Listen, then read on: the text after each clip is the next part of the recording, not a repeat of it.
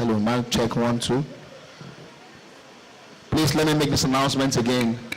The PS has directed that we please move forward and occupy the seats in front, just close to the top table. There are seats in front, opposite each other. Let's occupy the seats. Thank you. Irrespective of the tags that we have in front, let's occupy the seats in front. Thank you.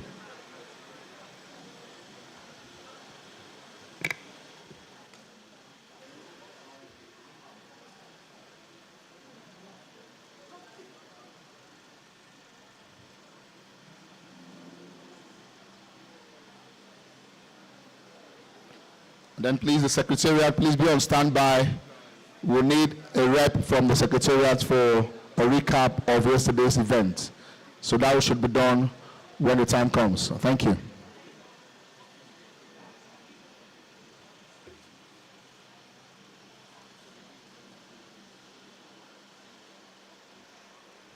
The IT, please, let's get set with the national anthem and the civil service anthem. Thank you.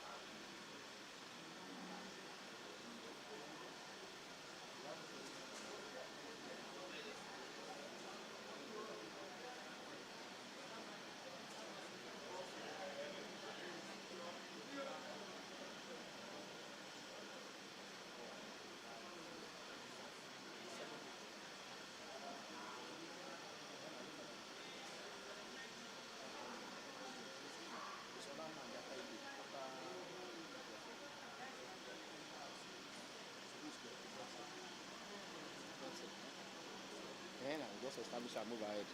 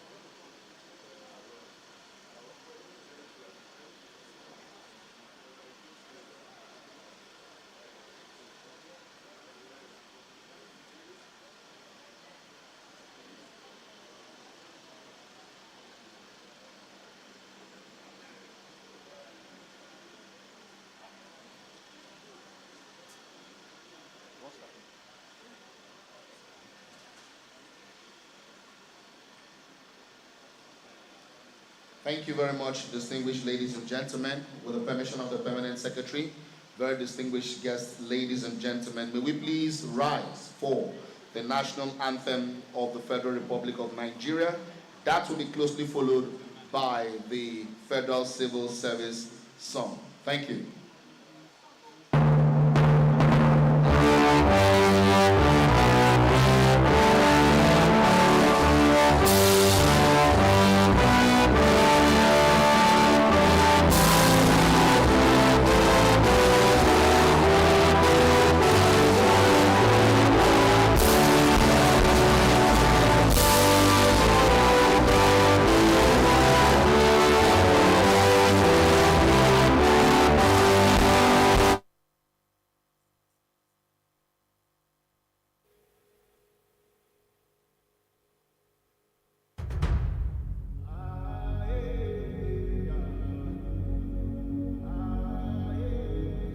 There were obstacles and there were hurdles that we had to face.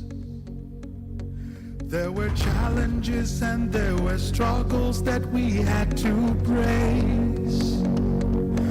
Now there's a sound of change that is coming, a journey towards a transforming and rebuilding a system that will stand the test of time. We're building a system that will stand the test of time. Efficient, productive, incorruptible, citizen-centered and epic culture. This is the Federal Civil Service. Our mission is clear as day. This is a call for transformation. This is a vision for change. A citizen-centered epic culture. Join us to move Nigeria forward. This is the Federal Civil Service. We are marching to greatness.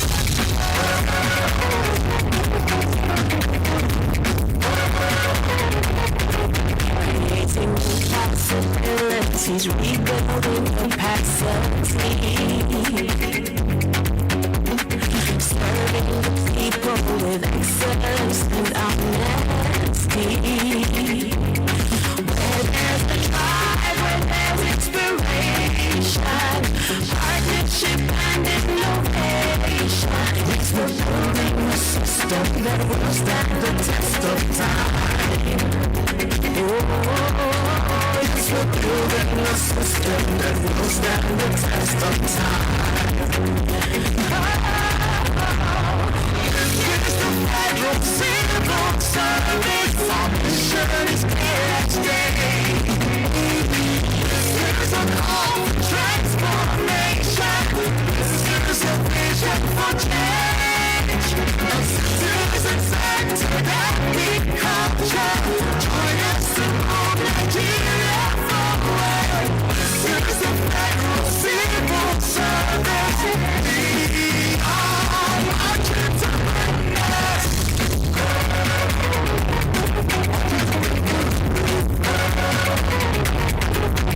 Where technology meets innovation for sustainability.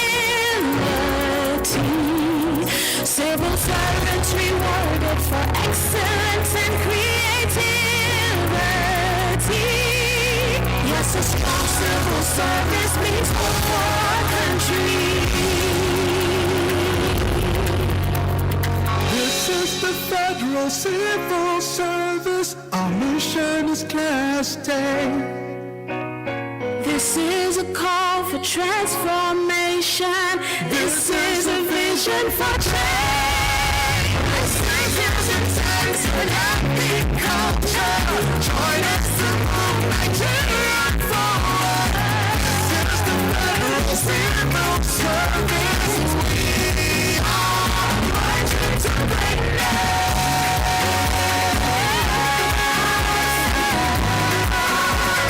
Marching to greatness.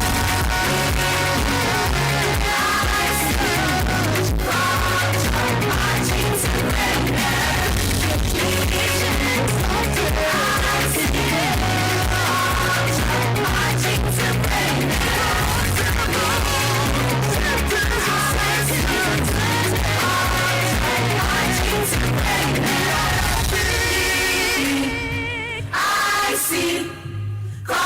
culture marching to greatness. PPIC, culture marching to greatness.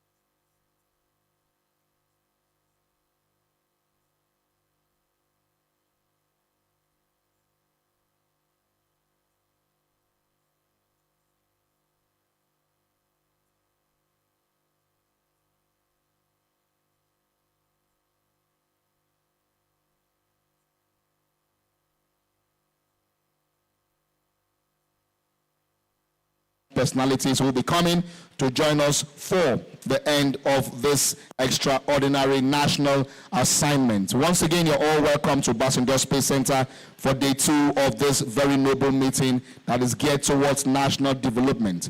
Before we go into the formalities of day 2, permit me to introduce the dignitaries who are here on the top table, and I'll do that very quickly for the want of time. Distinguished ladies and gentlemen, we have here seated the chairperson of the Technical Committee, the National Council on Innovation, Science and Technology. She is our mama, the Permanent Secretary of the Federal Ministry of Innovation, Science and Technology. Join me as I welcome Mrs. Eswabana Nko Asaye. Please put your hands together for our delectable Permanent Secretary. To her immediate right is the Director, Planning, Research and Policy Analysis. Join me also as I make welcome Mrs. Salamatu Mohammed. You're highly welcome, ma. And to the Permanent Secretary's immediate left is my Director General and Chief Executive of the National Space Research and Development Agency, NASA, the 4th Director General, Dr. Matthew Olumide Adekboju. You're highly welcome, sir. We have Engineer Ibiam Ogwediofor. He is the National Coordinator, Strategy Implementation Task Office of the Presidential Executive Order 5. You're highly welcome, sir. He was here with us yesterday. He's also here today. We're honored to have you.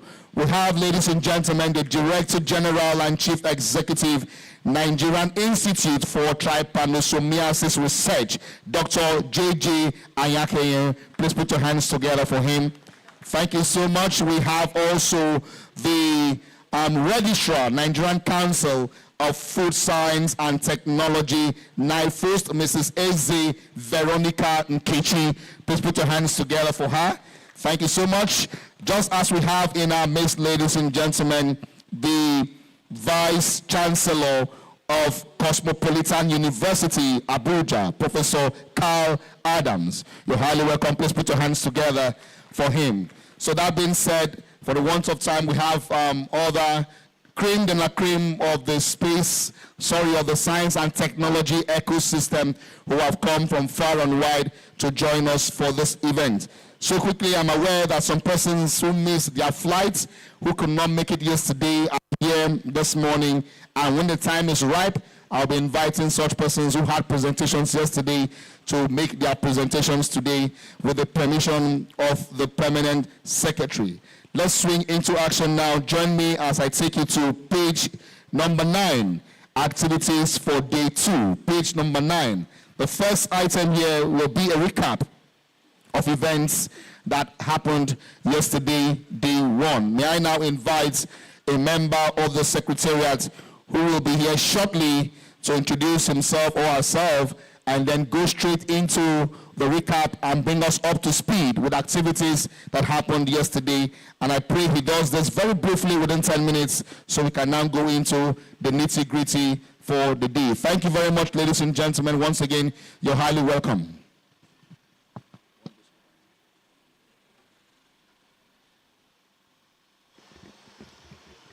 the Permanent Secretary, Prime Minister of Innovation, Science and Technology, other members of the top table, distinguished ladies and gentlemen. My name is Fatogun Moses Temitope from the ministry. I am here to just give a recap of what transpired here yesterday. We all know this is the 22nd edition of the meeting of the National Council on Innovation, Science and Technology. It started yesterday. We're actually supposed to start about 9 o'clock, but we started around 10:20 a.m. And without wasting time, we went straight to the business of the day. Our own dear Permanent Secretary, Federal Minister of Innovation, Science and Technology, chaired the technical session. The meeting was attended by over 400 participants yesterday, 400, drawn from both the public and private sectors. And of course, permanent secretaries in charge of science, technology, and innovation from more than 15 states of the Federation attended the event. Some permanent secretaries were represented. Our directors from the ministry, DGs and CEOs of our agencies were also in attendance. Just as we did this morning, the event commenced with the recitation of the national anthem, followed by the Federal Civil Service anthem, where our mother encouraged us to shake our body. And I observed yesterday, not everybody did that. Today, it was better. And in chairing the event, he delivered the welcome address, where she emphasized the Council's vital role as Nigeria's second highest policy advisory platform for advancing science, technology, and innovation. She acknowledged the Honorable Minister's leadership and highlighted the Council's strategic importance in addressing national challenges such as population growth, insecurity, climate change, and youth unemployment. She further stated that the theme, research, develop, innovate, and commercialize, a cycle for national prosperity, underscores the need to institutionalize the STI as key drivers of sustainable development and called for collective action, robust partnerships, and a commitment to implementing policies, urging stakeholders to move from dialogue to measurable outcomes that will foster a technologically advanced and prosperous Nigeria. During the course of the opening ceremony, 4 goodwill messages were delivered by the President, Association of Nigerian Inventors, Sadiq Abubakar, who was represented by Imo Otuko, the Director General SETSCO, Professor P.C. Oyenekwe, who spoke on behalf of the DGs and CEOs of the agencies under the ministry, the Director General NASDA, our host, Dr. Matthew Adepoju, and of course, the Permanent Secretary, Minister of Science and Technology in Nasarawa State, Chairman Atinuke, who spoke on behalf of members of the technical committee.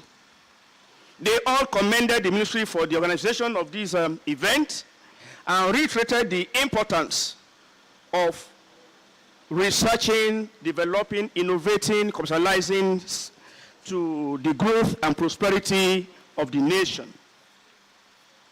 The opening ceremony also featured a performance by MAT Theatre Group, where they mesmerized us with their dancing steps, reflecting the diverse culture of our dear nation, Nigeria. The minutes of the 21st edition were also considered and was adopted. Similarly, we moved to the technical session, where the motion for the adoption of the agenda to enable us to proceed was moved by the DG of the Nigerian Building and Road Research Institute, Professor Duna, and the motion was adopted seconded, by Mr. Zaya S., Director of Biotechnology, Plateau State Ministry of Science and Technology. After this, we move to the presentation of memoranda. A total of 69 memoranda were presented for your consideration. All except one were approved to be scaled up to the higher platform tomorrow. And that one was stepped down because the prayer being sought by that memo was being implemented by the ministry, and so the meeting directed that the drone the presenter mentioned, developed by Plateau State, should be brought to the next Techno Expo, from where further actions will be taken. And without wasting much time,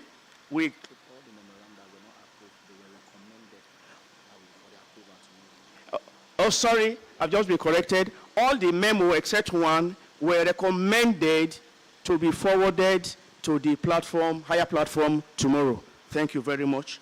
After exhaustive deliberation and robust interaction yesterday, the event ended at 6:16 p.m. Thank you very much.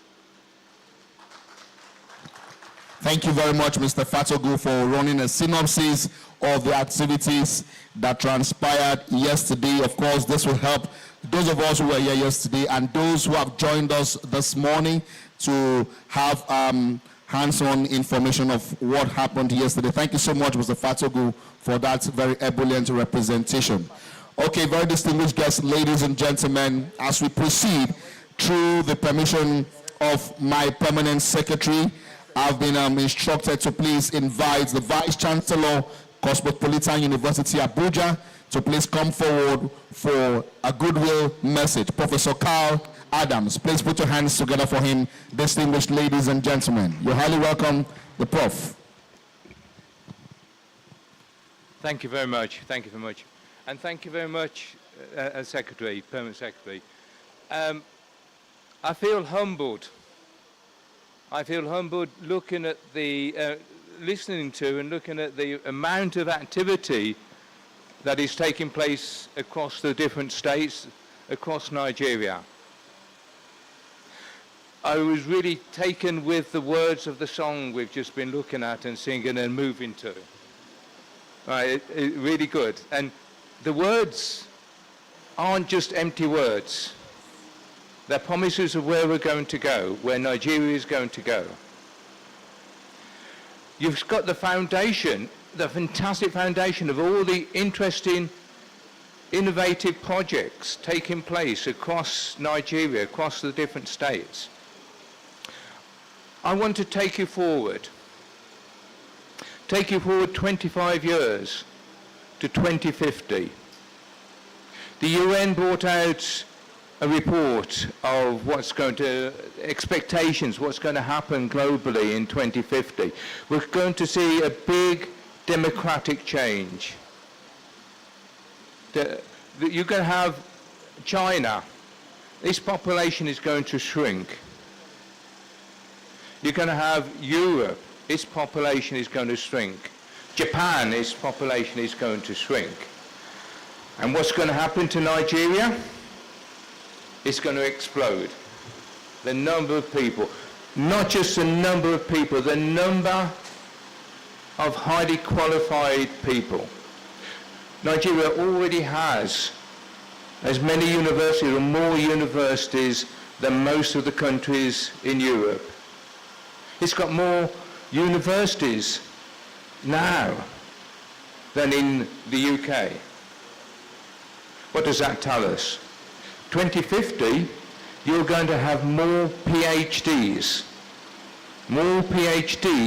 than probably Europe combined. Absolutely. This is the foundation that you're building on now, all the wonderful projects. Look at all the wonderful universities that you've got. Yes, they're young, some of them. Some of them are really old. with a good, solid history. Every one of them has really top quality, talented people in. That 25 years time, that's going to be a powerhouse, a global powerhouse of innovation. Driving science across all the sectors. So those visionary words in that song, they're not just empty words. Things are in place to get there. What we've got now is to build on the fantastic structures taking place at the moment, set in place now, building on those structures to make those words a reality. Everything is in place for it to happen. It just takes a lot of steps, a lot of small steps sometimes. But there's steps that are taking place already. Across the states, nationally, internationally, collaboration was mentioned several times. We're collaborating just as our own university. We're collaborating with researchers in the US, in the UK, and of course, researchers across Nigeria. When we look at innovation, that's where collaboration comes from. I implore you to look at collaboration points. This is how we're going to get that world standing, brushing shoulders with some of the best in the world. And they will want to rub shoulders with the best in the world in Nigeria. So, I have a vision for 2050. I want all those words to come true. We have everything in place for them to happen. Keep up the innovation going on. Set up the structures, build on the structures which are being developed already. Make those structures a reality. Come up with the ideas. Support people with the ideas. We have lots of resources across Nigeria. So, let's make use of those. And I wish the next few years in the innovation conferences to come up and really shine. And people externally will go, wow, is that really happening in Nigeria? We've been talking this morning about the Nigerian robot. We've seen robots running the marathons in China, or getting citizenship in Saudi, or doing all wonderful things in Japan. We've got opportunity now to develop the Nigerian robot, which is what we're doing with our university, collaborating with universities in Nigeria and externally. But as with all these innovations, the Nigerian robot won't do things that you want to do in the States. It will be doing things that will be relevant for Nigerians. It's the same with the satellite activities taken out by our esteemed colleague here. Lots of fantastic work going on using satellites. We don't always have to do the Elon Musk stuff with satellites. We can do something that is relevant for the Nigerian community, supporting agriculture, supporting activity taking place in Nigeria. And that should be the focus. Innovation that is going to support Nigeria, which is examples that we saw discussed yesterday. So I commend the activities going on here, and I wish you all the success in developing those and bringing the next wave of innovations. I thank you. Thank you very much, Prof. Please, let's appreciate the professor again, once again. Permanent Secretary Ma, distinguished council members, ladies and gentlemen, good morning once again. We are going straight to the technical session of today. With your permission, Ma, I would like to invite Delta State Permanent Secretary for her memorandum presentation. Delta State. Please, let's appreciate her as she comes out for her presentation. Thank you very much.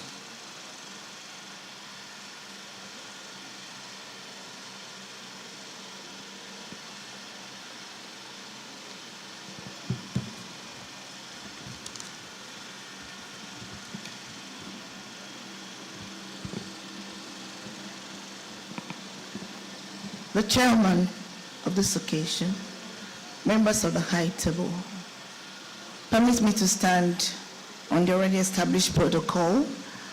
My name is Nkechi Maduchukura from Delta State Ministry of Science and Technology. I'm a Director of Science and Tech Development. I'm here representing my permanent secretary, who is unavoidably absent. I want to begin by tendering my apology. I was supposed to be here yesterday, but I had some hitches at the airport, and I already told Mama, thank you for this privilege, this second chance. I appreciate it so much. The memorandum on the update of some activities of the Delta State Ministry of Science and Technology. The source of the memorandum is from the Ministry of Science and Technology, Asaba, Delta State, and it is an information memo. The purpose of the memorandum is to inform Council of some of the activities of the Ministry of Science and Technology in Delta State. The state has actively engaged in promoting STI through participating in the national awards, just as the 774 Young Nigerian Scientists Award, Young Spur, the 2024 Techno Expo, in which the state took third position, supporting artisans around the through grants of our technology skill acquisition program, TSAP. Although they said we are planning, we already held a technology experience event in Delta State to boost science education, and the state organized the Secondary School Science Expo, DS4, and a STEM digital literacy workshop, fostering innovation and guiding students through STEM careers. I want to quickly add, between now and then, we had other events. The state successfully established and equipped a state-of-the-art computer-based center in Ontolona, empowering pupils with the community with access to modern examination techniques and enhancing their digital literacy. The state had the Delta State Digital Policy Committee and proudly presented a preliminary draft of the state digital policy. And lastly, actively engaged in the third phase of our ICT hub, where over 300 youths were empowered with vibrant, cutting-edge digital skills, also fostering innovation. Our prayer, Council is hereby prayed to note the activities engaged as far as those stipulated events to take place in December this year, and also encourage and organize international trade missions to develop nations to expose our researchers and innovators to modern trends and global best practices. Thank you.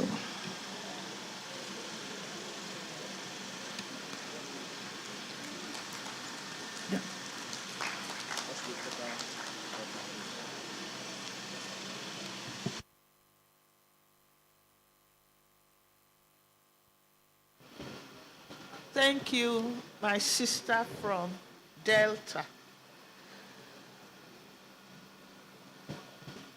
As we were here yesterday, anyone will continue in the same tradition. Anyone with question, comments, remarks, or observation?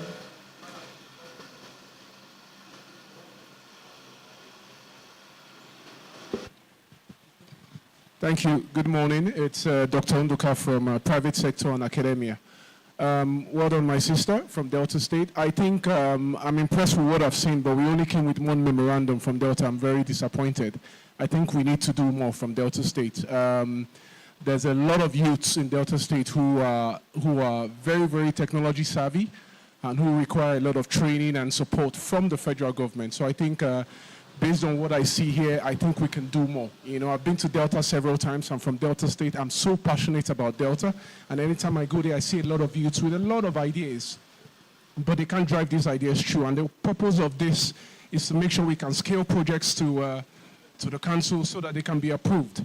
So I think we should do more in Delta State, and I think I agree, I acknowledge that the memo should be granted approval to the next level. Thank you.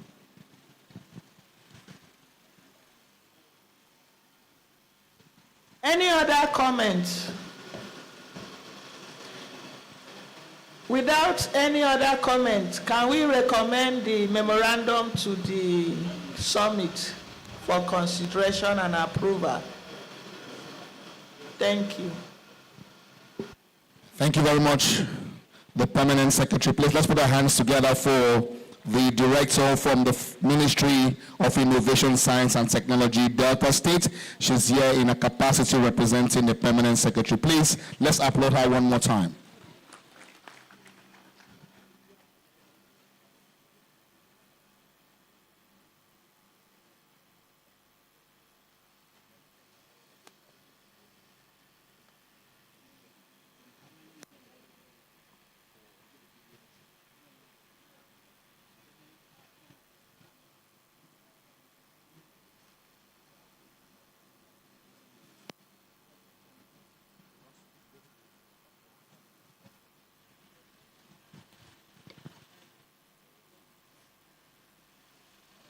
Thank you very much. Sorry for the break in transmission. We're trying to get some things in order.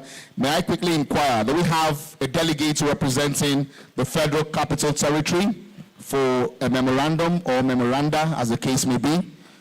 Do we have, we called the FCT yesterday. We had FCT and Delta State absent, and today Delta State is present. Do we have FCT with us? Please indicate by lift of hand, otherwise we proceed.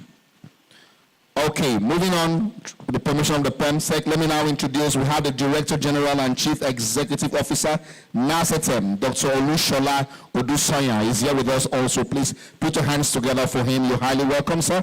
He was with us yesterday and is also here today. So let's move on to MDAs, and please take notes of the order of presentation. The first will be the Federal Ministry of Housing and Urban Development, closely followed by steel development, and then special duties, and then we have works, we have transportation, we have solid minerals, and then we have Niger development, Niger Delta development in the series. So please ensure to be close to the rostrum when the one speaking before you is rounding up. May I now invite Federal Ministry of Housing and Urban Development, if you're here for your memoranda. Please, let's put our hands together for her as she makes her way to the rostrum. You're highly welcome, ma'am.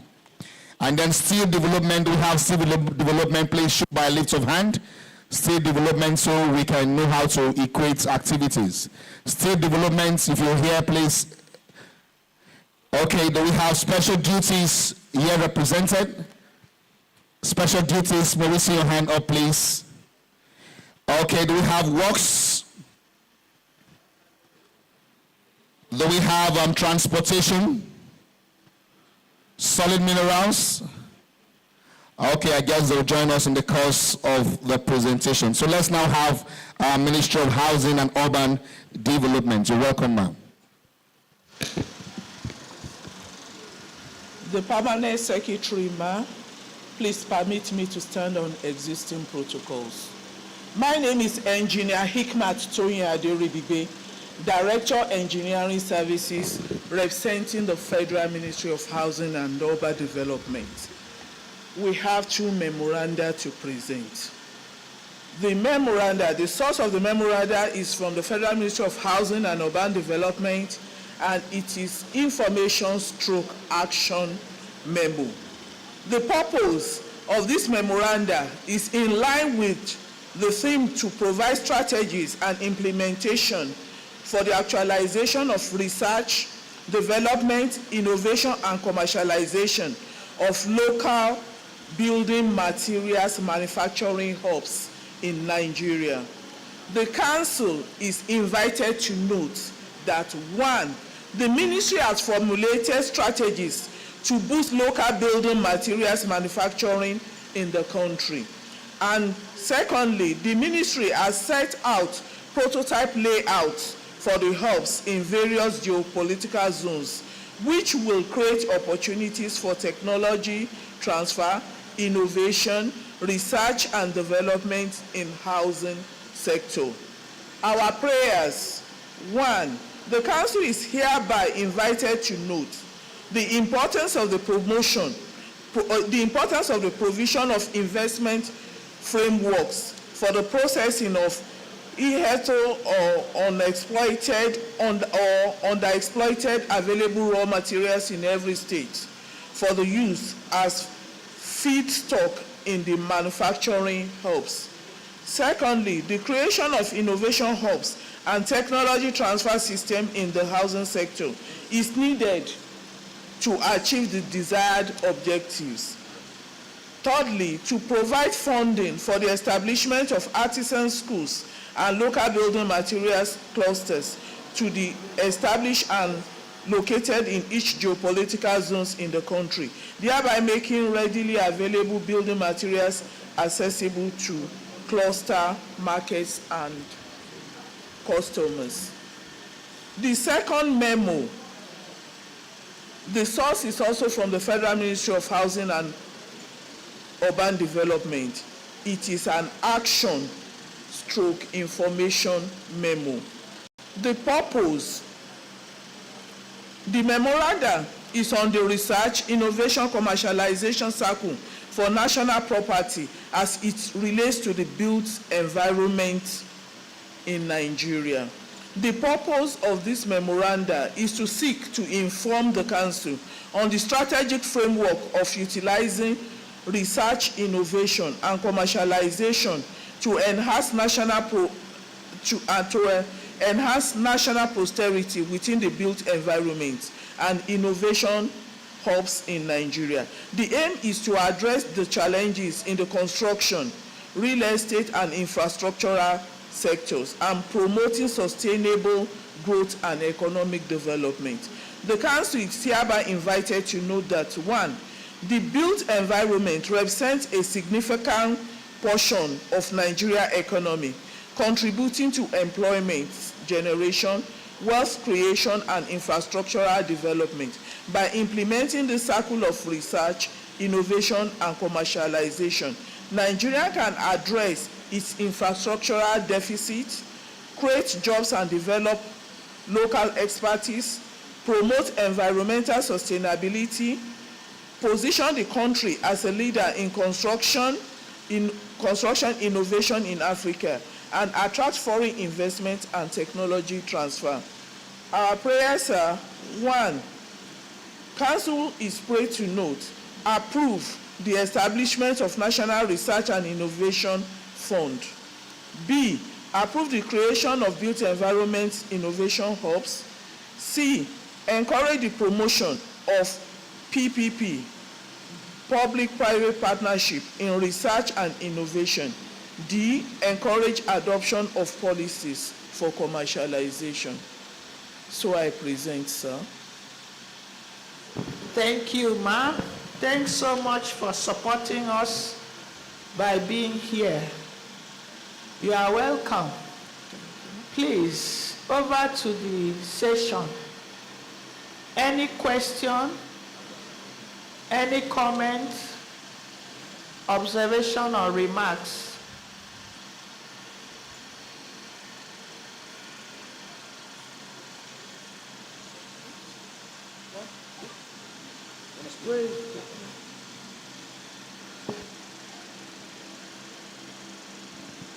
Good morning. Good morning, everyone. My permanent secretary.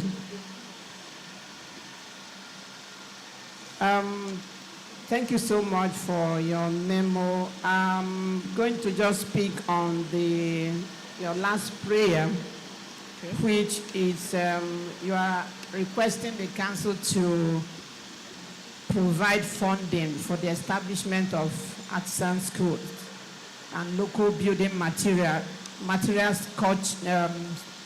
clusters to be established and located in each geopolitical zones in the country. I don't think the council has the power to provide funding, but can support you support the ministry in its activities. Thank you. Thank you. Noted. Thank you, ma.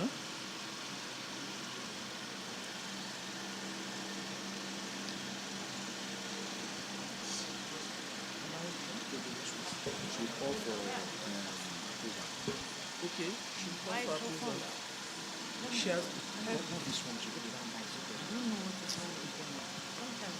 Ushers, please let the microphones be available.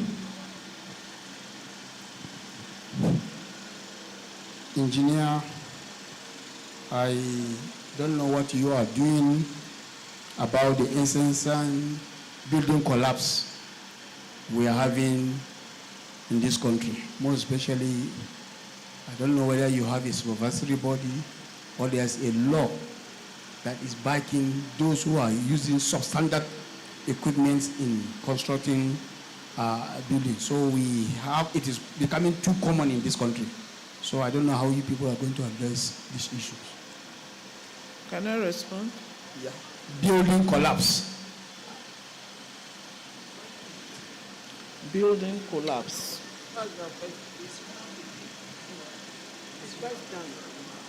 Please, you can go ahead. Say it again. I said I don't know whether the department or the Federal Ministry of your Federal Ministry is doing on the incessant building collapse we are having in this country. There are so many people that are using substandard materials in building, in construction. Yeah. So, is there any law that will back those who are using these substandard equipment in constructions? Okay. Can I respond?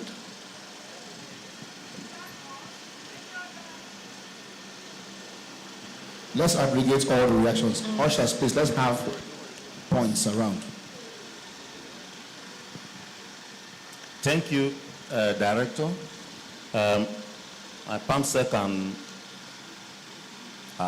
people on the high table. I'd like to know the difference between the Memo 2, the Prayer 1, approved the establishment of a National Research and Innovation Fund.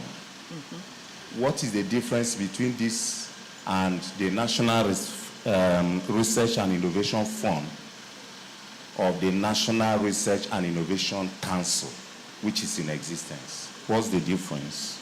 Okay. And Prayer 3, encourage the promotion of PPP. What exactly is this prayer? Because there's PPP and there's a national policy on it, there's ICRC, everything's already there. So what exactly, so that the higher authorities that were taking this tomorrow will be specific on what is lacking, because all of these seem to exist. What is the lacuna that we are asking that should be filled? Thank you.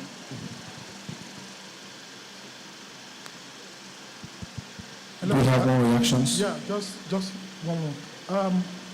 Good morning, distinguished ladies and gentlemen, the convener. My name is Professor Adedun Adeneye. I'm representing Lagos State University at this event. Closely related to the incessant building collapse that has just been asked, it's also one very germane issue. That's about the state of the road in this country. How can we justify? We have a federal ministry of works, and our roads are in this deplorable state, all across the nation. And more disheartening is the fact that most of the engineers that are seen as expatriates are actually artisans in their countries. What are our qualified engineers doing in this country to ameliorate the situations? The engineering works all around the country, going from buildings, the roads, and what have you. Thank you, ma'am. Thank you. PAMSEC now, can we take more reactions? Okay, do we have more reactions?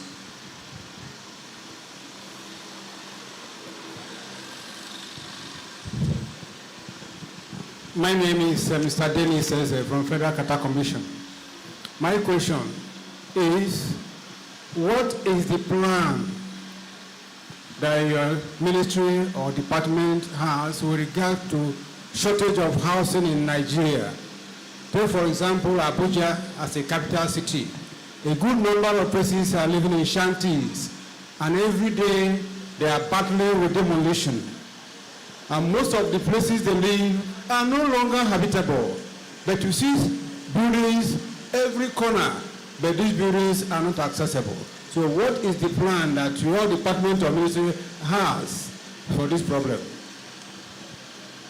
Thank you very much. Can I have one more? Any other? Behind? Okay. Pam Sekma, can she go ahead with response? All right, thank you. Yes, let me start with the last question. Shortage of housing. Truth should be told. Housing is no longer cheap. Quality housing are no longer cheap. But the ministry, we have the mandate of producing mass housing per year. I believe that by May 29 to June 12, you will see what we are rolling out. We are building houses. Presently, we have this renewed hope agenda. We have estates and cities in at least 2 states in every geopolitical zone. And we encourage the use of mortgage financing, rent to own, instrumental payments. But we have over 200 million population.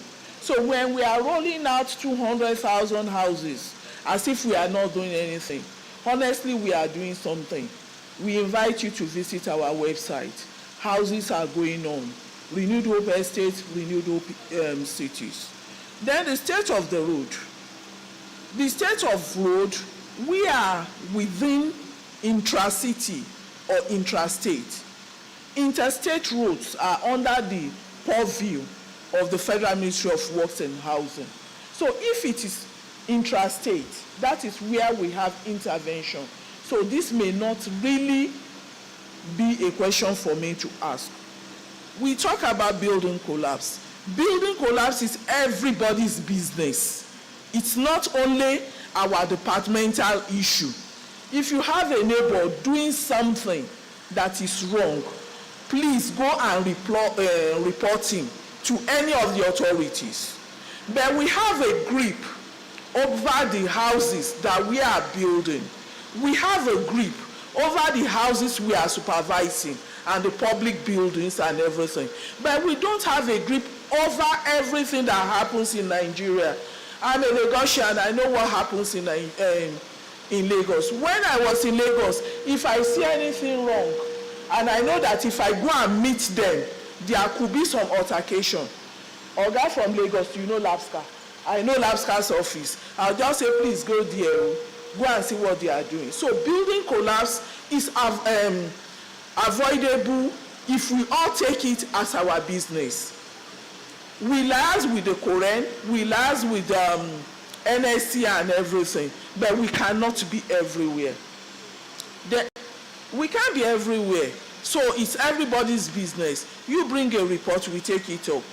Then about the PPP, the government cannot do it alone now. Even in housing construction, we deal with the public-private partnerships.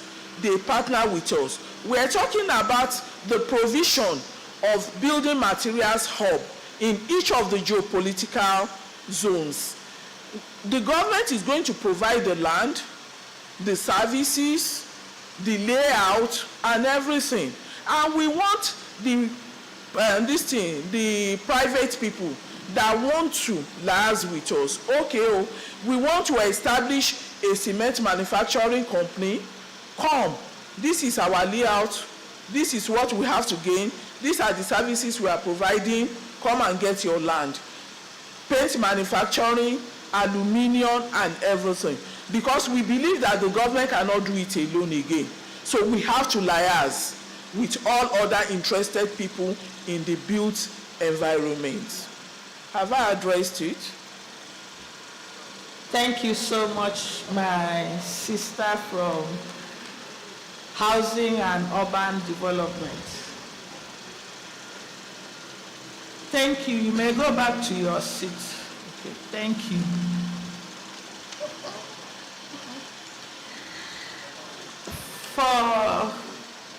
For the issue of collapse of houses, we all know the God that we are worshiping in Nigeria, the deity we are worshiping, money. There are rules and regulations that are being put in place. When you pick up any of this and read, you see that everything is addressed. However, because of the God we are worshiping, how to make money, sharp, sharp, we'll now go and buy the circumference of rod that cannot withstand 20 floors of a building to set a building up. What do you expect? Is it not collapse? For my brother from Plateau, a school collapsed in Plateau and so many children died. Likewise in Delta, Rivers State. Why? Because we want to make money.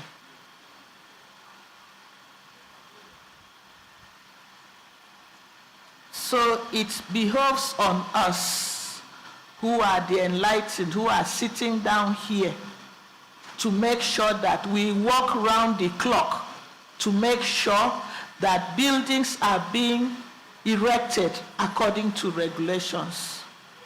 Without that, we'll continue to be saying building collapsed, building did not collapse. If we do not make ourselves relevant in the construction of buildings, whether residential, commercial, for the school, anything, we who are members of all these Korean, Nigerian Society of Engineers, amongst others, we should make ourselves relevant. Without it, we'll continue in this trend. My brother from Nigerian Road and Building Institution is not here, because I would have loved him to come and speak on the issue of building. There's a lot that we need to collaborate so that we can have affordable buildings in Nigeria. The Institute should be able to develop more cheaper products for buildings in Nigeria, for Nigerians to be able to have decent living.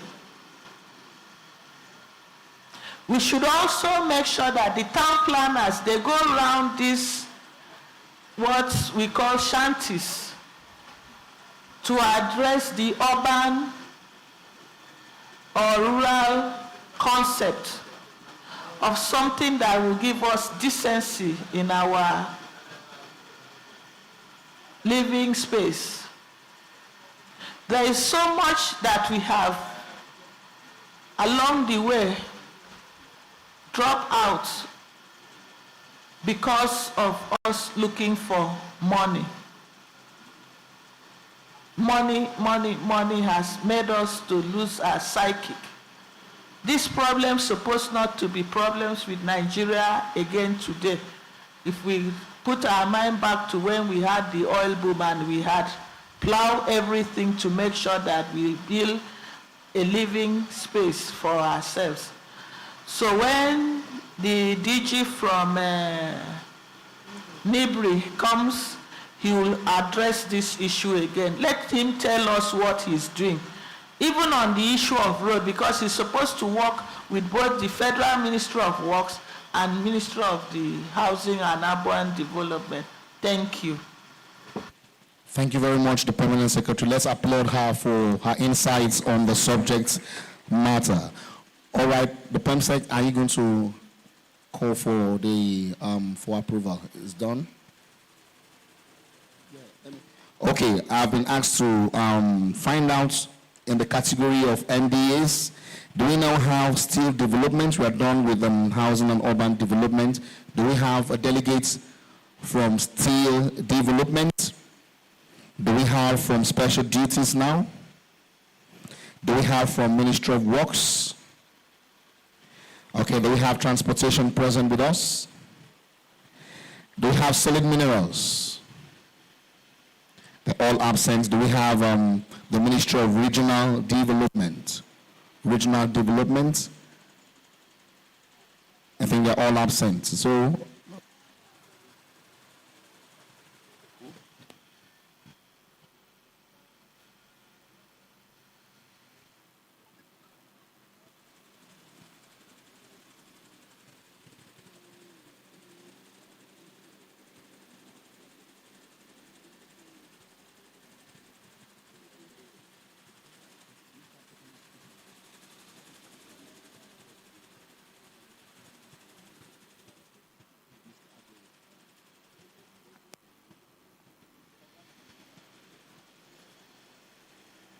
okay, Mr. Aguru, are you set now for a brief presentation on the past event?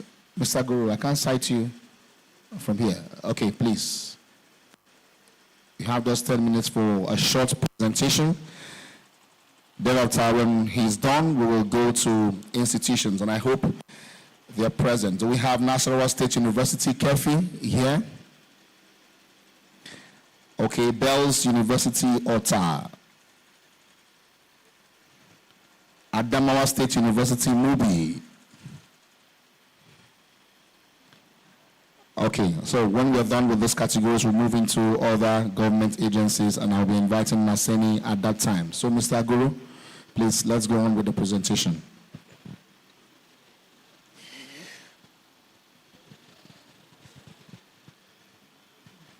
The Permanent Secretary, other members of the high table, distinguished ladies and gentlemen. Well, my name is Aguru Olaiwola, and I'm a Deputy Director in the Federal Ministry of Innovation, Science and Technology. I'm presenting a memo on the outcome of the African Forum for Research and Innovation, recently held in Cotonou, the Republic of Benin. It's going to be a short memo, but I'm sure it will be of interest to everybody. Well, the purpose of this memo is to inform the National Council on Science, Technology and Innovation on the outcome of the recently concluded second edition of the African Forum on Research and Innovation, held between the 4th and to the 9th of May 2025 in Cotonou. And the event has a theme, African Youth, Innovation and Entrepreneurship for a Sustainable Future. Well, Council may wish to be informed that the objective of the African Research and Innovation Forum, otherwise known as FARI, includes improving public understanding of the role of science, technology, and innovation in the socio-economic development of the West African region, improving the viability of the region's scientific and technological research, creating a regular framework for dialogue among all the scientific and innovation actors within the region, provision of results of research and technological development by researchers in ECOWAS, as well as opening new perspectives of partnership between and among actors within the R&D landscape. Well, you may wish to be informed that the first edition of FARI was actually held in Abuja here in November 2022. Okay, in November 2022. Well, I'd quickly like to go to the outcome of the event. Prior to the event, there was a call for expression of interest from all member states to send their startups and their innovation to the ECOWAS Commission. And good enough, out of the over 293 startups that applied, Nigeria had about 115 of them that sent in their application. Unfortunately, out of that 115, they scaled it down to 3. And the 3 that represented Nigeria includes All Green IVY, which their innovation was on tetravide sanitary pad made from biodegradable material. Secondly, there is EduGist Partners Limited, and their innovation was on safe to report education. This is like Safe Schools initiative. How do you monitor children while they're in school and out of school? And the third one has to do with Bemer technology, and their innovation was on the conversion of waste polyethylene and polystyrene to a paint binder for the formulation of water-resistant emulsion paint. Unfortunately, out of the three that represented Nigeria, none of them won the coveted prize. But I tell you, it was a very keen contest. Côte d'Ivoire came first, Ghana second, and the Republic of Benin third. At the end of the event, the ECOWAS Commission was urged to promote collaboration among young people in the ECOWAS region through innovation competitions and exchange programs. 2, create and strengthen regional platforms for best practice sharing, market access, and co-development of solutions. 3, increase the budgetary allocation to Program for Research and Innovation, PARI. PARI is a program within the ECOWAS sub-region. And I'm sure very soon the ministry would do the adequate sensitization to everybody to know about PARI and for them to apply. It's a competitive program which is aimed at selecting the best research submission for the award of grants. I'd like to say that PARI is different from FARI. So, 4, to create a regional network of mentors to support young entrepreneurs and innovators in implementing diverse projects. Set up mechanism to mobilize the West African diaspora to share knowledge and invest in youth-led projects. And finally, to create a startup alumni network for FARI participants, as well as maintaining ties, foster collaboration, and track the progress. These are recommendations to be implemented by the ECOWAS Commission. For us as member states, we were urged to improve the regulatory and policy framework by implementing effective and inclusive innovation policies. 2, we are equally urged to promote open science policies in line with the UNESCO recommendations. 3, we are equally urged to strengthen young people's entrepreneurship skills in emerging fields. 4, we were equally urged to establish, and where we have those ones established, to strengthen innovation hubs and incubators nationwide to support young project leaders from idea to realization. Again, we were equally urged to facilitate access to financing, drawing on available mechanisms and opportunities to promote innovations and entrepreneurship. We were equally urged to organize regular national startup competitions to identify and support innovators. Again, we were urged to set up special programs for women and young people with disabilities to ensure equitable participation in innovation and entrepreneurship. Again, we were urged to mobilize the private sector and the diaspora to encourage the corporate social responsibility investments and internship programs for young people. Lastly, we were equally urged to promote the organization of summer universities, otherwise called summer schools, to build the capacity of startups. So the Council is hereby invited to approve the immediate implementation of these recommendations arising from FARI 2025. Secondly, to disseminate all the recommendations across the relevant ministries, departments, and agencies, and subnationals, as the case may be. And lastly, to collaborate with ECOWAS commissions in areas identified above to be midwife by the ministry. Thank you very much.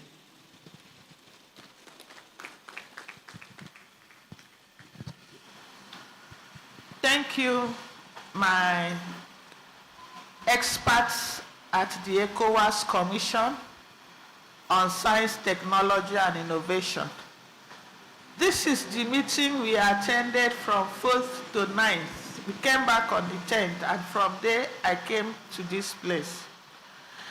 A lot is going on amongst other ECOWAS states. We are now 12 out of 16. However, out of the 12 states or nations, it's only Guinea-Bissau that was not present at that meeting. To show you how God is still keeping the ECOWAS or the West African sub-region. So when decisions like this are being taken at that level, we're supposed to come down to our national, subnational, and residual tiers of government to cascade these ideas down. If you ask Mr. Agoro, one of the startups that we visited in Cotonou, you'll be so impressed. So those are the kind of things that I want each and every state that is present here to go and replicate in your state, so that you now make our youth to have that sense of belonging. They have a place to go and stay. If you had followed one Indian pharmacist who is producing drugs, say he's making money, those drugs are being channeled into West Africa. Our children should not be drug addicts or dropouts. All of them are talented. If we don't have money to send them to regular universities, we should get these places for them to go and sit down and use their brain for positive things. And that is the essence of why I asked him to come and brief the session. No state that did not submit memorandum before will say that Mr. Agoro came to speak without his memorandum being part of the compiled memo that was meant for the council. But it is because of the importance of what we went for, which I wish every state present and MDA to please create innovation hubs in your states, in your ministries, departments, and agencies, so that most of our youth that will sit down when they come to office, they don't have anything to do, is to stay in cluster, to be talking, and then, like they said, an idle mind is workshop of the devil. They will now start thinking of how to destroy ourselves. That's the very essence of why I asked him to brief the session this morning. Thank you. Thank you. Oh, wait, call him. Do we have any question or observation or contribution that we can also use to make this a more Nigerian-friendly issues? Thank you. Comments? Again, thank you, your distinguished permanent secretary, for the opportunity granted to be able to add my voice to the cause. I will tell you the truth, I'm hearing for the first time this initiative, which is a very laudable one. And I want to urge you to improve on the sensitization of this program. Go around the universities, colleges of education, tertiary institutions we have. Even you can even begin from secondary schools. Because it's for any innovation, it's better you catch them very young. You will be very impressed with the ideas, very brilliant ideas that these young children they have. So please, I just want to implore you to improve on the sensitization and creating awareness about this program. And I can bet you say you only had 120-something representation. You have over thousands of applications coming, and we'll be able to bring out the best for us. It was quite disheartening hearing that Côte d'Ivoire, as well as the size of Côte d'Ivoire is not up to the size of Lagos State to come top. And we are talking of Nigeria being the giant of Africa. It's not as if we don't have those brilliant science, but for us to be able to spread the net, to harvest the best, and let the best represent this nation. Thank you for the opportunity once again.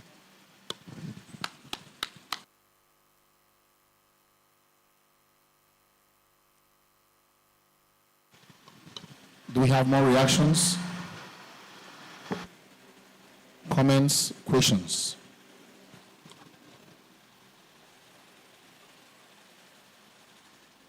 There's none now.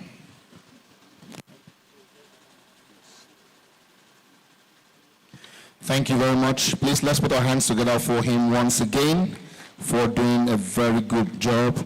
All right, ladies and gentlemen, you recall that the PEMSEC had mentioned that the Director General and Chief Executive NIBRI should be able to highlight some issues on this national importance concerning building and roads. I've just been informed that the DG NIBRI is now with us, and I now kindly welcome him to make his input on the subject. Thank you. DG NIBRI, you may decide to speak from where you are. Please, ushers. Okay, thank you.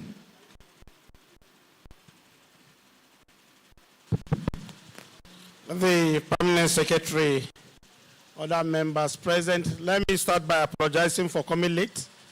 I had an important schedule in the office. I just went to keep the event rolling, then I rushed back to this place. Sorry, that's why I'm not here at the beginning of the program. Let me make a little bit of contribution with respect to the topic, though I was not around, but I was meant to understand it has to do with building collapse. NIBRI has been working earnestly to ensure that our building is safe. And let me start by telling us that NIBRI has a desk officer that records all cases of building collapse. As of today, we have recorded almost 9 cases of building collapse in 2025. I don't want to talk about what are the causes. Why do building collapse? Because we have gone beyond that. Our emphasis should be, what can we put in place to avoid what we refer to as building collapse? Building collapse basically is due to somebody somewhere failing to do his responsibility. Someone who fails to carry out his assignment somewhere will lead to a building collapse. Building is like a process. For a building to stand, each process must be followed strictly to ensure that it meets up the standard specification. From the land, from the design, from the construction, to the material, to the supervision, and to the end product. It's the process where building is carried out to the process where building is erected. NIBRI has studied over 80 cases of building collapse. What I mean studied, when a building collapses, we have visited over 80 cases. And in our cases, we try to find out what led to the collapse of this building. Let me briefly inform you that in the 80 cases we were able to study, we discovered that the factor that was paramount is the use of substandard material, which carries about 38%. After that, the next factor that is prominent is poor design. The next one is to do with geotechnical investigation. The next one is to do with poor supervision. The next one is to do with maximizing profit due to laxity of being punished for doing the wrong thing. So basically, we look at these factors from the 80 cases that we have studied. We discover that the issue now is not trying to find out that what causes building to collapse. What can we put in place so that the issue of building collapse can be stopped? We discovered that, one, we were able to know that in all these cases of building collapse, nobody has been punished. Nobody has been taken to court and to be found wanting with respect to reason why building collapsed. Then we said maybe it's due to a law or a legislation coming out to say that when you do this, this is the punishment that comes along with it. If we can have a legislation that comes along with it, it will serve as deterrent to others and people will be afraid of doing the wrong thing. The other issue which I feel is paramount is to carry out what we call integrity tests of buildings. You look at a building standing thinking that it is healthy, but there is a need to carry out the integrity test. It will help us. Let us be proactive, not waiting for building to collapse before we start checking. When we carry out integrity tests, we'll know that this building is either healthy or it needs amendment, or it needs to be vacated so that we can pull it down. So I want to call on this house to ensure that, especially where bomb has taken place, bomb blast, where a building has been standing for long without carrying out the normal specification, all we need to do is to ensure that this building undergo what we call integrity tests. The other issue is the material. Material has been identified as one of the paramount factors that's leading to building collapse. Let's agitate for ensuring that each location has what we call a standard laboratory where material can be tested. You can look at a bag of cement, we might say it is okay, but if you check, you discover that the quality of the cement is in doubt. Especially to mention is the issue of steel. Most of our steel these days, by facial looking at it, is a factory product. You might be thinking that this steel is good, but take the steel to the lab and determine the tensile property. You discover that it does not meet the standard specification. So I'm of the opinion that laboratories should be established so that this quality of material should be tested to ensure that it meets the standard specification. The manpower, the human resources involved, we need to carry out refresher courses. Someone has left school for the past 10 years. He has never gone back to the classroom. He has never gone back to any refresher course. The design he does 10 years ago is the same design he's still doing today.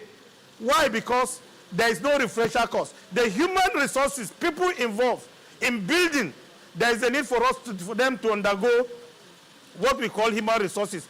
That day we are partnering with Koren. I said nurses go for refresher course every 3 years. Every profession has a way of updating knowledge. Why not Koren come up with, or Koren or Toprek or Common, people in the construction industry, come up with a way of updating the certificates of the people working in the construction industry. They should go for refresher training. They should go to know how things are done now. It is not when you left school 10 years ago, you think the thing has not changed. Knowledge is dynamic. So human resources is there, quality of material is there. The next thing is geotechnical investigation. Very, very important. It has been identified that most of our buildings collapse during the rainy season, most of them. Why? Because the soil bearing capacity is soft during rainy season. It is saturated. Building collapse because the soil cannot carry out the load. There is the need for us to carry out geotechnical investigation before the commencement of every project. When these issues are put in place, my palm sake, I'm 100% sure the issue of building collapse will be a case of the past. Thank you very much. Thank you very much, DG Nibri, for that very insightful public lecture on building research. I think it deserves a big round of applause again. Thank you, my brother, for the memoranda that has been presented. We didn't recommend it to the council, to the summit. Are we recommending it to the summit? Thank you.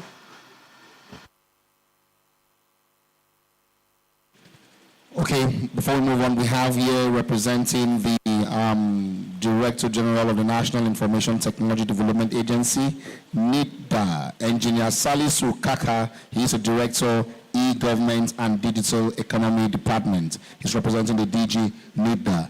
Please, where you are, please stand for recognition. Thank you so much. You're highly welcome. We're honored to have you join us for this event.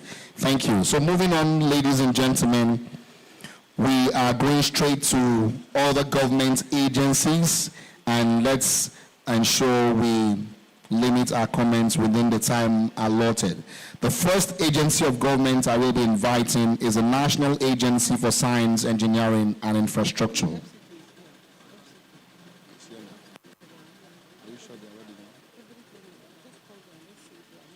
Okay, thank you very much. We have a very slight change. Naseni, please be on standby. I've just been reliably informed that FCT, they have a delegate from FCT.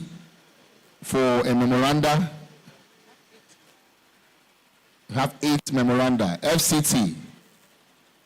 That's the information we got, that FCT is available.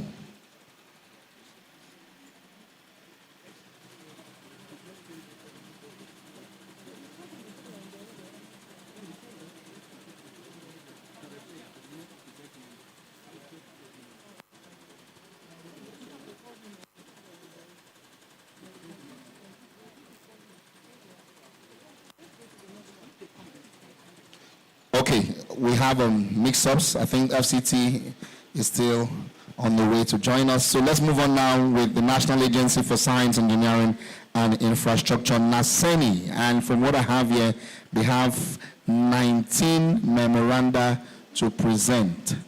So NASENI, I hope you can do this within record time. Thank you. Let's please applaud him as he comes for his presentation. Thank you. Good morning, the PAPSEC, a member of the High Table. Thank you very much.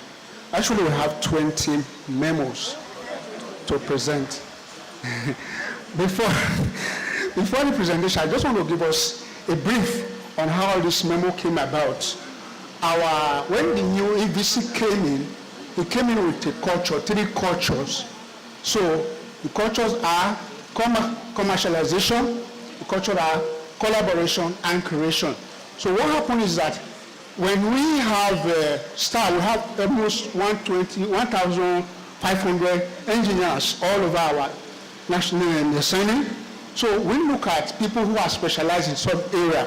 So when we collaborate with any industry or some blue chip companies in the world, we send all our engineers to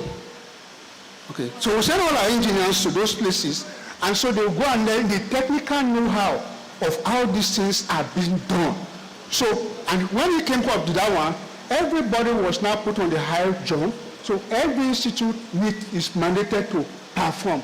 And so when you perform, there's also going to be a reward. There's reward and then staff welfare. Thank you very much. So we have the 20 memos here. So one of the first memo, I'm going to start with the first memo. We have a 5 action memo and then a 2015 information. I'm not going to give an explanation of every set of reading. The first memo is on novel keratin extract production and its deployment through large-scale production and processing of chicken feather waste. So basically, in this memorandum is an action memo. We have a lot of engineers, researchers, and so we had our agency, we now employ some professors who had to go into this research.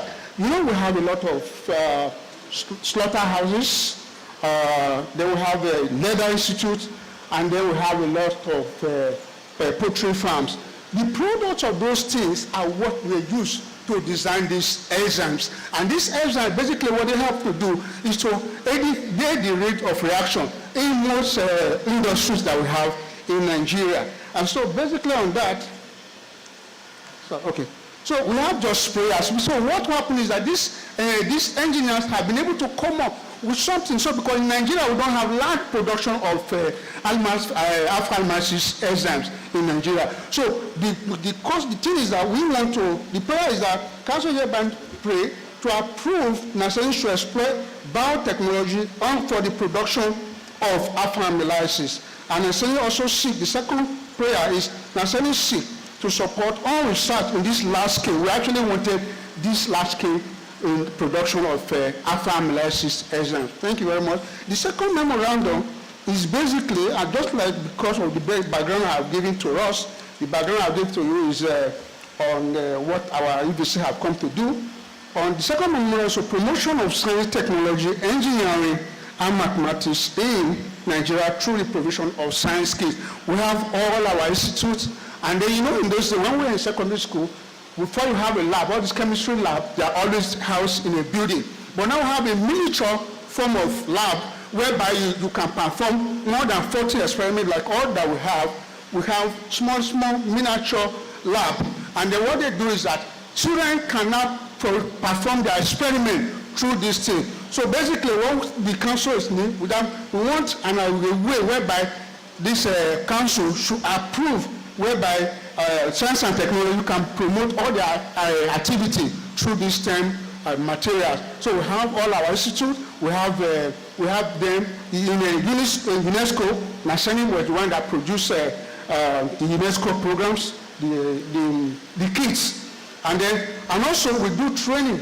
I remember that when SCC we are having a high rate of failure in science, we discovered that, okay, since one of their mandates is also to give out education, we now call all the teachers in science and tech, in FCT that time. And so what happened is that we train all the teachers on the effective way of teaching mathematics. Basically, for example, if everybody in this house now, you know that even in primary school, we used to tell them they memorize multiplication table, 1 times 1, 2 times 2. But that is wrong. But we have a better way of explaining all these things to children. So we have prayer in that regard. Our prayer is, Naseni Council is about prayer to know that Naseni has the capacity to produce and supply science kits. And also, Naseni can partner with FME, Federal Ministry of Science, to promote science, technology, and engineering mathematics in Nigeria. So I'm going to another memo.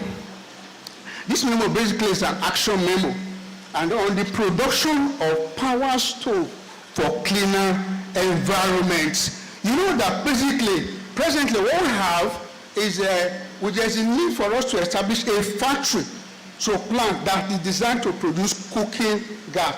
Presently, you know that the normal gas is very, very expensive.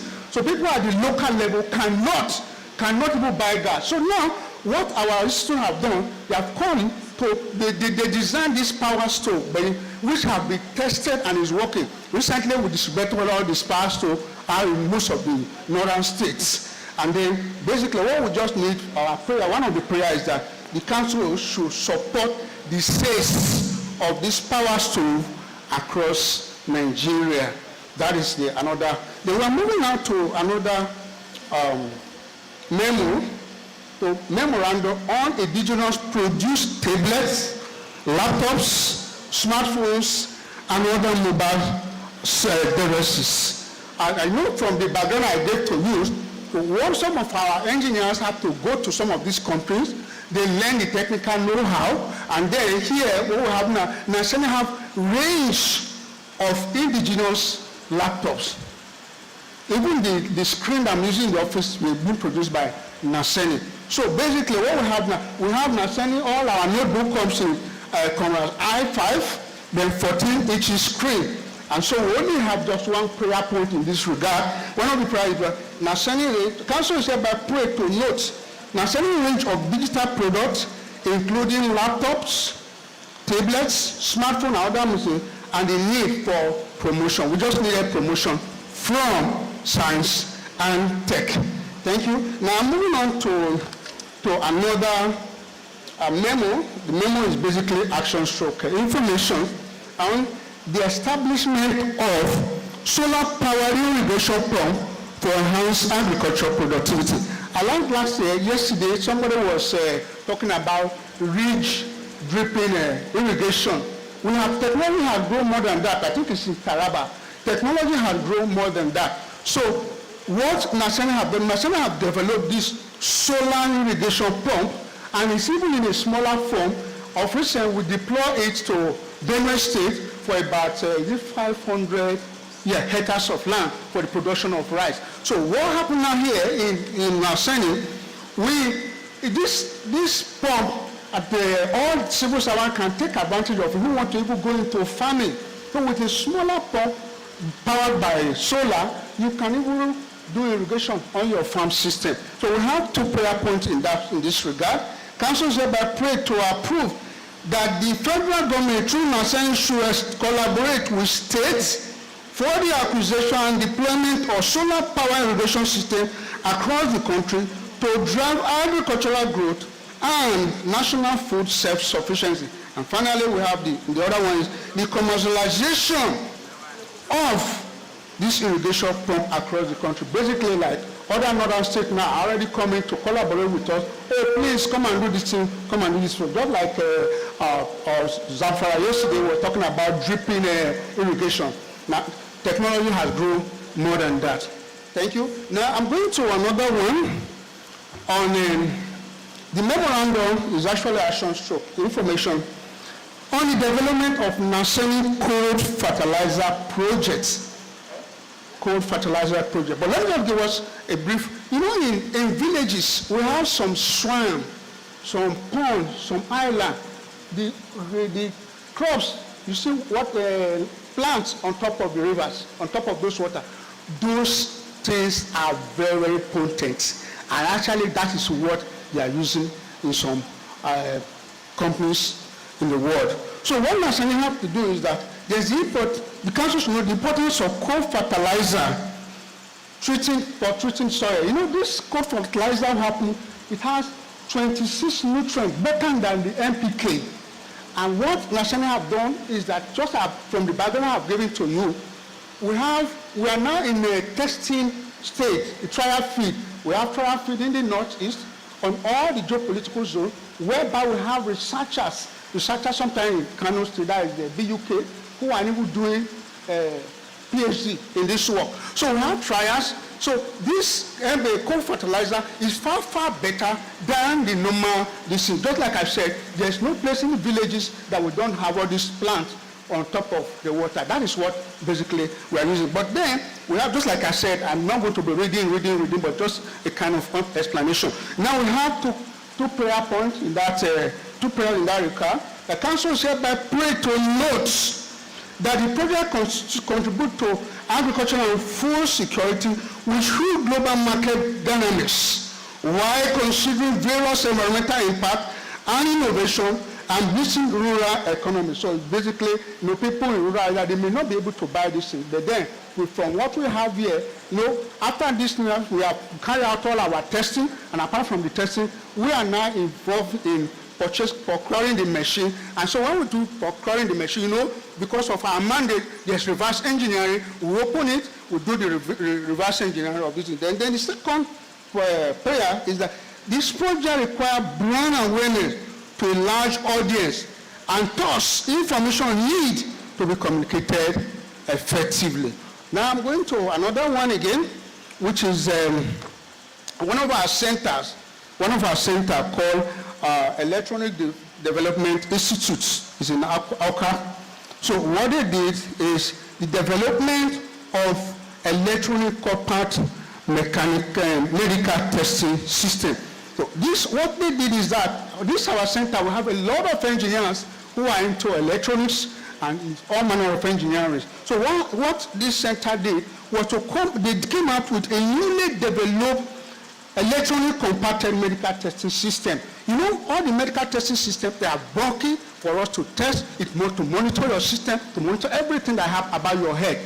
But here, it's in a smaller form, and it is easily transportable. Apart from being easily transportable, you can easily afford it. The bulky one, most of many hospitals don't have it. That is why Nigeria keep on referring people to abroad, and they say, okay, for us to carry out this test. But for this particular center, we have been able to develop this newly electronic compacted machine testing. In that regard, we only have three prayer points there.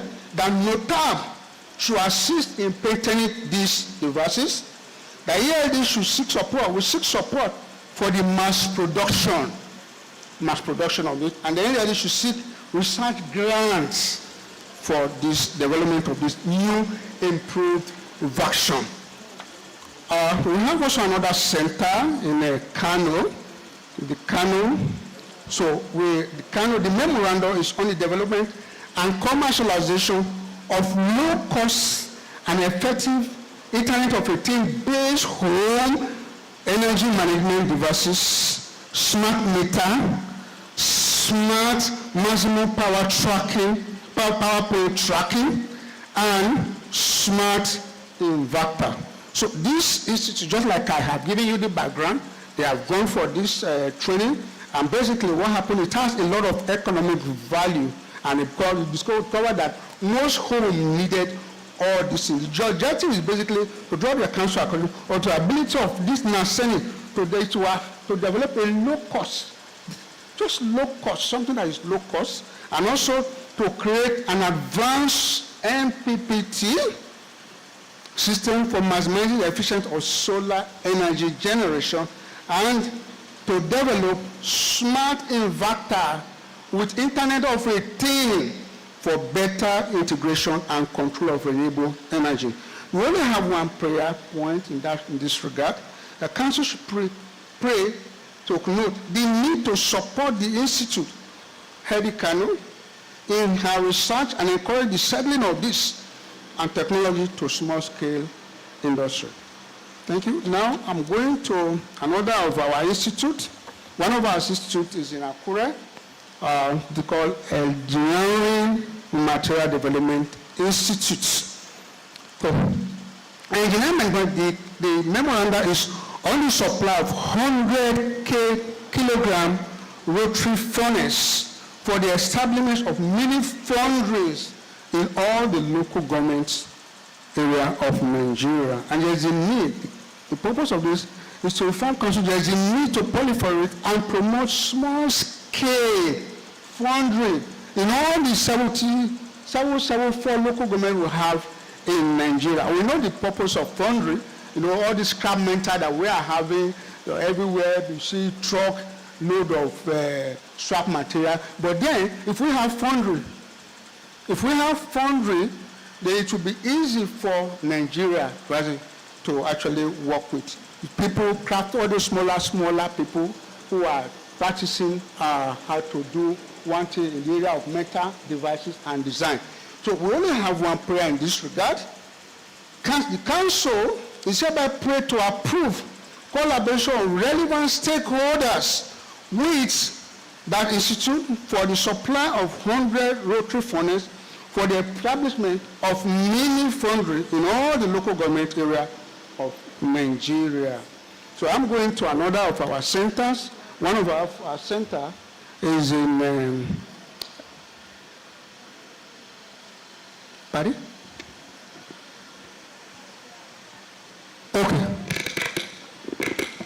Okay. So, Pump Section, let me just, if you have any question, you can ask. Please, due to the huge number of his memoranda, we wouldn't take all the 19 at the same time. So, what he has done now, do we have any questions or observations? If there is any question or observation, we should please contribute. Thank you. Any question? Good morning. It's Dr. Onduka again, academia and private sector. The last memo you just read, you said you have one prayer, 100 kilogram rotary furnace for the establishment of mini foundries in all the local government areas of Nigeria. That's 774 local governments. Yes. And you say you need collaboration with relevant stakeholders. Yes. When you say collaboration, are you talking of specific to funding? Because when you're talking about 774 local government and 100 kilogram rotary furnace, you're talking about a lot of equipment here. And then the other question is related to the power stoves. There's a lot of work on these power stoves across the whole of Nigeria. Every time I go to a different event, I see a different kind of power stove enhanced from the previous power stove. What makes this Naseni power stove any different? And then my third is going to be a comment. Naseni is a top-tier engineering institution and organization. It should house the first-class engineers from all universities in Nigeria. First-class, second-class engineers, anytime they graduate, I believe Naseni should go and recruit them and take them on board. We see no reason why our first-class engineers are joining banks when Naseni is there, or our first-class engineers are joining other institutions when Naseni is there and should be housing them. So I think this is something I'm very passionate about. Thank you. Thank you very much. I think the last one is a comment, but what happened is Naseni already have partnership with a lot of institutions, like we have. Okay. Thank you very much, Engineer. I'm really delighted that you save time going through most of your memos. And I think you sacrifice the technical part as a result of that. So most of the memos you presented ended up being pedestrian in approach. And apparently you did not give us the engineering content of many of these things. And you made some glossing remarks about education, which for me is a touch point, knowing what has happened in recent times. The Naseni kits for science kits is not the only solution to the problems we face in education today. You can see example when Ogun State gave its own presentation yesterday. They told us about some of the things that they are doing in Ogun State. You may have also heard about EdoBest, which is a program by Edo State to improve science, technology, engineering, education in those states.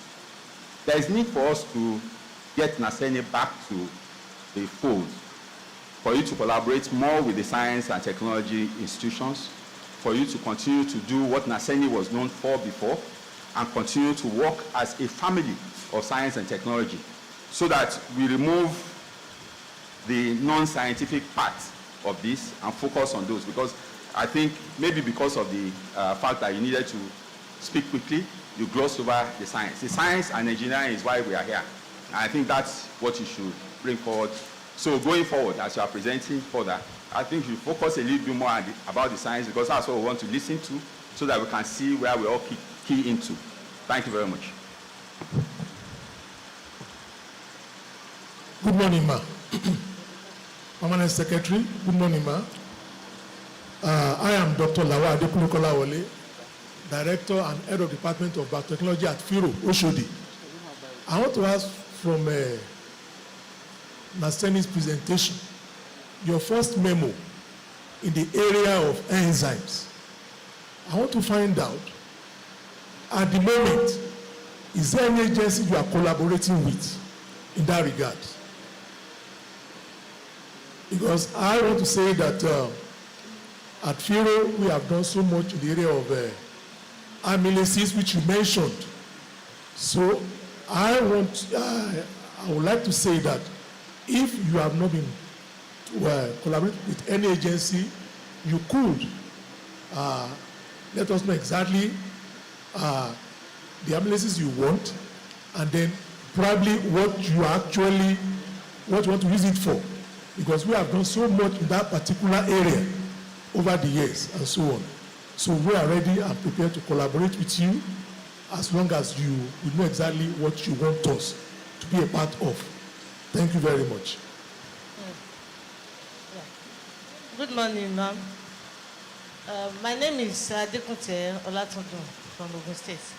I'm interested in the memo on the coal fertilizer.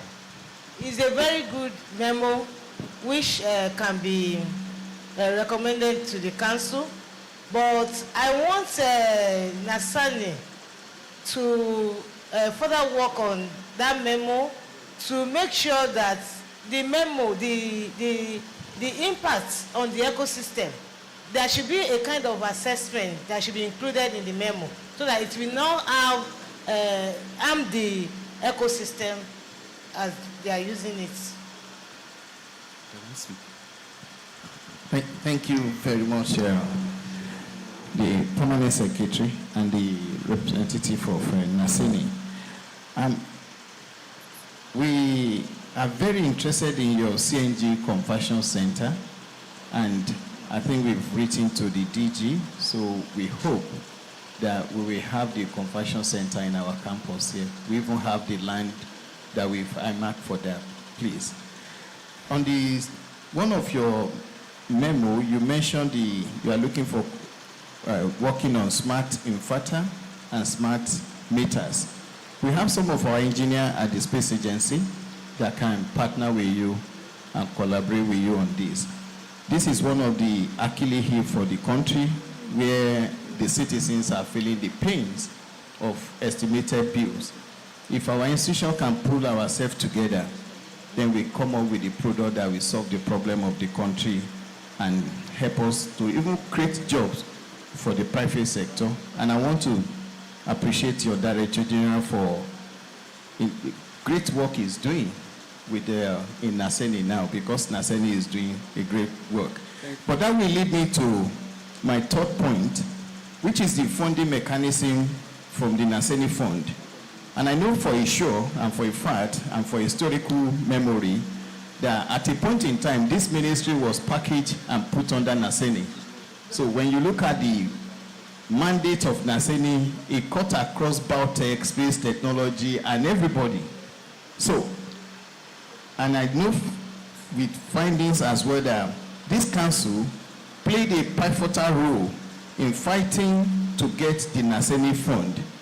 Now that the Naseni Fund is on the table, is around, but the fund is in the SGF. What is the plan or the mechanism or arrangement for this ecosystem that actually work actively to get that fund for Naseni, for us to have access to the fund from the Naseni? Because I can see most of your memo, none of them is talking about fund and anything. Thank you, thank you. Good morning. Good morning all. Please permit me to stand on existing protocol, and I want to commend the gentleman that gave that presentation. It was apt, and I want to commend Naseni, all their beautiful work they've been doing on engineering. They're actually products that can really help us with our economy and reduce our dependence on importation. So that said, these products are very good products, but what I have not seen is how we want to commercialize this. I want to get clarification. Do you intend to commercialize it on your own, or you have a plan to work with the private sector? Because in my whole head, I feel the best way to do this is work with the private sector to commercialize this, and this is how we can gain the full potential of this product you have invented or produced. That's just my submission. Thank you.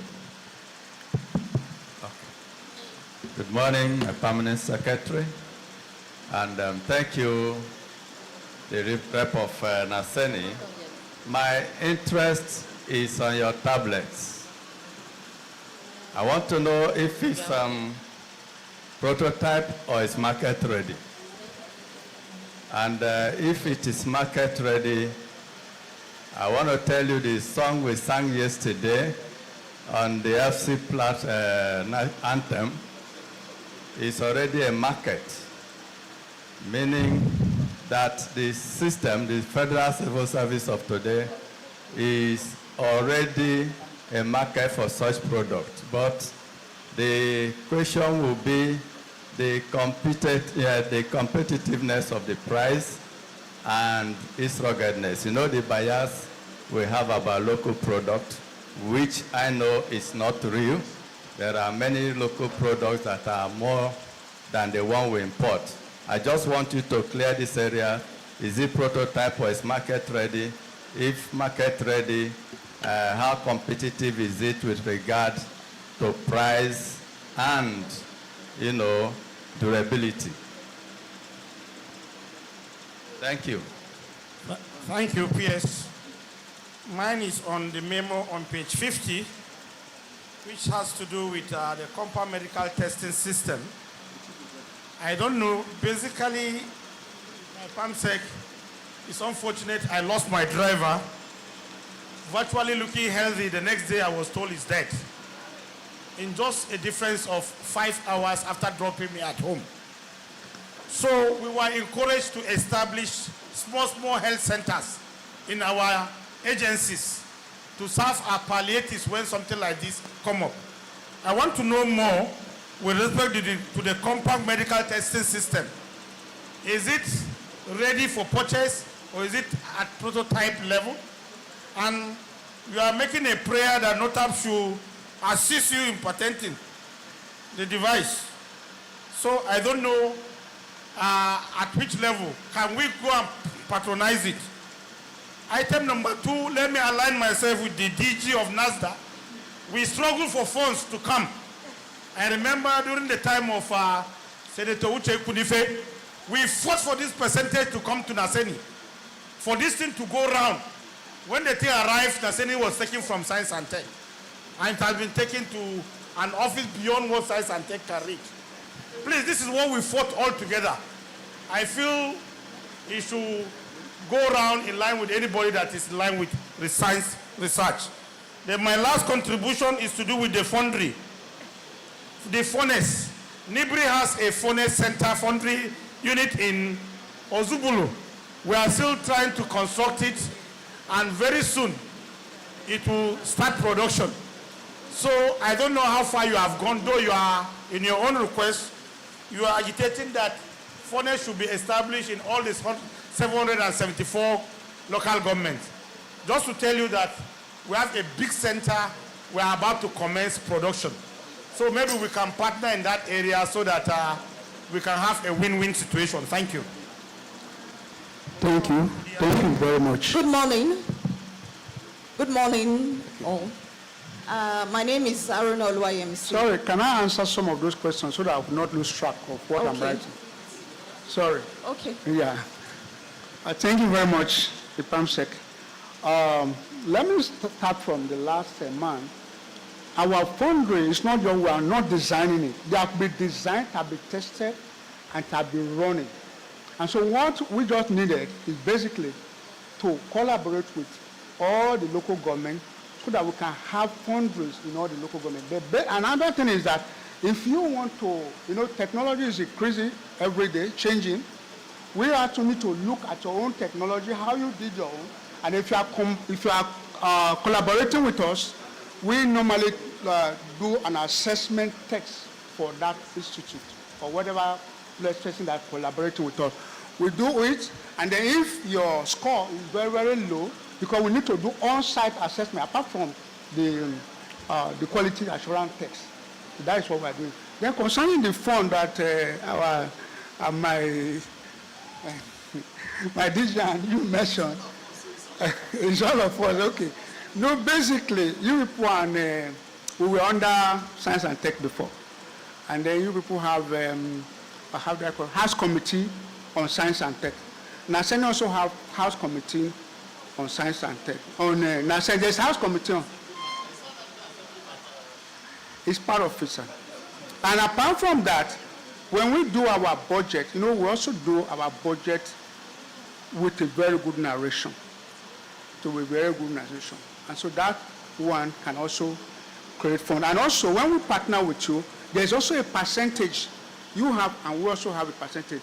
The product, that is what I mean, the profit involved, we also divert it to other projects. That's what we are doing, sir. Okay. Then there's also someone that talked about market readiness of all our products. I want to tell you that we have warehouses now.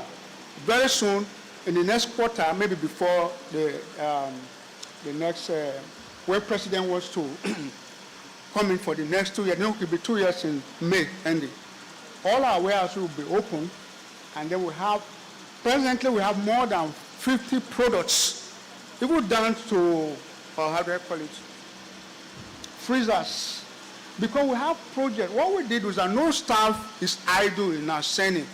So we have projects, and people now in their area goes into that project, and a time bound is given. You must do this thing so that we can commercialize. We are not just putting anything on the shelf again. So we did the prototype and put it on the shelf. No, we design it. Once the design is out, because I've said that, we send people to all those, like Indonesia, we have a collaboration with Indonesia company that is into this coal fertilizer. So all our products are market ready. Yeah, I'm sure some of us might have heard that Naseni had electric vehicles. So we have also come out with electric vehicles. If you come to our office, you have a lot of all these things in all our offices. As a matter of fact now, we have all the places, you see products here and there, but because we are waiting for maybe the second term of the president, everything will be opened up very soon. Then the other one that somebody asked about alpha amylases. we can actually collaborate. You know, there's a professor who's heading it. He's a professor of analytical chemistry. So he's the one heading the whole thing. Then one other person mentioned about STEM. Okay, the DG mentioned about STEM. What happened is that apart from, I did mention that we also run training. We also run training because when we discovered that the backbone of engineering basically is mathematics. If you don't know maths, you won't be able to focus in engineering. And so what we did, but for example, I'm a mathematician. I had PhD in mathematics in applied mathematics. So what we do is that we teach people the best way, because it's not just go to school and begin to tell children sit down and begin to do this. There's a method of doing it. But you know, most of our secondary school and primary school teachers don't actually know the way of imparting these things. So the stress, when you hear mathematics, like I went to one place, I say I'm a mathematician, I say, are you a human being? Somebody was not touching me. I said, yes. So, and I explained the area I did in mathematics. So he was saying, hey, so, but if you're able to catch these children young, when they are coming up, in fact, Nigeria will be very, very high. I think another person asked a question. Okay, a commercializer, trash can, okay, our tablets, they are all ready. So if you come to our office, you have a taste of what you needed. You come to our office. Then one other thing I want to say here is that when you want to, for every month, we receive nothing less than 1,000 collaboration initiative. But then, when we put them on our system, because there's a system we have, so that system will do the scoring. So when we do the scoring, so, and if you don't meet up to a maximum point, because but like this year, we have had a lot of collaboration, but it's only 2 people, only 2 companies that merit our decision, because it's a special design product package that we have that tend to help us in this area of commercialization. Thank you. I think I've answered the question now. Thank you very much. So I continue. Okay. Okay. Thank you. Having listened to him for the 8 memoranda that he has presented to the council, do we recommend them for the summit tomorrow?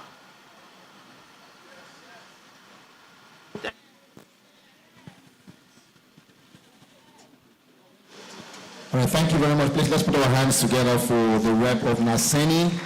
Okay, yes, it's not done. It's not done yet. The PEMSEC has directed that we go for tea break.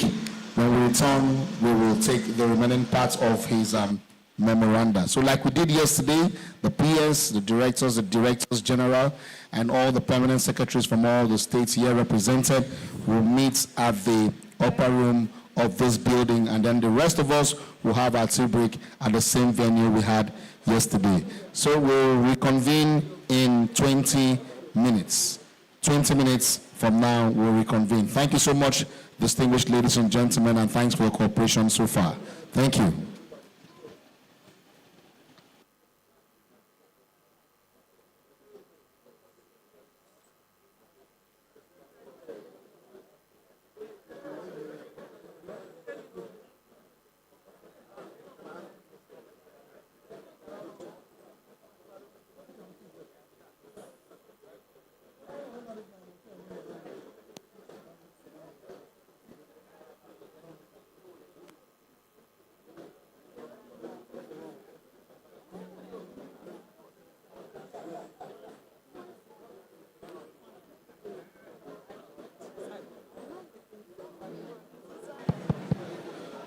So distinguished delegates, ladies and gentlemen, we are expected to be back at 11:45.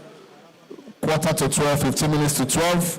We'll reconvene to conclude the session of presentation of memoranda. Thank you very much. Please, let's stick to time and come back 11:45 p.m. Thank you.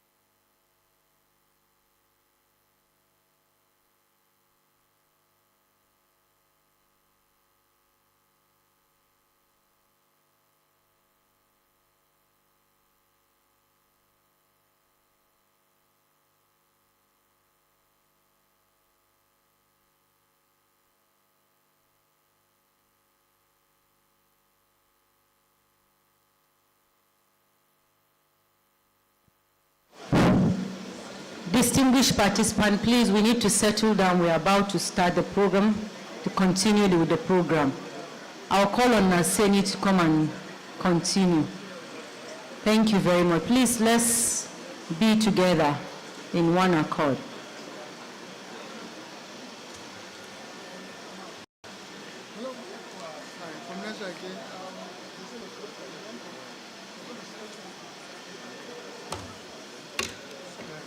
Good afternoon, POMSEC, a member of the High Table.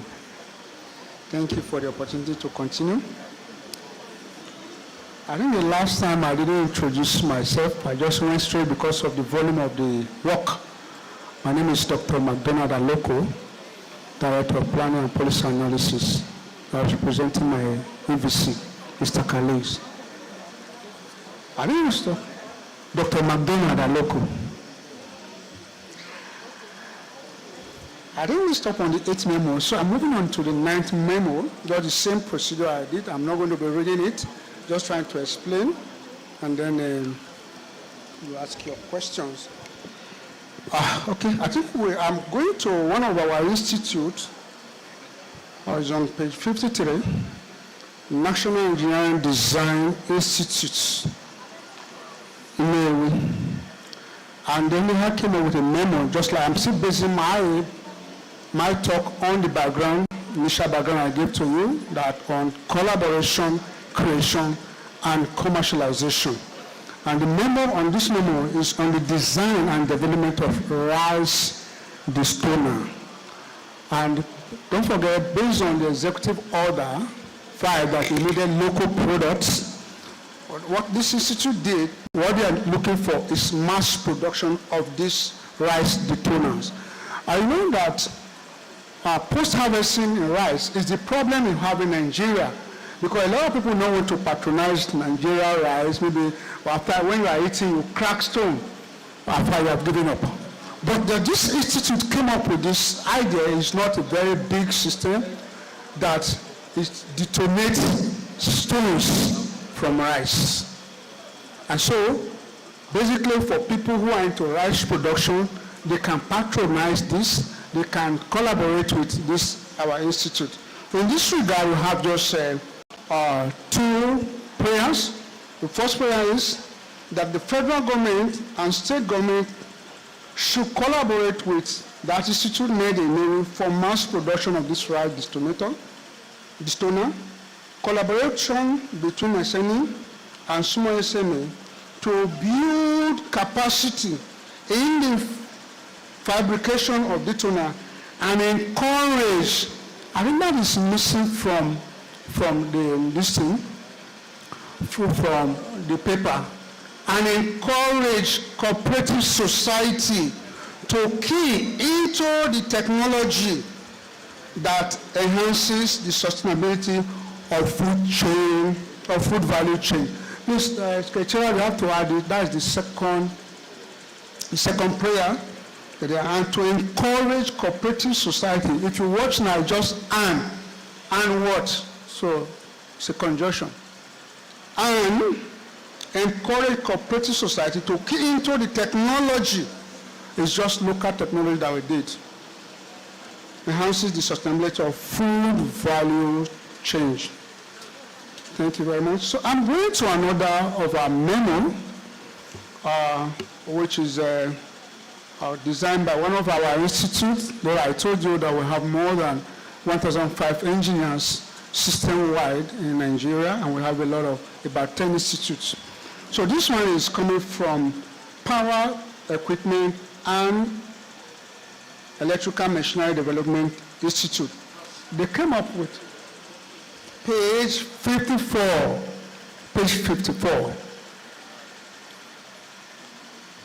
We come in with improved liquefied memorandum on improved liquefied petroleum gas leakage detector. You may wish to recall in one of the last program here, it was an action memo, whereby it was an action memo. So what this institute did was that, people have liquefied gas in cylinders, But there are sometimes the thing will be leaking, but you may not know. This is health hazardous. And what it does is that this thing, when there is a leakage in this thing, it will send an SMS. I think I mentioned it in this thing. This thing has been improved. It will send an SMS to you that you're having problem with your gas cylinder. And based on this, they only have just one prayers.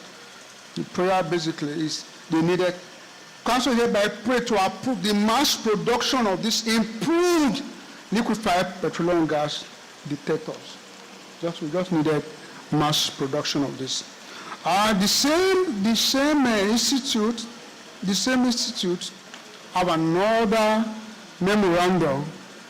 The memorandum is on the developed multi-phase transformer training devices. I think I mentioned one time here that our agency sent 60 engineers to China to learn how to design transformers. If you come to our office, you see a lot of transformers, but we needed mass production. Then what this institute do is that they have to come up with a training kits because I discovered that people in secondary school, even at the university level, technical education, technical colleges, they don't even know how to design this transformer. It was to be small transformers. Most machines, virtually all the machines have small transformers. So this training kit will enhance we teach them how to do this thing without visiting any substation. If you want to carry a substation, want to carry your student to substation, you have to apply with the bodies. But here, these training kits are very super. So what is going to do is for this training kit will help to teach all our students, all our teachers, they have a hands-on practice on the field of transformer operations. So based on this, they only have two prayers. Council is hereby pray to approve, encourage the federal and the state government and SME to take advantage of this available transformer training system technology. They are in Okene. Then the mass production, the second memo, the second prayer is the mass production of this transformer training scheme and collaborate with relevant stakeholders. The same set of people, the same institute came up. Discover now we have everywhere solar. Do you need to have a BSc before you can design solar? No, you don't need it. You don't even need to be a science student to know how to design solar. And so this memorandum is basically on the solar photovoltaic training devices. So instead of us going for, some people go and be learning one trade and say, okay, no. What this institute did was to have some of these inform countries that there is a need for mass production of these solar photovoltaic training devices. And so based on this, in this regard, we only have one prayer on it. Approve the mass production of these solar photovoltaic training devices. And let me continue again. This same institute came up because there were some of the people that were sent to China to learn all this thing. And just like I mentioned, once you have gone for any training, there's a time bound. So that's why when you get to our organization, everybody is hardworking, is working, and because you must deliver on your project. It's not that there's no laxity. Now, they came up with another one, memorandum on hybrid power automated egg hatchery incubator. So they came up with this thing, and also they just want to inform council that there's a need for mass production of this incubator, because everybody eats egg virtually every day. But it's something that you can do on your own. And so based on this regard, they have just two prayer in this area. But like them also say, the chance of encountering related problems such as voltage fluctuation, such as and completed power failure are significantly reduced. So this is called power, or it's automatic. So we now have two prayer points. Councils hereby pray to know so approve egg hatchery incubator technology in the state. Kogi State. They just want it in Kogi State. And then the mass production of this power automated hatchery incubator. Okay, so that is one of our agency, one of our institutes in Okene. Now we have another institute in Elisha. We have another institute in Elisha. And so what this institute is talking about, they have come to design a new vehicle diagnostic tools. You know, most of the tools that we have, we normally import. We import those tools. But this institute have come up with a new way. If you want to diagnose a vehicle, you know, most of the time people have vehicle problem, and then, can you tell us what the problem is? We have problem with it. And most of the time, it's just how they try and error that all these mechanics are doing. If you notice that, you take your vehicle to a place, they just do try and error for you. But this institute have come up with a design. And that design, the objective, basically, so the vehicle is locally made. It's not very, and it's affordable, user-friendly diagnostic tools. To empower mechanic, just to empower mechanic by simplifying the complexity. You know, sometimes most of all these vehicles that we have now, you discover you take it to some mechanic. They cannot diagnose that this is what is wrong. They just taking your money. But one of the objectives of this newly designed tools is to empower the mechanic and also to promote efficiency in troubleshooting, because troubleshooting is what people have problem with. If you don't troubleshoot the right thing, you keep spending money. To enhance local content development in vehicle diagnostic and to reduce dependency on foreign tools. You know, if you go into some places now, let me check, let me have this thing. All those things are basically imported. And this one will also help us to reduce heavy dependence on foreign use of some of all these items. Okay? So based on that, in this regard, I just have 3 prayers. Council is prayed to note, to approve the necessity of supporting local mechanic with tools tailored to their skill level to improve vehicle repair and maintenance in Nigeria. Approve new government and private sector collaboration to ensure the mass production of these tools for nationwide use. No, there's no, even down to some villages, we have mechanics. And these tools will actually enhance Nigeria in the area of repair of vehicle. And the last prayer in that regard, to know the support, the needed support to be made available for this institute. The institute is Prototype Engineering Development Institute, Elisha, for the research and development of these diagnostic tools. Okay, so I will continue. Okay, after this, okay. Yeah, we'll ask questions. Okay. There's one of our institutes that is in Jalingo.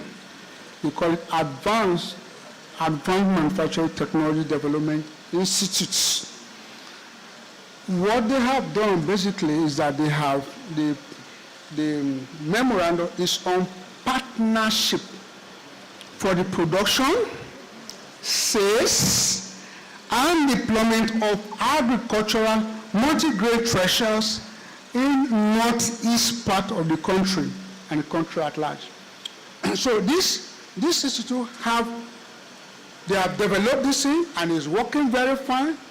And because most of all these grain are basically from the north, maybe millet, how do you call it?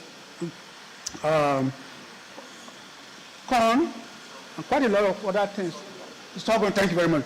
So, but then, people have problem in, you know, I remember when I was young, my mommy would give us buy, how do you call, corn from the market and be using hand to be removing this thing. But that, with our things, technology have gone higher.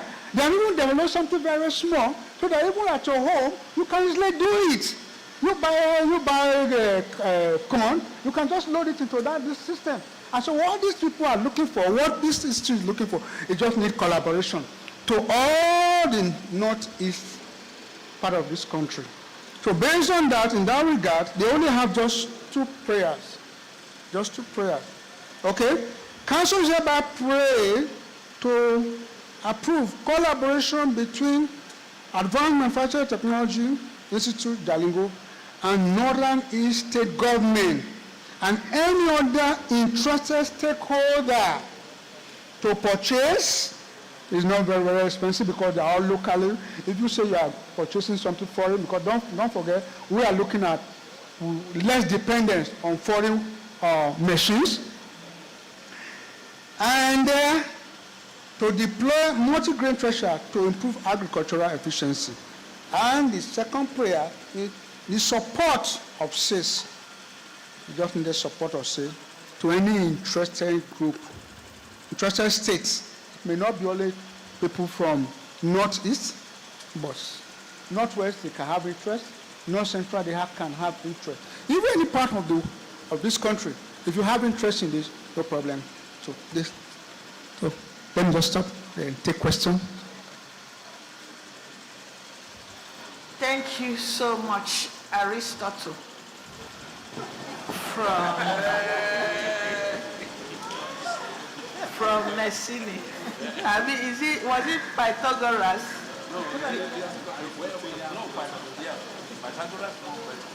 Pythagoras was a mathematician.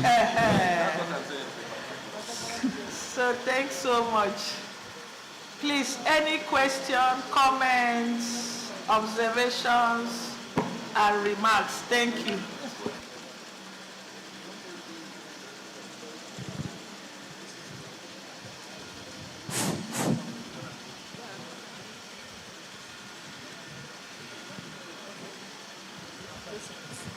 Good afternoon. Please, I'm from Osun State. My name is Bola Onariwaju from the Ministry of Innovation, Science and Technology, Osun State. Yes, my question is on that of the transformer trainer systems. So you mentioned that this training is meant for tertiary institutions and secondary schools. Now that you're having the body at Okene, the body is in Okene, that is Power Equipment and Electrical Machinery Institute in Okene. And the body, another body of NASENI that we have in Osun State is PEDI, Prototype Engineering Development Institute. Yeah. So please, if you want to collaborate with your agency in this regard, can we do that through PEDI? That Yes. we want our secondary school students to learn the transformer training systems. Can we collaborate with PEDI? Yeah, what you so just that need they to can do get is- in touch with people in Okene? Thank you very much. All you just need to do is to cover. Also, what is the cost implication? Okay, thank you very much. Let me just put it one side. Okay. Okay, I will note down the question. Okay. Yes, ma'am. Thank you again, ma'am, for the opportunity granted. Permit me to stand on the existing protocol. The presenter has touched on various products and innovative products and services which they produce. And my intervention is going to be in line with the submission, the earlier submission made by our distinguished DG Odusoya.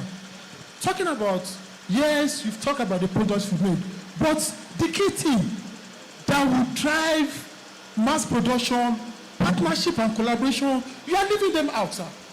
And it becomes difficult, if you, for example, if you cannot convince me as an investor on why I have to invest in your product, then it will not go places. Many of the products you may mention are already in the market. Go to the market, you see many of them are already made. We have Chinese products related to this. But you are coming up with a locally made version of it. You have to tell us why the edge it has over the existing one in the market, so that it will convince the end users on why they need to buy your product over the existing ones. You need to highlight all of this because I remember that generally in all of your prayers, you are talking about mass production, partnership, collaboration.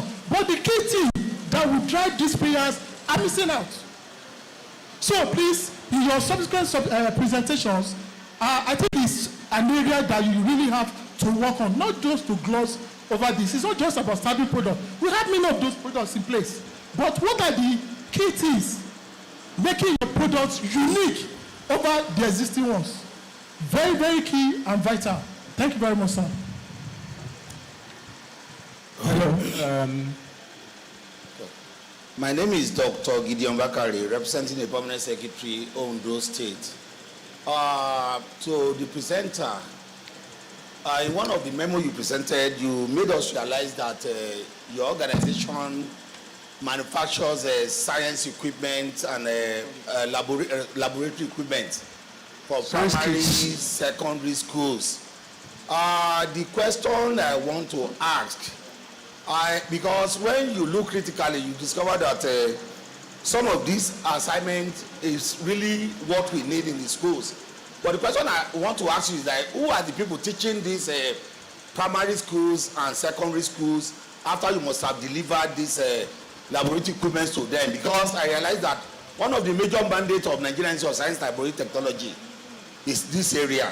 And the representative of the Director General was here yesterday to present paper. I want to find out if there's any collaboration between your organization and Nigerian Institute of Science, Laboratory Technology in this regards to fast-track activities, because by the time you realize that we produce this equipment and nobody is teaching them, it's as good as not having anything in the schools. So, sir, is there any collaboration between your organization and Nigerian Institute of Science, Laboratory Technology in this regards? Thank you.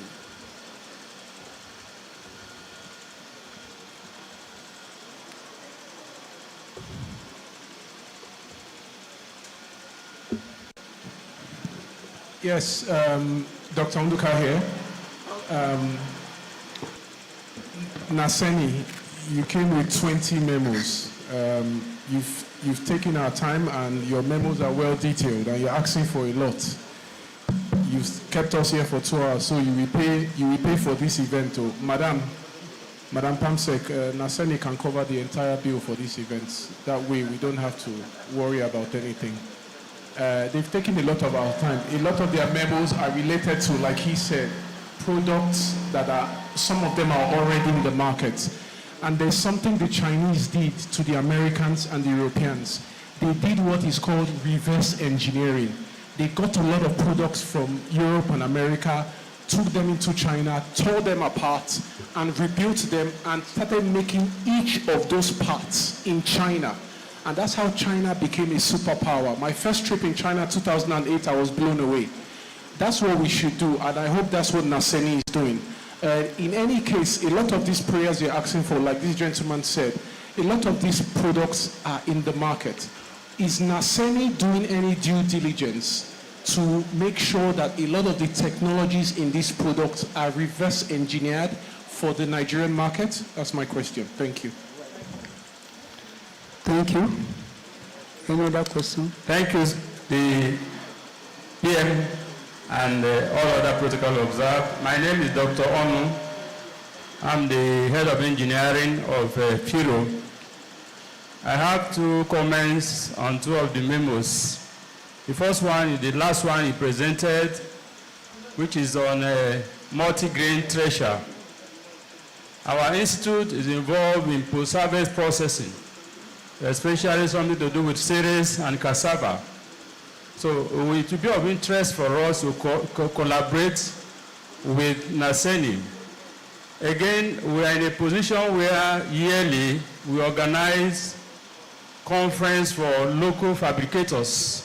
We gather them together and then be able to exchange ideas. And as an equipment builder, sometimes we get requests more than we can handle. So we now involve those local fabricators as a way of even empowering them. So it will be of interest that we collaborate with you. The second one is on the vehicle kit. That one too, I think it will be of good to almost everybody here Because in one way or the other, we make use of vehicles, and at times we are at the mercy of our local mechanics. So, but if we have something that can guide us as professionals to at least do the first diagnosis ourselves, it will be easy for us to even monitor the mechanics and at the same time empower them to know more instead of doing guesswork or trial by error. So something like that is very vital for us to have in our country as a way of empowerment and as a way of us enlightening ourselves. Because sometimes it looks somehow that as an engineer, you cannot know what is happening to a vehicle that you are driving. And it doesn't take good of us. So something like that will be of help. And we are looking forward to having something like that at our reach. Thank you very much.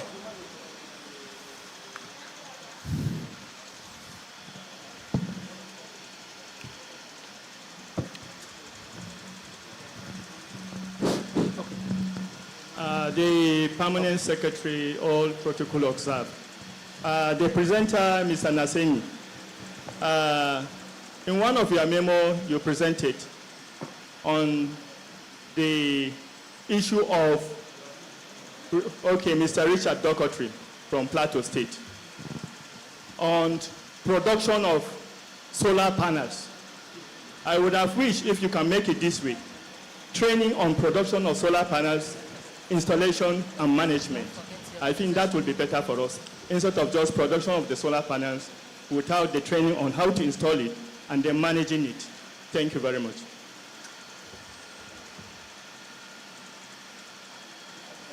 Are we done?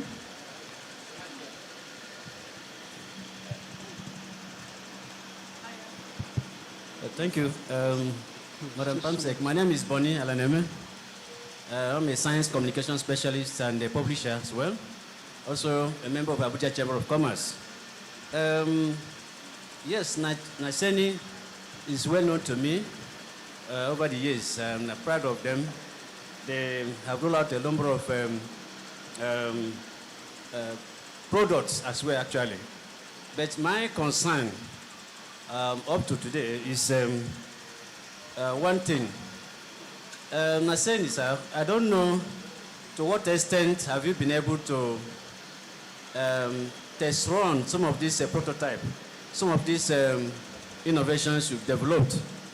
To what extent have you developed it? How do we verify the efficiency of these innovations you've rolled out? That's my first question. Secondly, what is economic value? Because as an investor, like somebody said, you need to convince me before I put my money into that innovation or research. What's the economic value? How do I recoup my investment? So these are things, the information that is lacking in some of these research outputs, coming out from various research institutions. And it's a problem, it's a big problem to the industry. As a member of Abuja Chamber of Commerce, each time you mention research from a research institute, they look the other way around because they don't take them serious, because they still believe that the research of today, or our researchers in this country are more interested in their academic promotion rather than in product development. Because if actually research is meant for solve a problem, like as it should be, I think before you even start, you need to look out for one or two stakeholders or industry player that you need to partner with, But after all the effort, he's still preaching, begging for collaboration or partnership. So, because you don't spend time to educate or communicate your output to the right people, and you don't spend time to come up with economic value, because that's the main thing that will attract investors, please. Thank you so much.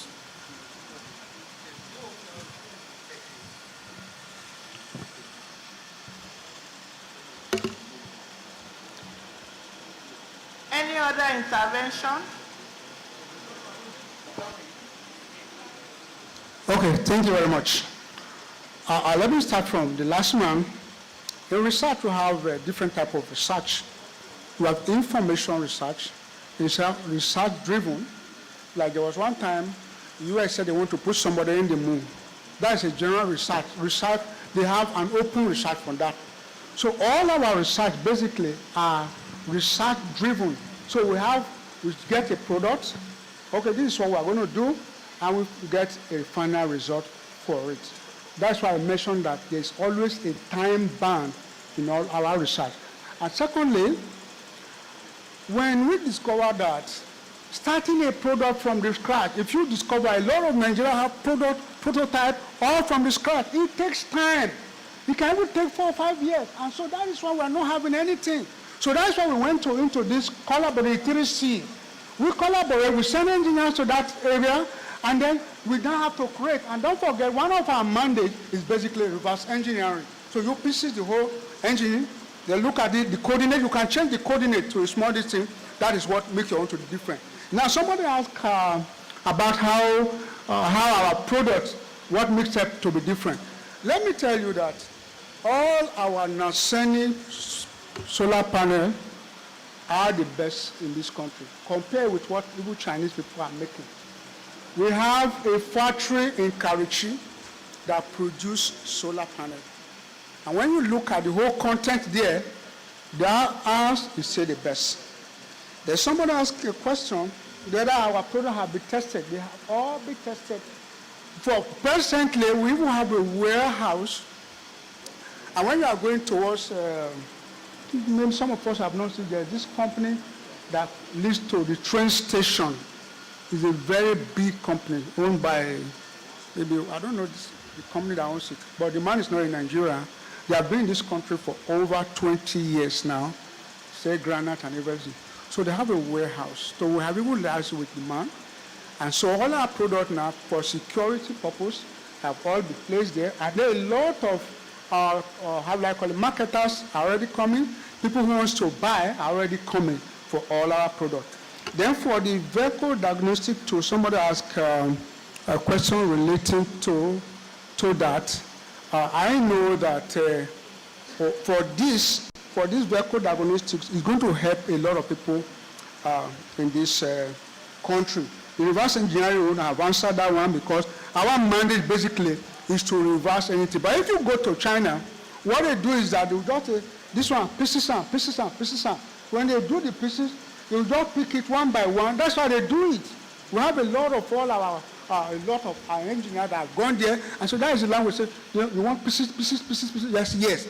So when you pieces it, you now look at, I'm going to change the coordinates. And don't forget in research, what makes your work to be different, to be a novel work, is that you look at it. Let me just digress a little bit. I remember when I was doing my own research, the research I did was on nonlinear. So there's the man who did his own was linearity. So now say, okay, when my professor said, no, you can't continue with that. You need to do something that is non-linear. I did something, everybody knows this wild wind. They call it wind desert ripple.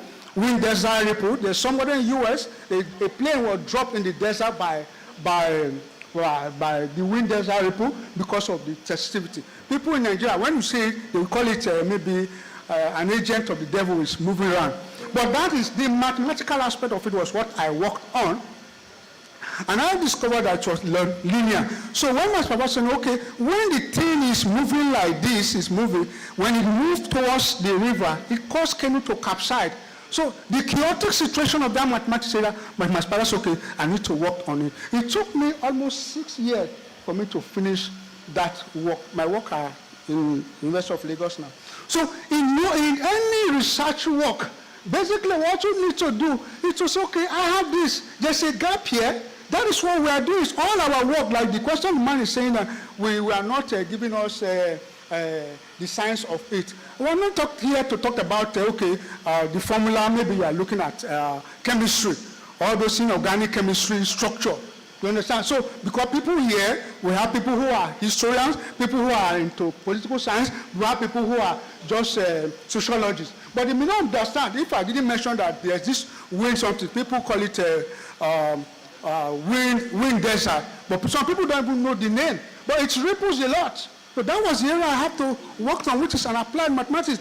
So that is just by the wayside. So for all our products, what we do, we make sure that there's a gap. If we want to go to China, we say, okay, we bring this product, so there's a gap here. Let's do this thing. That makes it much more unique, more better than all other this thing. Then somebody was asking that the collaboration on science, on how do you call it, on the training kits.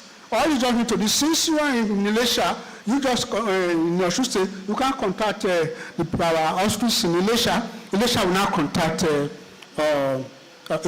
Okene, and then the collaboration will be okay. Thank you very much. Okay, thank you very much. So, permission to continue. I'm running off very soon. We also have that same center in Jaligo. They come up with, remember, page 60 now. I'm on page 60 now. Page 60. Okay. On the provision of process automation training in Northeast part of the country. They are also seeking for collaboration with all northern states, both academia, institution, and industry. What they do, presently before there's not course like called mechatronic engineering in this country. Everybody know. Mechatronic involve people studying mechanical engineering and electronics. But if you say you are doing mechanical and electronics, you might be confused. But what this center, but thank God, they have what's called a Vector Center. Vector is just an Israeli company that it came, and then they loaded our system, our institute, with this machine. That's what if you go to all this, maybe Coca-Cola company, some of us have gone to that Coca-Cola company before, you see the bottle will moving like this, you understand? Because the mechanical aspect of it, an assembly of line, chain of assembly of line, the thing will be moving down, and then you see something will be cooking it. Those are just simple programs that they just write because it's mechatronics. So here, this center have this Vector certified training center. And so they just want to collaborate with people who are in academic, people coming out from the school, they don't even know what to do. They say, what course did you study? I told them, okay, they put them on a small thing. They can't do it. But this center is actually out to assist. So basically, in this regard, they have just 2 prayers. Council hereby pray to approve that engagement with industry to adopt automation technology, foster economic growth, and enhancing productivity in industrial sector. And secondly, approve partnership between this institute, Advanced Manufacturing Technology Development Institutes, and academic institute to provide certified process automation training based on Vector brand, building local capacity for industrial modernization. I'm going to another, we are looking very soon, we'll round up. We have just 2 more memos. This memo is from one of our institutes, Solid Mineral Machine and Equipment Development Institute, we call it SUMEDI. So there is a memorandum on capacity development in the design and fabrication of a 5 to 10 ton-hour diesel operated mobile hammer crusher. This institute is in Nasarawa State. I'm going to go through what they're having. So this time, this machine is helped in mining. It crushes stone, and it was locally built. It's locally built. So it's just to tell the council that, look, this thing is available in this very close by here. So, and in that regard, they only have, because it is better for us to take advantage of it, because it's not bulky. It's not like other machines that are so big. But this one is not so big, and the crusher can be used to crush medium or hard bitumen with low water content. If you've been to all these mining sites, they also use water, but with little this thing can do the work. So in this regard, they have 3 prayers. Council is hereby pray to approve that the federal government to facilitate the provision of additional workshops, laboratory, machinery, equipment, and other needed infrastructure to fast-track the development of mining and mineral processing industry for the benefit of the country for economic diversification. That the states and local government, as well as other stakeholders, to collaborate with the agency for skill acquisition and training in mineral processing. I know there are so many states that have mineral demand. We want to collaborate with this institute. The Federal Ministry of Solid Mineral and Steel Development, government agency, and other private company with similar mandates to effectively development of this solid mineral sector. And finally, I'm having the last memo. The memo is designed from one of our institutes, Agricultural Machinery and Equipment Development Institute, that is AMEDI. It's also in Nasarawa State. Let me just give a brief this thing. In Nigeria, although we have land, but in some areas, there's a land tussle problem. You can't just go and enter into any field now. But their memorandum is on climate smart agriculture for food security. This is basically to adopt what we call a precision agriculture. I think in one of the things here we mentioned what we call precision agriculture. That is what Israeli government are actually doing. So they know the amount of water, the amount of nutrient that each plant will use to grow. Here, what we are doing, if you go to that place, is actually what we call soilless. But they are not using anything that involves much soil. It's a soilless farming. The soilless farming, all goes into this to irrigate this thing, then all the nutrients and the pesticides that are required will be transported to each of these. They use basically cocoa pots. Cocoa pots, that's what they are using. If you go there, there's a lot of harvest, I think last year, from this thing. So we have just 3 prayers in this regard. So councils hereby pray to approve the encouragement of more agricultural entrepreneurs to adopt it, considering the advantages over practice of open field cultivation. There are a lot of tussle now. If you go to some villages, they'll be fighting up because of land. But if you are able to adopt this what called the precision agriculture, Nigeria will move fine. And then to support understanding in domesticating this novel practice in our local community, even at the back of your house, you can do quite a lot of things instead of going to the market. A lot of things. If you see the tomatoes and all these things that we harvested of recent, and all this big pepper in that place, it will amaze you. And I'm sure some of us must have heard what Lagos State is doing now. Lagos, although they are not into precision agriculture, what they do basically is to make sure they focus on all these big tomatoes, big pepper, all the things that we are using to cook. And support Naseni in domesticating this novel practice in our local community in view of its capital intensiveness. It's not a very expensive something. You are not acquiring any land. You are not acquiring any land. You can even use your backyard. And then for us, for every family, even as civil servant, you can adopt this thing. And then to more public enlightenment on its application. Thank you, Pamsek. Thank you for listening, everybody.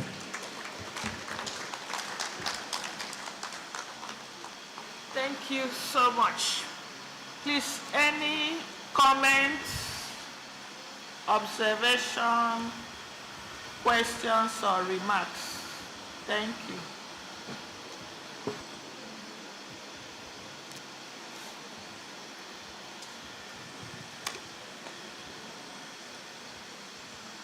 Our own very dynamic permanent secretary, distinguished ladies and gentlemen, permit me to stand on the existing protocol. My name is Arthur Agbabuka.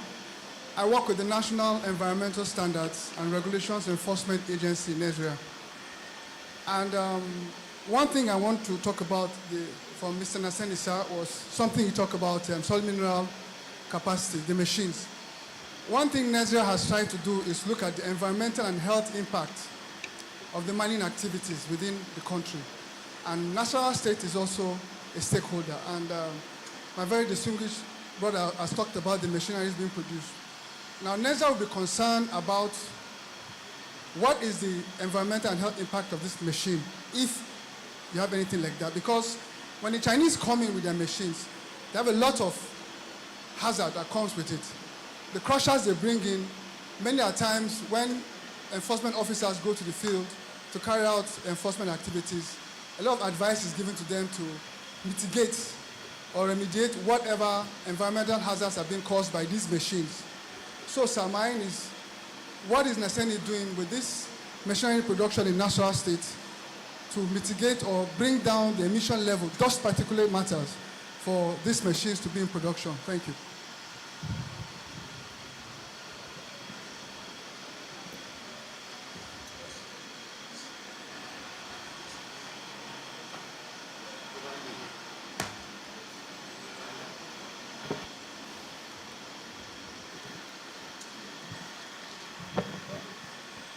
Thank you, Mommy, and thank you, the presenter.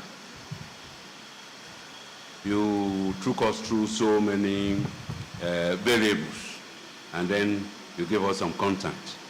Nevertheless, that which was spoken some times ago by my senior colleague concerning cascading down these funds that we are talking with relation to science, that for science and technology, which is domiciled with engineering alone now, I think there's a need to still revisit that.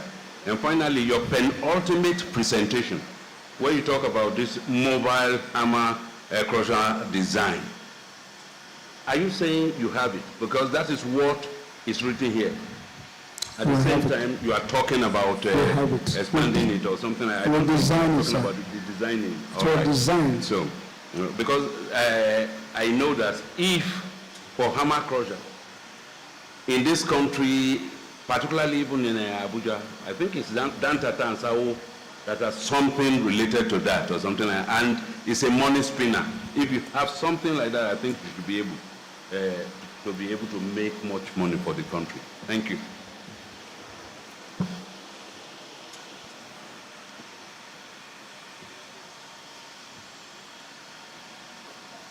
Okay, thank you very much. I think I've answered that one. We have it for the environmental impacts of the crusher. Basically, before you start a factory site, all you need to do is to go and check up with your agent, your ministry, and then they will access the site so they know whether it's near to the populate, whether it will cost a lot of things. So all we do is to design this machine, and if you need a smaller one, we'll design it for you. Thank you very much. Yeah.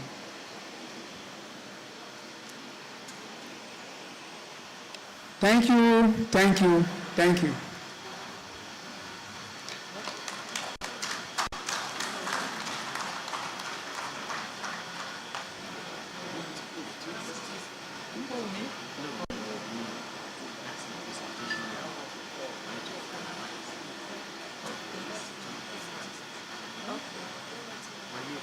Yeah, we are ready.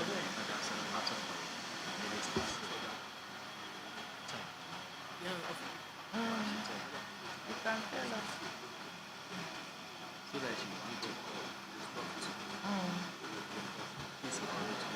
Okay.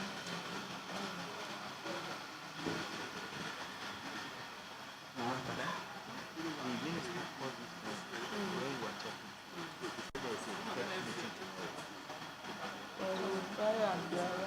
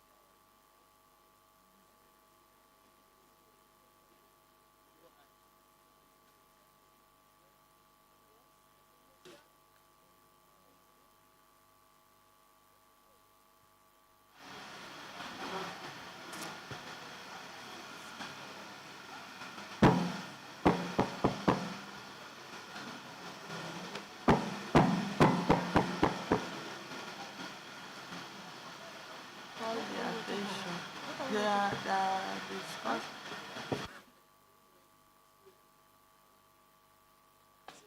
Please, let's bring our attention to the meeting. Less noise, please. Thank you.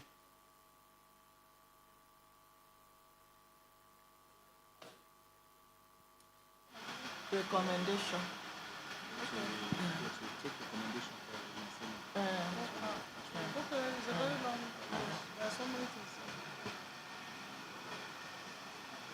Thank you. Thank you. Please, are we accepting the recommendation of those 8 memoranda to, is it 8 or 10? 10 memoranda to the summit? They are no longer here.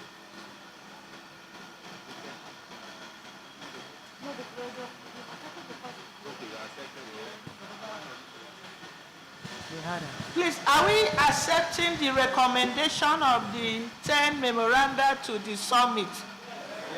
Thank you. All right. With your kind permission, Permanent Secretary, I will invite Association of Nigerian Inventors for their memorandum presentation. Thereafter, Manufacturer Association of Nigeria should also be ready, then followed by Nigeria Academy of Science, then United Nations Educational, Scientific and Cultural Organization should also prepare to save our time. Thank you. Is the Nigerian Association of Nigerian Inventors? Okay, thank you. Thank you very much.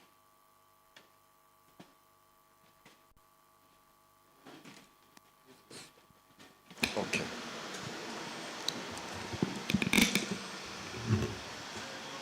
A very good afternoon to the PAMSEC and all other protocols duly observed. Good afternoon, ladies and gentlemen. I am inventor engineer Dr. Sadiq Abubakar Mohammed, an associate professor in the Department of Agricultural and Bioresource Engineering, Federal University of Technology, Minna, and also the acting national president, Association of Nigerian Inventors. We have 3 memorandum here to submit and also the prayers we have. First and foremost, ANI, Association of Nigerian Inventors, came into being on the 26th of March in 1986 with the sole responsibility or aim geared towards promoting indigenous technologies in Nigeria. Nigeria is a hub of talented people, highly resourceful, and making impact around the world. So if that can be done, we can do that at home. So the first one we have is for the establishment of the National Research and Innovation Fund to avail funds to Inventors Association. The purpose of this memorandum is to prevail upon the Council on the need to establish the National Research and Innovation Fund that will grant the Inventors Association and enable inventors and innovators to develop their ideas, providing patenting support and also prototypes to commercialization.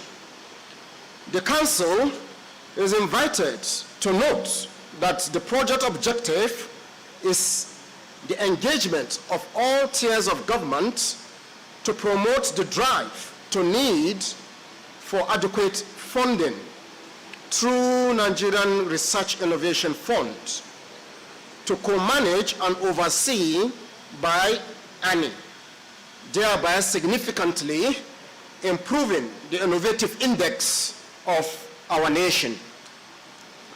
This availability of funds will boost knowledge-based researchers, creating cycle of national prosperity from startup to market. What all this now is saying is that for a nation, like developing nation like Nigeria, science, engineering, and innovation holds the key to our prosperity when it comes to economic development.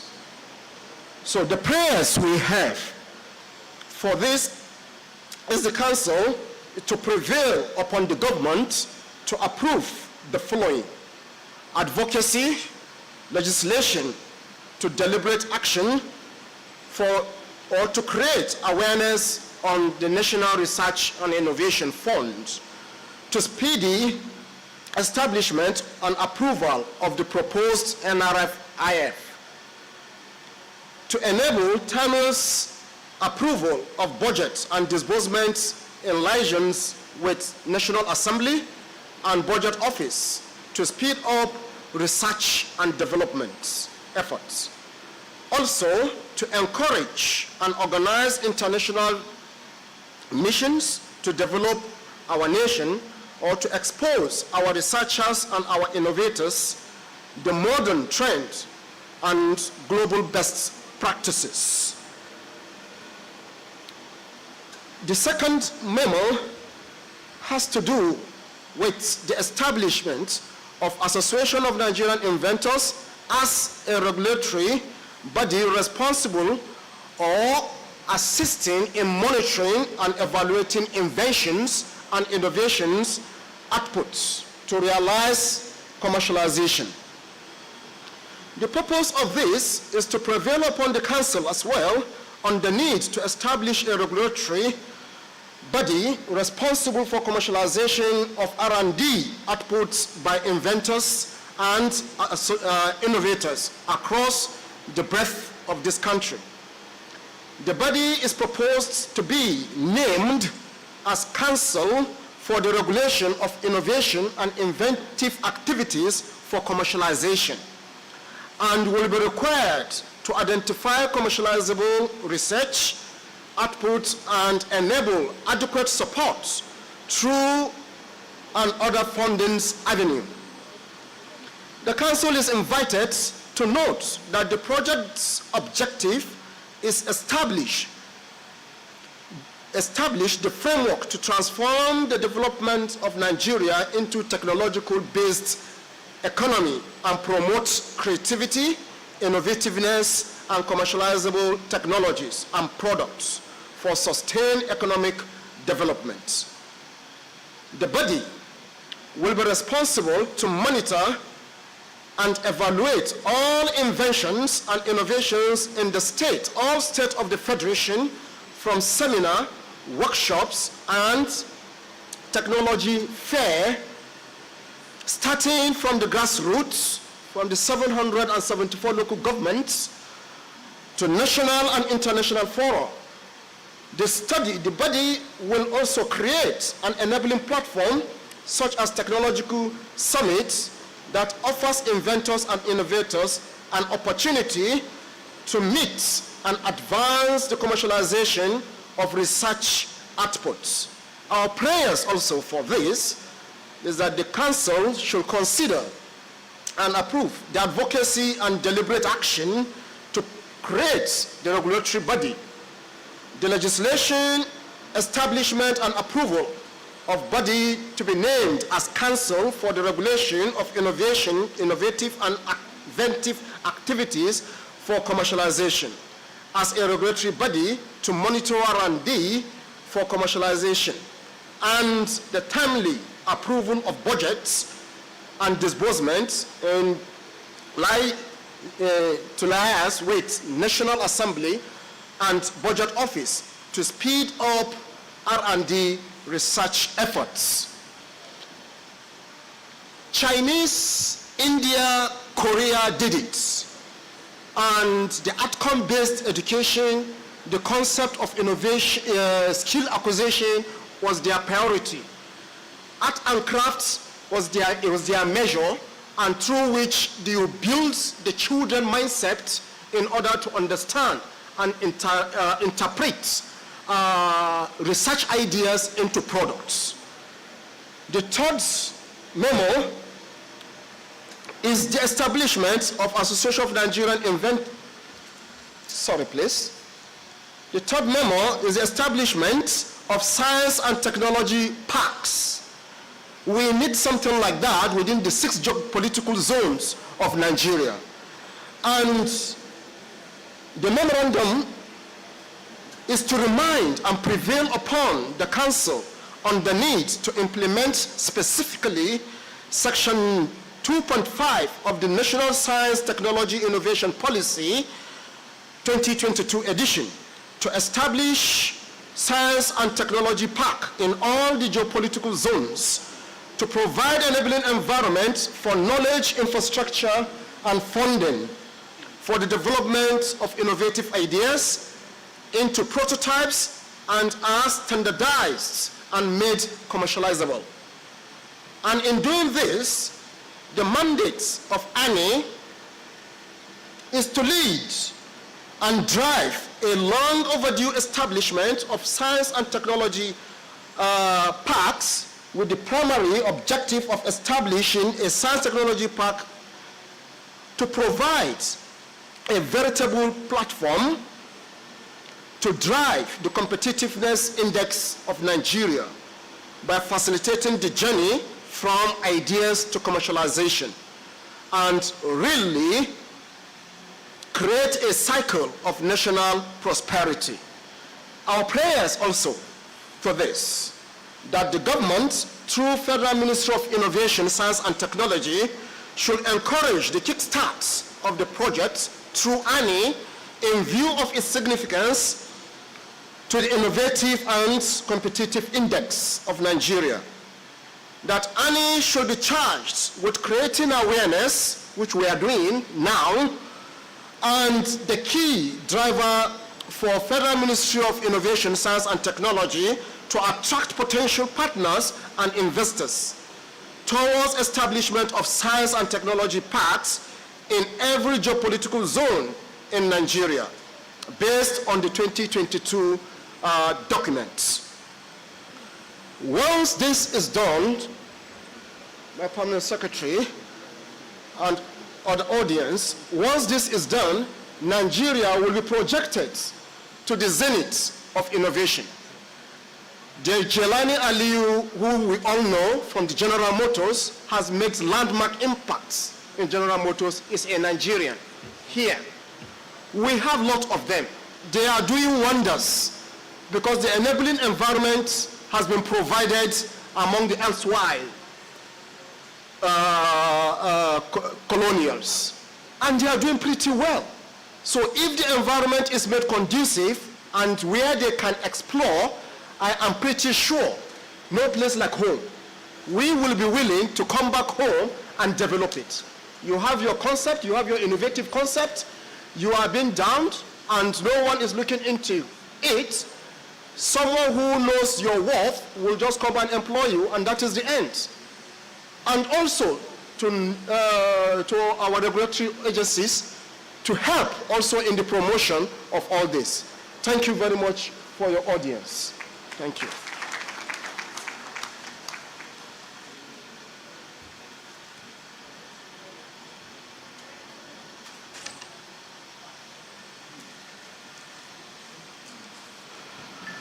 Thank you, Annie. Any comments? Yes. Thank you very much, Annie, for your eloquent presentation. And I must tell you that I share your frustration. But notwithstanding, I need to provide information.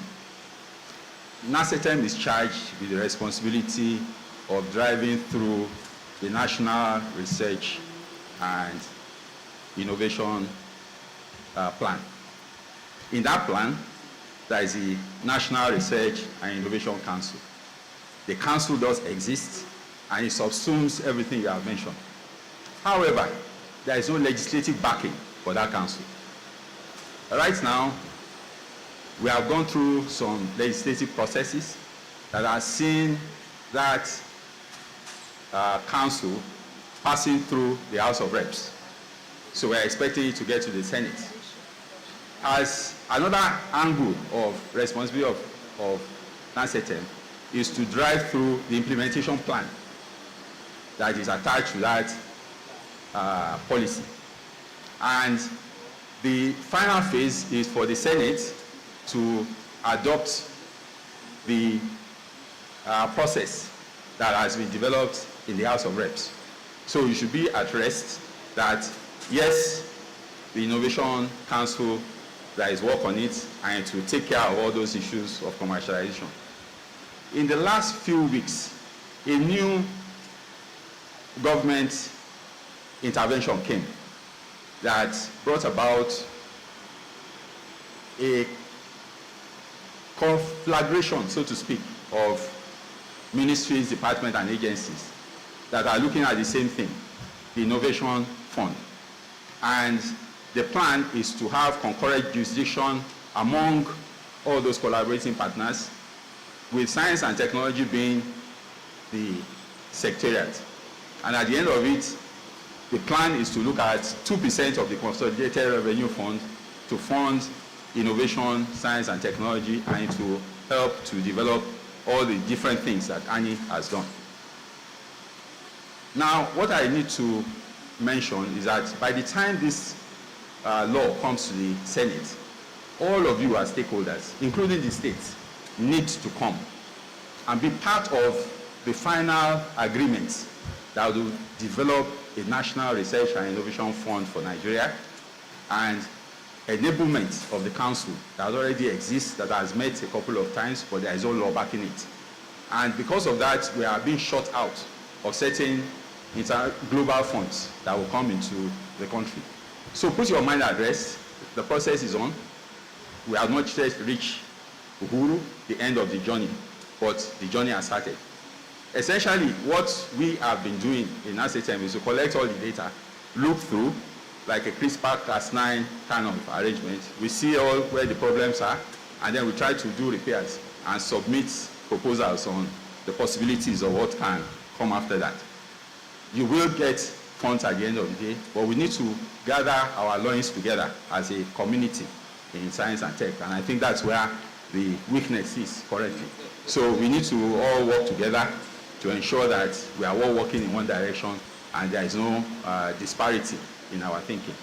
But rest assured, a lot is being done, but too many people are doing that bit, and that's probably what causes the delay. But eventually, we will get there. One final thing I wanted to add, because it's very important from what I've listened to, we need to learn how to leverage funds. NASENI has funds, raw materials has funds, tech funds has funds, but if we leverage these funds and put them in a pot for a particular purpose, those ones who are excluded from some of these funds will now have access if it is directed towards innovation and commercialization. There is no longer domiciled in university, it's no longer domiciled in private sector, but we are talking about funds. So if you join the bandwagon of people who are thinking about innovating around the use of funds, such that those boundaries that exist between access to TED fund funds or NASENI or raw materials will now have something that collapses all the funding opportunities together, maybe a percentage of their funds, and puts it in a way that supports innovation and commercialization that we are thinking about, then maybe we'll be getting there. But this is part of what the National Research and Innovation Council tried to do, was rejected, but is still on the table. So I think eventually we will get to that promised land where funding is available and there is a council that regulates the practice of science commercialization in the country. Thank you.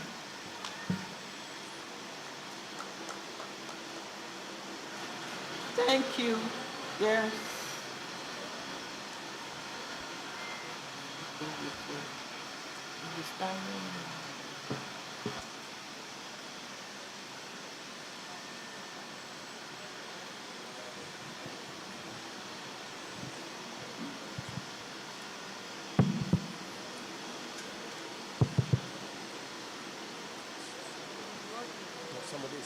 Permanent Secretary, ma'am.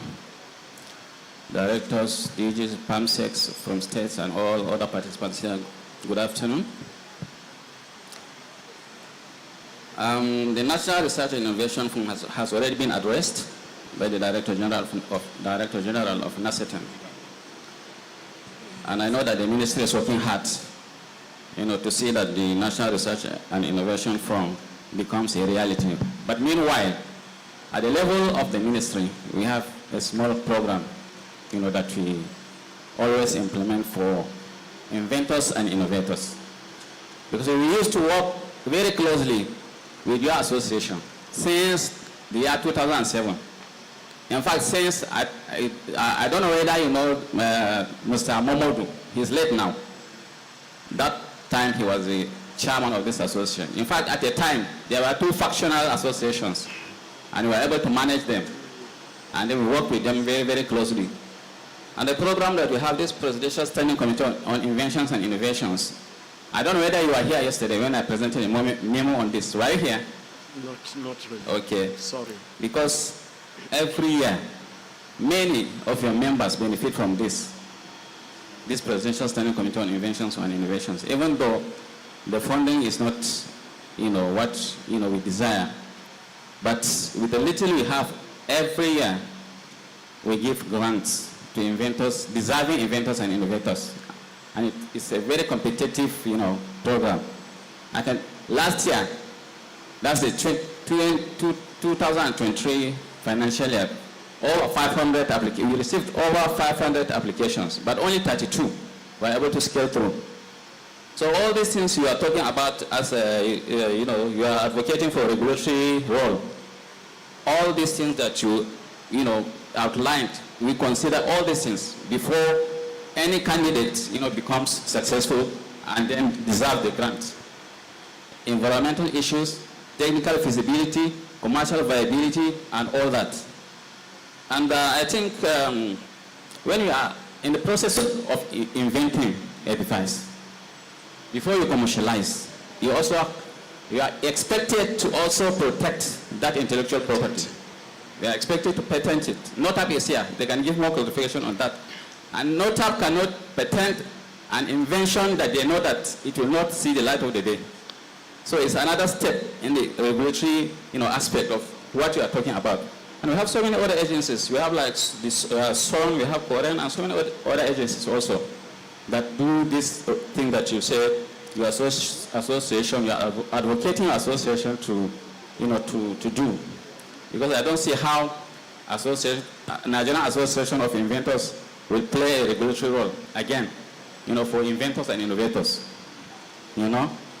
So, in the issue of Science Park, I also presented a memo on Science Park yesterday. There's a Science Park that we are trying to develop. It is under implementation right now. But because of the funding, we are constrained by funding. So that is why the pace is very, very slow in the implementation. But we are now partnering with a company abroad based on public-private partnership to develop that park. And when that park is finally developed and become operational, I think many of your members will also find places there. So, and it's not only that one. This one we are building at Shesco. The DG Shesco is here locally. It's a model science and technology park. And it's expected to be replicated in states, even universities, and other institutions. So the issue of Science Park, we are on it. And by the grace of God, it will see the light of the day. So thank you very much.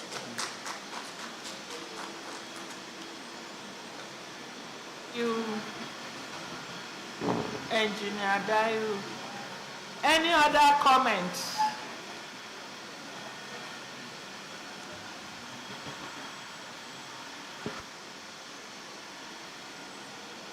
Thank you very much.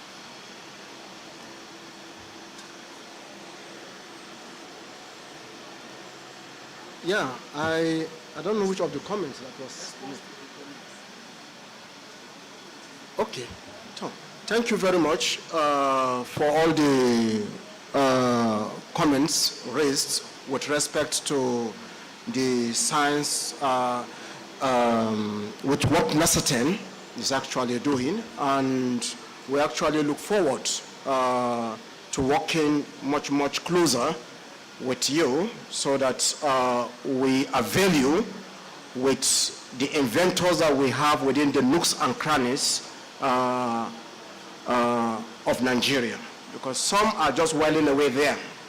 The intermediary is what's the challenge that we have been having, but we're all doing all our best, putting all our hands on deck to actually bring all parties involved to showcase made in Nigeria products.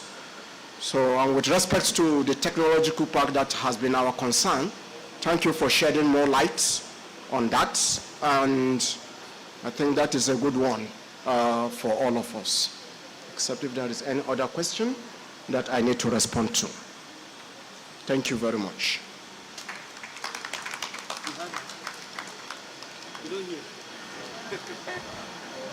Thank you. The issue of funding, having a fund, on behalf of Annie, I hope it won't be like that of Nesini. When the fund comes to fruition, Nesini will jump on top of the roof, likewise Annie. So we'll streamline most of these things and see how we can assist ourselves to improve science, technology, and innovation nationwide, so that no region, no ethnic group will be lacking. We need to move forward. So thank you. Those in favor that the memoranda should be recommended to the summit for consideration and approval. Should it be forwarded? No. Thank you. Thank you, my permanent secretary. Next, we invite Manufacturers Association of Nigeria. Are they here? Manufacturers Association of Nigeria. Okay. What about Nigeria Academy of Science? Is anyone here? Is there any representative? All right. Moving forward to United Nations Educational, Scientific, and Cultural Organization. Do we have a representative or anyone? Okay. All right. So, Permanent Secretary, with your kind permission, the FCT representative is here. All right, we call on FCT. Thank you very much.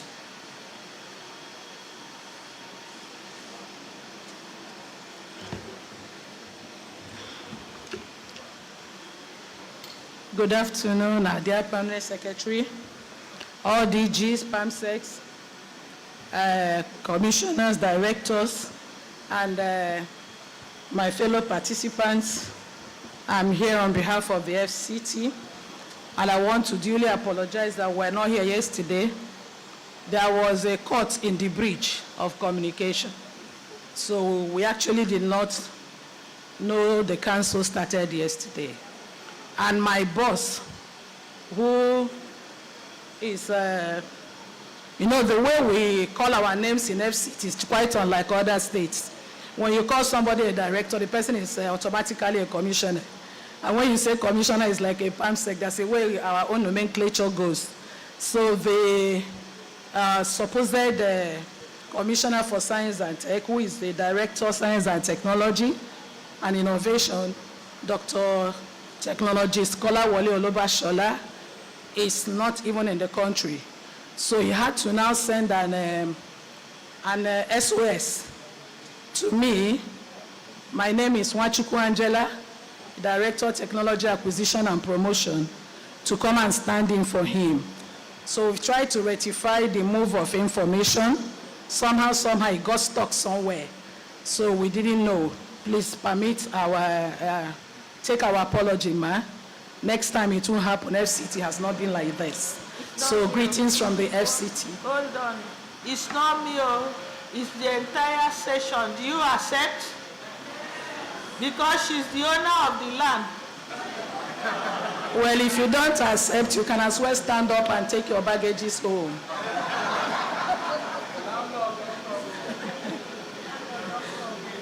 This is how they are threatening us. So greetings from Ogawike. You are all welcome to the city of Abuja, where it is happening. Take a trip around Abuja, you will know that we are working. Thank you very much for your patience and your understanding. Please go with me to page 81. FCT has about 8, but I'll collapse them to 5 to save your time, because I know you want to have a tour of the city of FCT. So the first one there on page 81 is a memorandum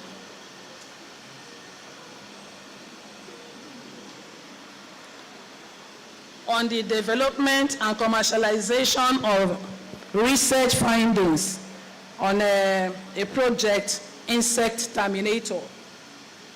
I really want us to look at this critically. I just lost a 37-year-old cousin as a result of malaria. He will be buried next tomorrow.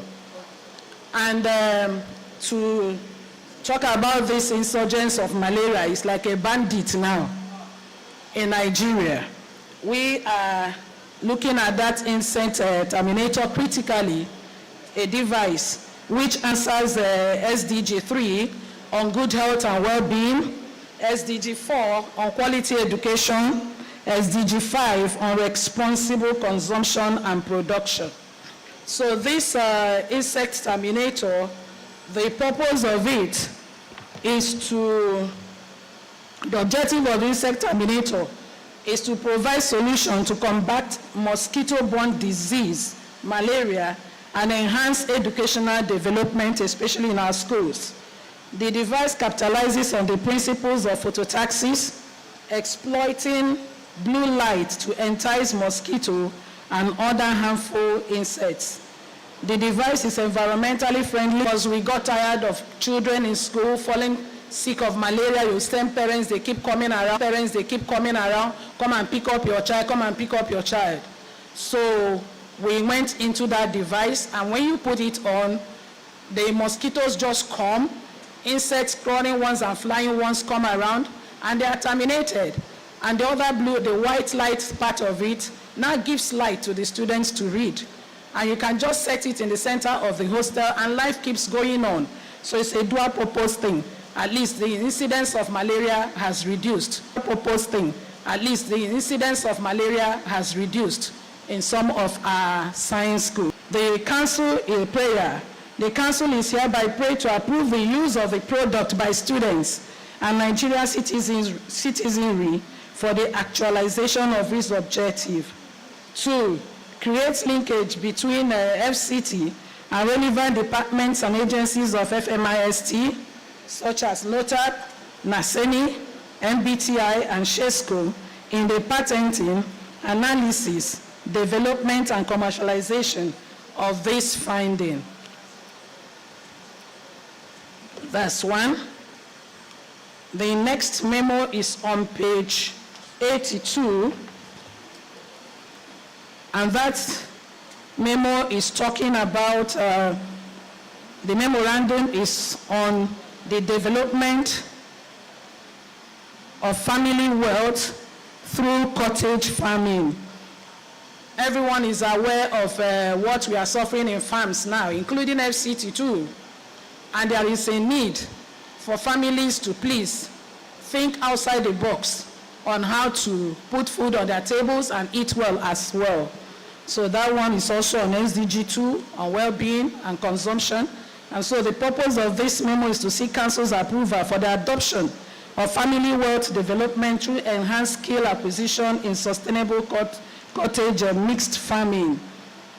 Prayers. The council is hereby prayed to note that the development of prototypes of mixed cottage farming sites in our families stand as a model for national adoption.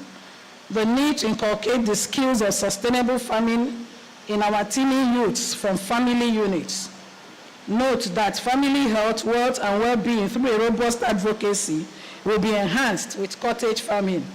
The better ecosystem through a systemic environmental friendly and climate change mitigation activities is ensured when we make use of cottage farming. Council also to approve the mandatory adoption of cottage farming activities and provisions in our smart cities, from the designing to the usage of same. The third memo, I told you I'm collapsing them, is on page 83. And the memorandum is on the hydrogen kitchen, a sustainable, cost-effective cooking solution for a greener future. So the purpose of this memo is to present an overview of the hydrogen kitchen project and recommend actions for government support and implementation in alignment with the national theme of research, develop, innovate, and commercialize a circle for national prosperity.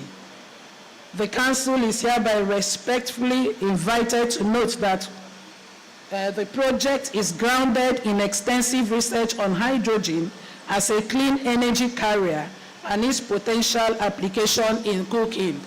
I want to actually let us know that this is a very small device, but you can amplify it, you can commercialize it, and it works on the premise of electrolysis of water. So it's something you can actually do in your kitchen, electrolysis of water that will now separate the oxygen and the hydrogen is tapped somewhere and is collected and it can light. If you were at the Technology Expo last year, you would have seen the device. And that's a clean gas. You don't need to go to filling station. All you need to have is water. Just need water. Once you have running water, you can always do that by electrolysis and you are good to go. Prayers.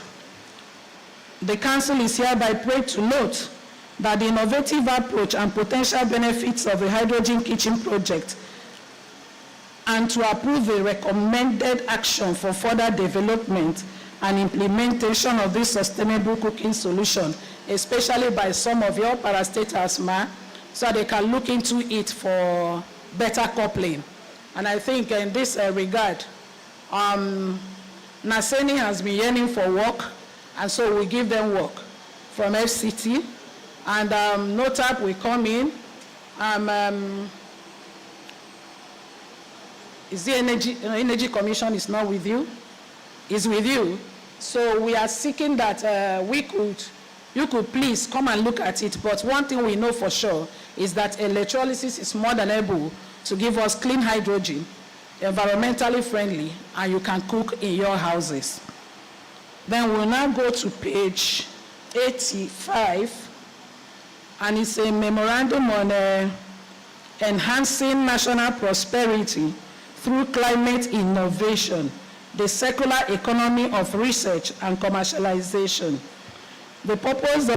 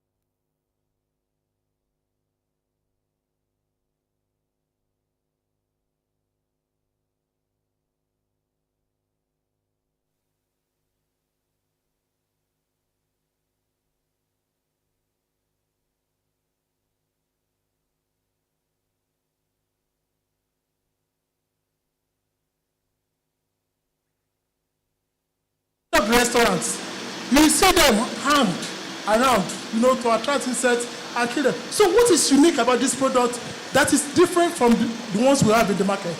Because it's not just about us coming up with products. There must be something unique that you are bringing on board that is different from what we already have. And that will be your selling point, ma'am. The second contribution I needed to make, I'm a little bit worried about the use of secondary school students for farming. It has a lot of ethical considerations. One, many of these children, at the end of the day, may not end up benefiting directly from the proceeds. At the end of the day, you will have used them as for labor to get proceeds. And at the end of the day, the proceeds goes either into the pocket of the school or whatever thing is going, but they don't benefit. So it raises a lot of ethical consideration. I can appreciate the innovation you are bringing on board. Assuming you are laying emphasis on the educational aspect of it. For example, how do I improve the hybrid of so-and-so crop products? You use this part with this part, we are coming up with that. Yes, that makes. But for you to not be thinking of production that will sustain and feed the school, the state, I think is a little bit, we need to do things within a tasteful bound so that it does not raise this ethical consideration. For example, as a parent, if I have a child in such a school and you are subjecting my child to such, I've raised a lot of questions. I will raise a lot of questions. So we needed to be well guided in executing some of these projects. I just felt I should make this contribution. Thank you.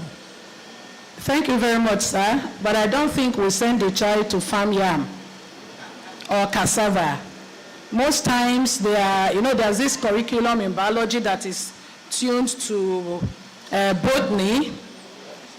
Even when I was in school as far back as 1975 to 1980, I'm sure some of you are looking at me with two eyes now.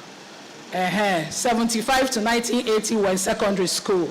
And we were also made to cultivate our ridges, where we were making even cucumber, tomatoes. They are short seasonal things that comes under biology as a curriculum, Greek as a curriculum, and the child also has a botanical a plant album that they do, they get to eventually learn more out of it. And so when we get it, we consume it. It's an enhancement to what the government of the day is affording, in as much as that is also not too ethical, that government should allow children to bring something. But the children are excited. They are eating their cucumber, they are eating their tomatoes, they are eating one thing or the other. They are short seasonal things, sir. They are not long, so the child is benefiting from it. It's not a cumbersome something. So that's the angle we are coming from. We don't sell it and put the money in the staff room or the principal eats it. Then you asked about the ethical, the selling point in the insect terminator. Fine. If you are really, I was a teacher for 19 years, and in the boarding house doesn't naturally have pink and blue lights. What we have are the white lights, and most probably the archaic one, the yellow bulbs. For reading purposes, they are now putting a solar and white light now. But then the mosquito is there with us during prep. The mosquito is there with us in the hostel. We're not talking about the restaurant. And so when you have this terminator there, you can sit it in the center of the classroom, and the mosquitoes are attracted to it, and gives the child peace to read. And cut short our, what they call it, ill health of malaria. It's not it's for school purpose in particular, sir. It's not a restaurant purpose. So if we can commercialize it for schools, it will be okay. That's the angle we are coming from. Thank you. Thank you, my landlady. You can go and sit down. You can sit well, ma'am. Just you're well seated. And meanwhile, when you go outside, there is another one we put where there's a little thing we exhibited, and I'm sure you'll be happy with it. Okay. where we have also advanced a lot of ways to wealth. We have also advanced to use PVCs to make your tables and chairs and dinings and school seats. They are outside. So maybe when you look at it, you will love it. Mm-hmm. My useful tenant, you are paying your dues. Thank you very much, ma. Well done, ma. Well done. Dr. Nduka, again, academia and private sector. You mentioned one thing just now which got my attention. Yes. Waste to wealth. Yes. In FCT, everybody here can attest, everyone who's busy in FCT, there's an increasing amount of waste being generated, lying everywhere across the environment. From one community on the outskirts of FCT, even to Wuse and Maitama and Asokoro. I know Mr. Project, His Excellency Wike, is doing a fantastic job on the roads and connecting and opening up new communities. What are we doing in collaboration with either the Ministry of Science and Tech and Innovation, they have an environmental team, to improve the environment in FCT in terms of waste and the collection of waste from people's homes and offices? Thank you. Oga, you are very right. You see, when you say you are guilty, what do you do to me again? When I say I'm guilty, it's not when I argue. One, the problem we have in FCT is one, overpopulation. FCT is not designed for the kind of population you are seeing. And now waste collection at designated places. We need a lot of advocacy. In short, you need to see the waste disposers moving. When they look left and right, they are not seeing anybody. They dump it there. They are not even ready to travel to the next disposal point. But I'm not trying to say that maybe they are 40% guilty, because if Environmental Protection Board could designate those places, you know, make it in pockets, I am sure they will do better. But they need to go long distances. I know some cities where in this Abuja, where they don't even have the presence of environmental protection, AEPB facilities, they don't have. So what you have said is right. And I will carry it, that's why I'm here, sir. I'll carry it back to my people and my ogas, and let them know that the council is worried at the level of waste available in Abuja. Then the particular office responsible for it, we now, I'm sure they will re-strategize. So sorry, sir. But as for the farm waste, we are really working on it. Turning those farm waste, like somebody said, why would you ask someone not to cut trees, especially these climate actions? You are telling somebody not to cut trees. What is the alternative? Knowing fully well that the people who have come to meet that trees, tree cutting, charcoal business, wood business is their means of livelihood. So we are also working in that line, to the extent that we're also working with farmers on how to turn their farm waste into what we call biochar and for soil remediation. So we are doing our bit, and we'll be consulting FMIST. I want to really say that they've been great people. DG Nasetem is a beautiful partner, and he's doing well with us. NOTAP, I will come back. We will come back again. We have so many of them that are really looking into what FCT is doing and all that. So I want to congratulate you, ma, and say more grace to FMIST. We are borrowing from you, and we keep coming back. But sir, I will not miss you. Thank you very much. I'll come back to you. God bless all of us. Thank you, and have wonderful deliberations ahead. I hope I'm free to go. Yes, dear. No, she has not released me. I have. Okay. Thank you. I had a question I wanted to push to you, but your collaborator now mentioned that he won't speak on the sterile insects. I hope DG NITA, you are not still in the African mindset that you don't share information. You should share information. That's the essence of why we are here, so that people will know.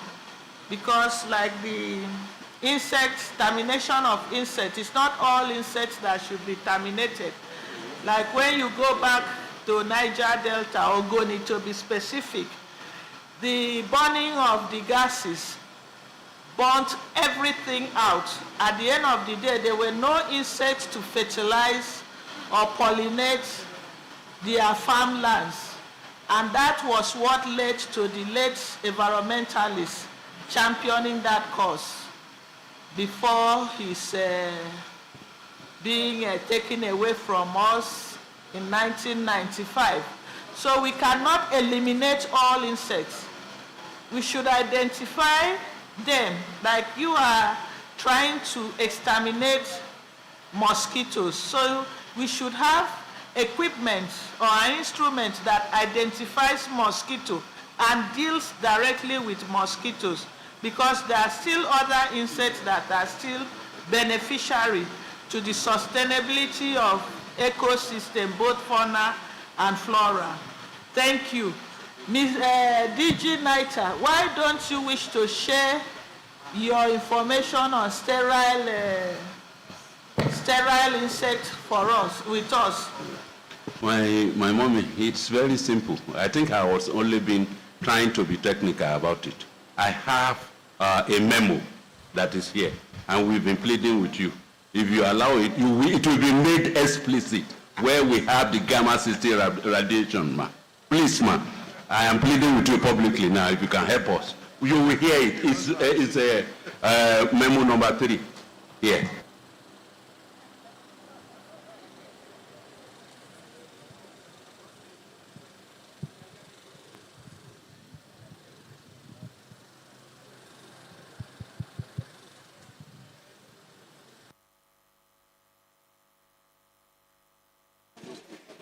Thank you very much, my permanent secretary, and let me thank every member on the top table and all stakeholders for your very active participation at this National Council meeting.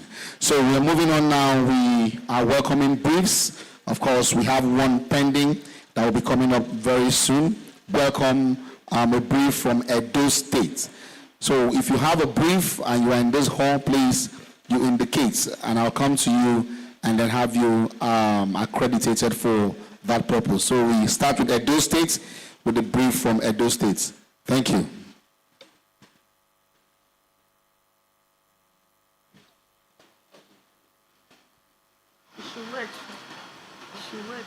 Sorry, we did not recommend the memoranda to the summit. They are not recommended? FCC is automatic.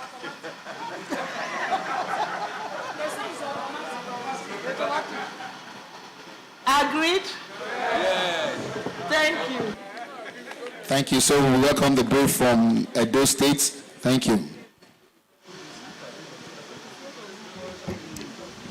The Permanent Secretary, Federal Ministry of Science, Technology and Innovation, members of the member of the table, distinguished ladies and gentlemen, my name is Engineer Jonathan Kwebo, Permanent Secretary, Ministry of Science and Technology, Edo State. Edo State, I want to really thank the chairman of technical committee for allowing me to inform Council of some of the activities and achievements of Edo State through Ministry of Science and Technology.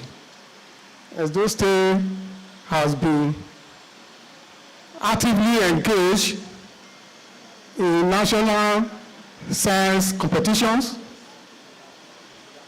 and exhibition. Our successes were recorded. Edo State has upgraded science laboratory infrastructure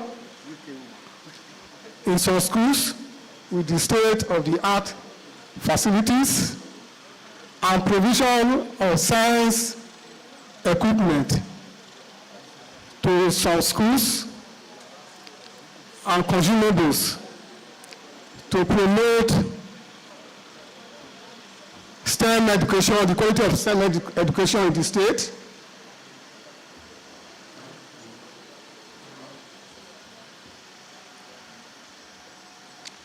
Edo State has deployed digital technology for teaching and learning in primary schools, which is Edo Best 1.0, and secondary school Edo Best 2.0.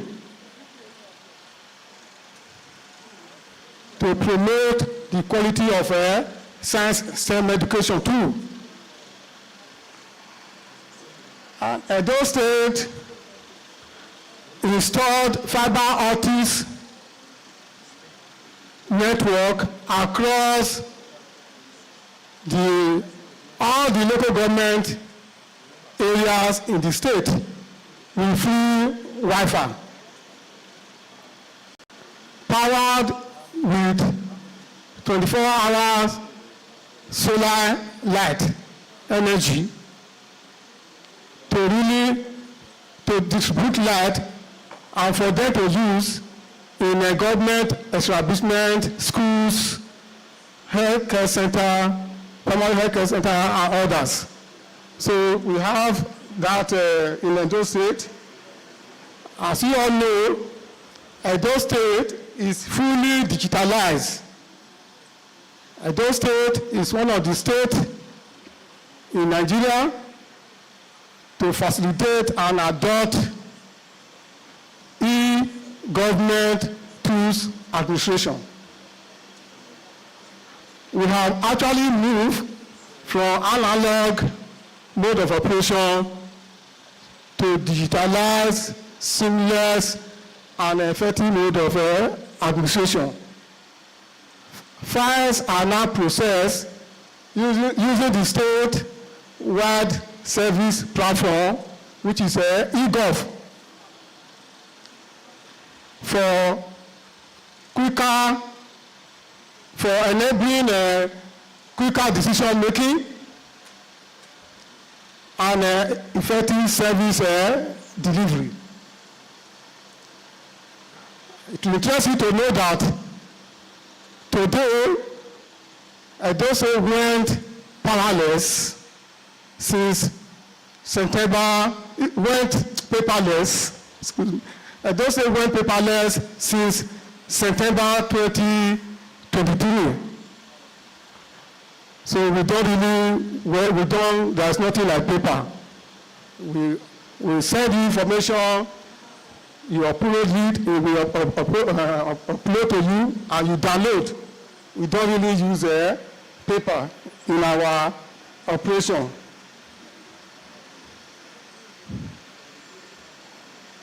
Also, Edo State Skill Development Agency has created over 200 jobs in capacity building, digital skill development, and youth employment. This center is for NSQ certification. They use this center for NSQ certification.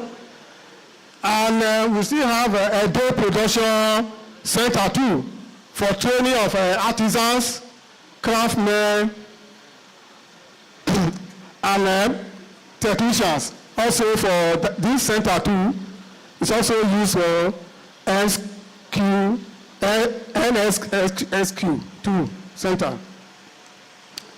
Edo State will develop digital policy, and it was launched recently, last year. And this policy focuses on key areas. We have digital infrastructure development. We have e-governance and public service delivery. We have digital economy and entrepreneurship. We have also cyber security and data protection. We have digital literacy and skill development. Edo State to build 2 refineries, modular refineries in Edo State. and 2 ethanol plants in Edo State operating at 80% plant capacity.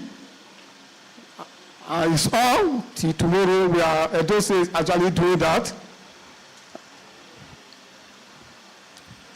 Edo State too, we have an independent power plant, Oshomo independent power, that generate 95 megawatts plant capacity too, that can supply power to electricity to government offices, companies, businesses too. So we have that in Edo State. And Edo State too built or established Tier 3 data center to monitor the operations within the center. Also for economic sustainability too, continuity for database for MSME too, and disaster recovery services. We have an ambulance using the Tier 3 data center. Anytime you have other natural disaster or human disaster, you call them, you have a toll gate, toll number, you call them, they will respond within 5 minutes both at the urban and rural area. And that center is called the Edo Emergency Service, Medical Emergency Service.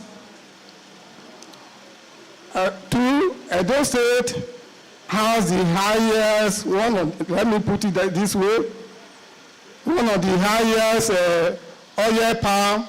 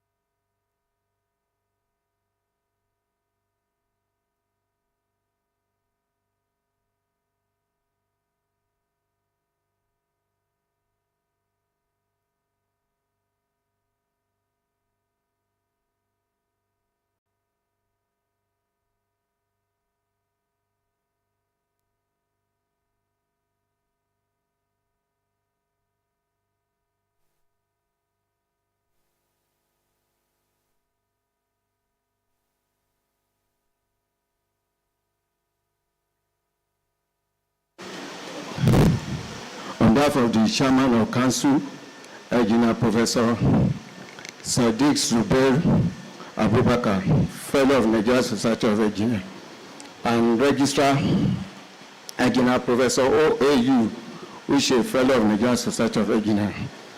We all know COREN as a regulatory body that's saddled with responsibility of training. It was established in 1970, saddled with and amended in Act 2018 by federal government to regulate training and practice of all engineering with aspect of application in Nigeria. It is well known to people that it satisfies and register qualified engineering personnel and engineering firm to practice in all engineering fields, including energy sector of Nigeria. COREN also regulates competency standard and satisfy training personnel to be able to operate in renewable energy and energy efficiency, and increasing growing field of practice in engineering in Nigeria. It is part of COREN mandate to support growth and encourage the adoption of clean energy in Nigeria with collaboration with GIZ for the past 6 years.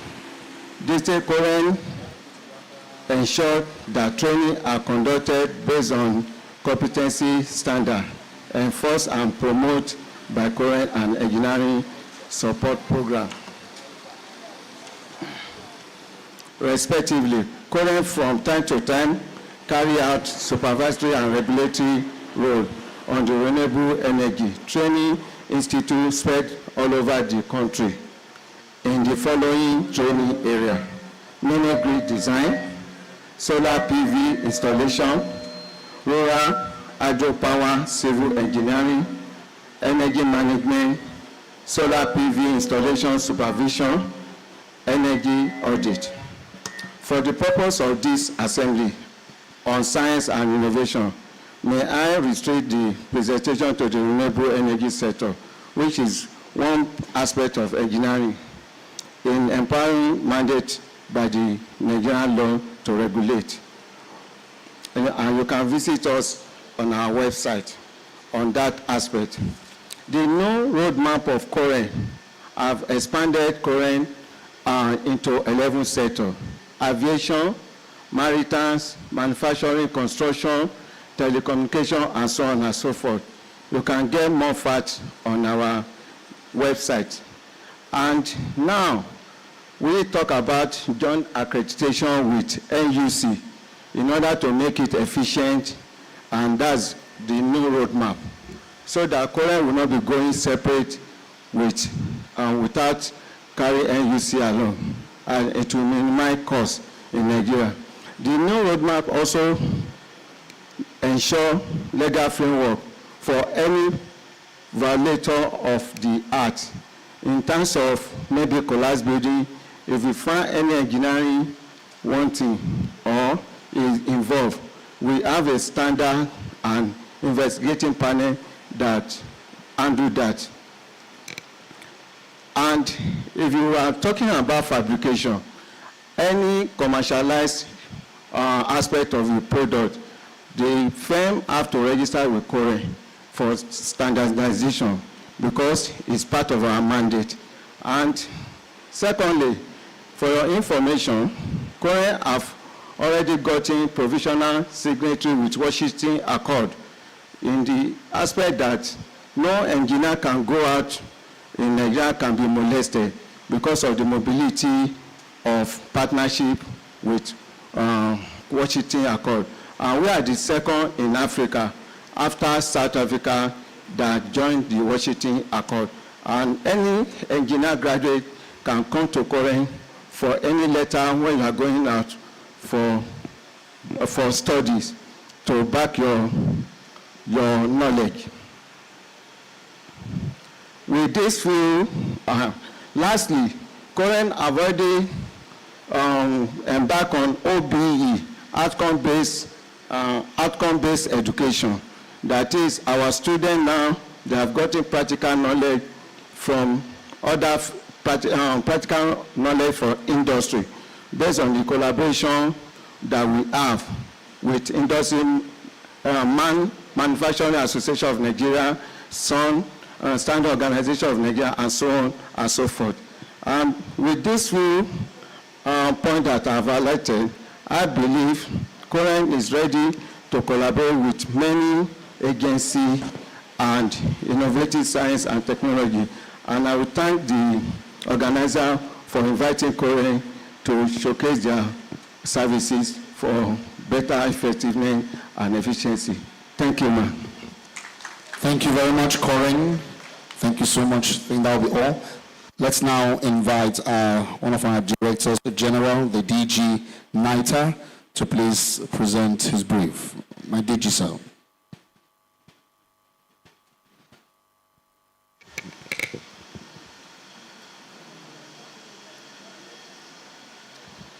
Once again, good afternoon. Thank you, mommy. Well, I think it's a good luck that you came to present. That's why it has been cascaded, and I should give a brief on the SIT, so that it will not seem as if maybe we want to hide. In the world of science, in the world of technology and innovation, what is eminent now is what? It's collaboration, no longer competition. So you don't hide. Whatever you have, you cannot have it all. So there's a need to collaborate. Now on this SI technique, that is sterile insect technique, it's a biological approach. It is eco-friendly. Environmentalists will love it. It promotes greenness. It supports reduction in increase in climate temperature and change. What is the principle behind this? It came when in the last century, in the fight against trypanosomiasis, which is a disease that is transmitted by one celled animal that is known as protozoa. But it is eminently transmitted, or it is caused by the protozoa, but eminently transmitted by tsetse fly. There is this saying in medicine that prevention is better than cure. If you remove the vector, the disease can no longer be propagated, and eventually the disease will be weaned. And if you just want to treat the disease will continue to reoccur. Because when you look at it, the vector, tsetse fly, does not need any visa or passport to come from Niger into Nigeria, from Cameroon into Nigeria. So, the idea came that, what are we to do if we are not to use the old system? What was the old system? The old system is just like the insect terminator that you are using. No, I'm telling you, it's just like the insect terminator. There's no how you are going to explain it that it's not going to be like that. We use traps, we use targets, we use screens. All these, they do not only kill the tsetse fly, they also kill all other insects. We did that some 5 years ago at Oyo Park, old Oyo Park, and we had a big problem that they reported us. And they made us to come and pack our screens and target within 24 hours, or else they will give us a problem. I had to tell my people, yeah, let's go. Sorry. Let's go there and go and pack our targets. Even though you could see that the targets were not actually eliminating all insects, but it was eliminating substantial number of insects. Among them are the good insects. So what then, how did this sterile insect technology came about? The idea of it is, you pick the male tsetse flies. from the wild. You bring them into a breeding room, and then you breed them. After you have breed them, then they will pass through a module under a room. For milliseconds, they will be radiated using a gamma type of radiation. Every detail of it is not supposed to be given here, but if you want to know, you will see it, because bit by bit, every of the process will be done. Now, once this has been irradiated within that few seconds, they will now be collected and taken to the wild. Nowadays, we can use drones. That is one of the reasons why we are going to collaborate with the National Space and Research Development Agency. So with this, the male sesefly, that is the irradiated one, we only mate with the female sesefly that can only mate once in their lifetime. And what the progeny, the filial generation 1 that they are going to produce will be sterile. And in being sterile, there will be no propagation more of sesefly. And if you eliminate the sesefly, you eliminate the disease, trypanosomiasis. Since this is the same principle, it can be used. We want to use it also for the black fly, the one that causes, that transmit the disease of onchocerciasis, not sleeping sickness, river blindness this time. All right? So that same principle can be cascaded and used for elimination of mosquito. To this end, in fact, this Saturday, by the grace of God, we will be in Tanzania for a 1-week training concerning this aspect, which is being sponsored eminently by the International Atomic Energy Agency. So we can always work it together. Thank you very much. That's more or less like the presentation of my own memo. Do you agree that it should be upgraded?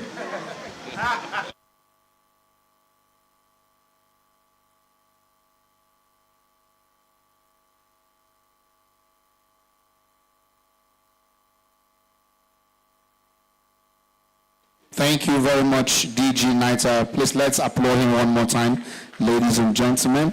Okay, with the permission of the Permanent Secretary, I'll be inviting the DG Nibri for his own brief. You're welcome, sir.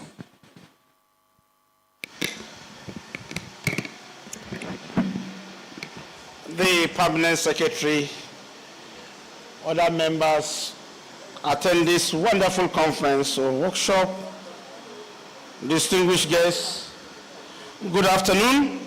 Mine is not a memo, but rather let me make a little contribution on how to reduce the cost of construction materials that has to do with building. NIBRI has prepared 5 beautiful memos, but it's unfortunate that memo did not scale through because of the fact that there was problem associated with internet. We send it, but the people receiving it did not receive the memo.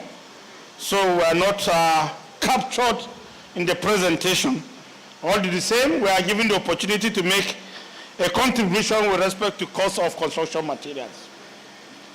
Let's look at building. After food, the basic thing is building. It is the ambition of everybody to have a house called his own house. Everybody would love to have a beautiful house. Sometimes some tradition beautify the asset of the way you are assessed by the quality of house you have. Some will tell you that the type of house will tell you who you are in the society. People have been talking about how do we earn a house? How can civil servant earn a house? And so on and so forth. So we try to categorize why do cost of building continue to go up? Why is it that you and me cannot afford a building? We try to summarize this issue into 3 categories. To own a house or to own a building, the first cost is the cost of labor. The second cost is the cost of materials. The third is the equipment or machine that you can use to construct the building. So if we can reduce these 3 drastically, everybody should be given that opportunity to own a house. Someone will tell me that cost of land plays a role. It plays a vital role because the cost of land in my village and the cost of land in Abuja is different. But my contribution has to do with the cost of materials, forgetting about the fact that the land are at almost homogeneous level. They are almost on the same level. So why do we have high cost of construction materials? Now, let's look at it. Do we have an alternative material to that? That's the first question you ask ourselves. What are the construction materials we need? The first thing that comes to our mind is cement. Cement serves as a binder. Do we have an alternative to cement? Just as if you are cooking in the house, you might be saying that I need a seasoner like Maggi. If Maggi is not available, I go to Knorr. If there is no Knorr, I go to Royco. All these can serve the same purpose. But do we have an alternative to cement? That's the question. A cement serves as a binder where aggregates are joined together to form a homogeneous material. You can join blocks, you can join concrete with sand and aggregate, both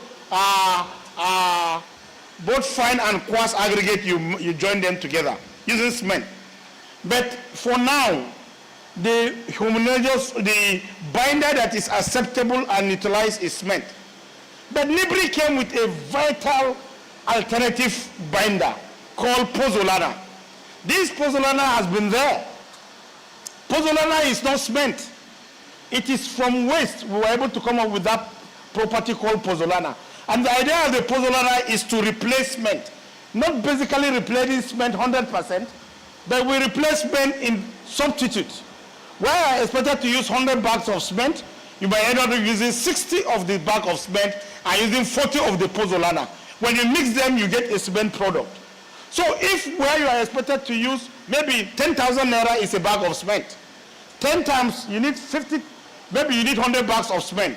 10 times 100 is the cost of cement, whereas you are end up using 60 bags, which is 10 times 60. So the cost of building material has reduced by use of that alternative material. One area that Nibri comes up with is in the area of concrete blocks. The concrete blocks we have, basically, we use mortar to join them. You continue to use mortar to lay your blocks. But we are coming up with a technology where mortar is not feasible.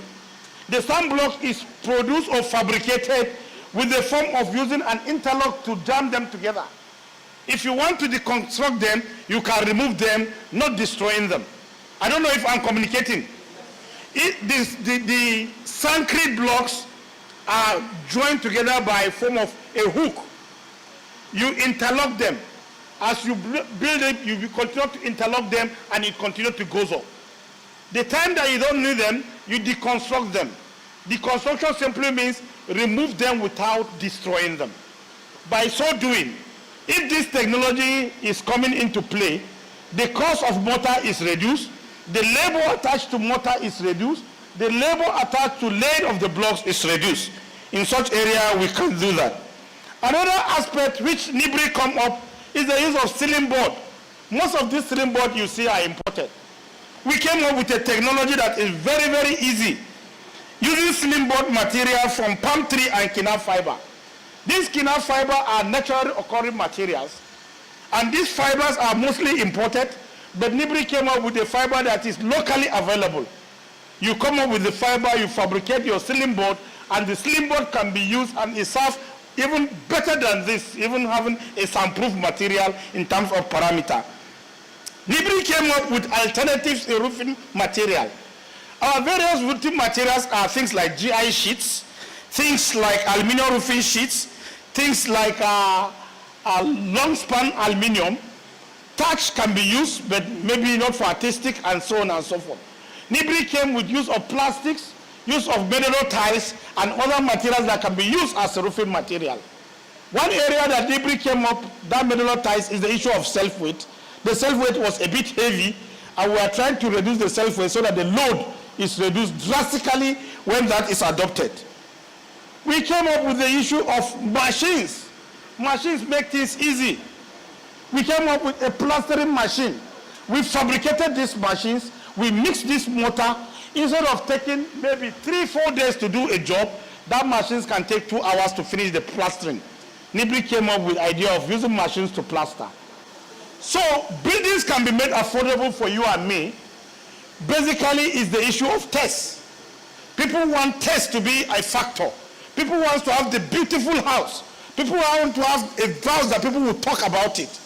But basically, what is the essence of having a beautiful house that you cannot afford? Why not make this house affordable for everybody to have? NIBRI has these compressed earth blocks, which can be used using small quantity of cement. Instead of using cement that carries much, material that carries much cement, we use 5% of laterite. Using our own machines, we can produce blocks. And these blocks has a way of modifying the environment it is. When the environment is hot, as you go in, it is cooler. When the environment is cool, as you go in, it is warmer. It regulates the temperature on its own. But you can look at the building, it looks local, but it can serve the purpose.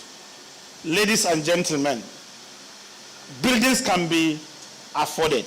You can get a building on your own. Forget about tests. Forget about class. Ensure that you get a building over your head.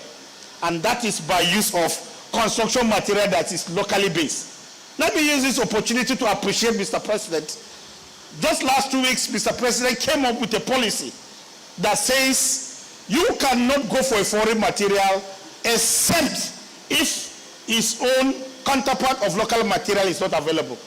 So I want to call on the federal government to tell them that NIBRI has designed, has innovated quite a lot of local material which can fit in to the locally available buildings that we have in Nigeria.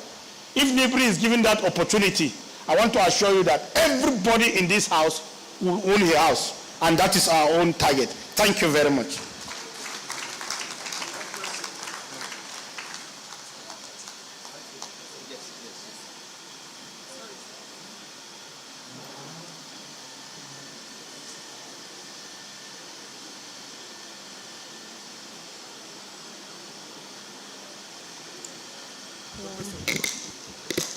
Good afternoon, ladies and gentlemen.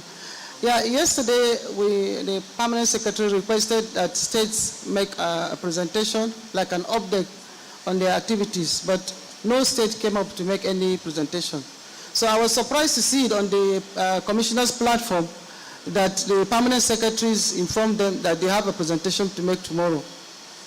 So I don't know what you told your honorable commissioners. We don't have presentations tomorrow. Tomorrow is for the council proper, for the summit rather. So only Edo State presented. Edo State gave his own update. That, is it that, no, Edo? It was Edo State. Delta presented a memo. Yeah, Delta presented a memo. It was only Edo State that gave an update. That was what we expected all the state permanent secretaries to do yesterday, because it's a way of showcasing the activities in your state. So please, next time, the permanent secretaries will come ready for, update when they are coming to council. But tell your state commissioners that there is nothing like presentation tomorrow for them. Thank you very much.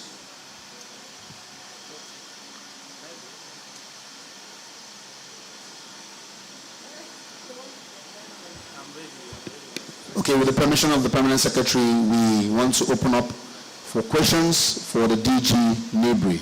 Questions, reactions, and comments. Please, you indicate by a lift of hand, and the ushers will come with the microphone. We have 1, we have 2, we have 3, 4, 5. Do we have more hands? Okay, let's take those 5, and please, let's make it brief. There's one here. Okay, let's, from there, all right. Thank you. Good afternoon, everyone. I want to align myself with the well-established protocol. First and foremost, I want to appreciate the DG of NIBRI for that executive summary of the papers, the memoranda they were not able to actually present. Sir, on a lighter mood, I've attended Science and Tech Expo severally, and I used to see NIBRI coming up with a building within the shortest possible time, and at the end of the expo, the building will be dismantled. So I just want to ask, as a civil servant, that I want to hand a building.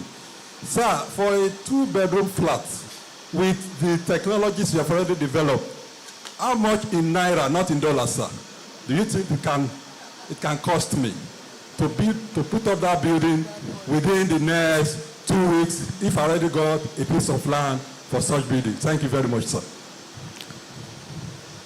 Thank you. Okay, let's take as many questions as possible, then you react to them also. Okay. Hello. Okay, my name is Mr. Eze Dennis. We appreciate you, our erudite professor. Thank you so much. Now the question is, these local materials you are talking about, how can we access them? Can we see it in the market? And how cheap are they so that we can use it? When the roof is over our head, forget the fancy. What we need is building to have where we sleep and accommodate our families. Yeah. Yeah. Okay. Number 3. Good afternoon, permanent secretaries, present, all protocols duly observed. My name is Stella Emmanuel from Shedder Science and Technology Complex, Director of Research. Sir, my question to you is this. Okay, he asked one about the cost of raising a 2-bedroom flat, but I was thinking of 3-bedroom flat. What will it cost for me to have a 3-bedroom apartment using the materials you have on ground? Secondly, is there any plan in place to train local artisans to learn this technology, to know how to use and to produce the materials? Thank you. Thank you very much. Good afternoon, Permanent Secretary. DG Nibri, thank you so much for your presentation. Each time you talk, in fact, I get carried away and so on, because you make this, always make it so simple, as if I should go and carry the thing you are talking about. Now, coming to what you have said, beautiful things and so on. But my own concern is the fact that I want to know whether, because you know one thing about life is seeing is believing. Somebody said now that probably when you come for expo, whatever, the buildings are made and they are pulled down again. Is there a place that we need to go to see all these things very well? That's number one. And then secondly, all the things you have mentioned now, mass production of these items, have you started embarking on them? Because one of the things, because I'm seeing now, from what we all know, and from what the first person said, to build a house now by a civil servant is looking like a mirage. It's a thing that is not affordable. This is where Nibri has to come in. I want to know, because you need to do more than what you are doing, sir. You need to do more for civil servants. Nobody is looking for maybe high-rise building, but just a place, maybe something small, whereby somebody could retire into and be happy, and so on. These are issues that we need to tackle from your own end, sir. Thank you so much. You're welcome. Thank you. Dr. Onduka, Private Sector and Academia. Well done, DG, sir. You mentioned there are 3 things that are critical for, you said it was cost of labor, 1, cost of materials, 2, and cost of equipment, 3. When it comes to the cost of labor, that is a derivative, because the cost of labor is also embedded in the cost of materials. The cost of labor is also embedded in the cost of equipment, because those equipments are made with labor. At what point in your program or in your projects or in your production do you utilize technology, which is why we're here, to reduce that cost of labor? And then one of the gentlemen on the other side mentioned something about STI Expo and how you bring up structures at the Expo and you take them down immediately. We know for sure that those structures you bring at the Expo are built on concrete. A lot of the projects we do are built on soil or soft sand. And we know in Nigeria today, I don't know if people have noticed, the weather has been very, very bad in the past few months. The rain and the storms have been very heavy, destroying roofs and destroying people's houses across Abuja and Nigeria. has any of your materials or your structures been rigorously tested to ensure that if an adverse weather comes into any region where your materials are used, they will sustain that building in an adverse if an adverse weather comes into focus? Thank you very much. I think the question I wanted to ask this man that just spoke said my mind, but I want to ask whether all this material, locally produced material, can stand the integrity test you've been talking about. Okay. Okay, so I think we can pause there and then let the DG Nibri react. Thank you. Thank you very much. I think somebody want to... Okay, ma, you can speak. Okay, we have two hands there. I think that should be all. Okay, ma, when you're done. Okay. Okay. Okay, thank you, sir, for your eloquent talk. At least some of us here have had this privilege to listen to you, all the things you have said about building, the cost of building, and earlier on you talked about the integrity test. Okay, integrity. You know, that is very, very important. We would like to know more about that, maybe the details about the integrity test. I know during the tea break time, I had that opportunity to listen to you on that. But I want this, your beautiful package, to go beyond the council, beyond here, so that Nigerians will listen to you. I don't know if you have awareness plan in your agenda. If you don't have, you need to have. You need to be on the radio, TV, everywhere. You need to go to the states to create that awareness for people to know, so that we don't keep making the same mistakes. You know, buildings being, raised down, brought down, collapsing. Thank you, and let me not talk too much. Good afternoon, Permanent Secretary. My name is Dr. Oluwatoyin Oluwole from the Federal Institute of Industrial Research, Oshodi. I am just interested in the average lifespan of this proposed low-cost building you are talking about. Thank you. Okay, DG, you may now react, sir. Thank you very much. Let me start by expressing how happy I am because of the interest developed by people.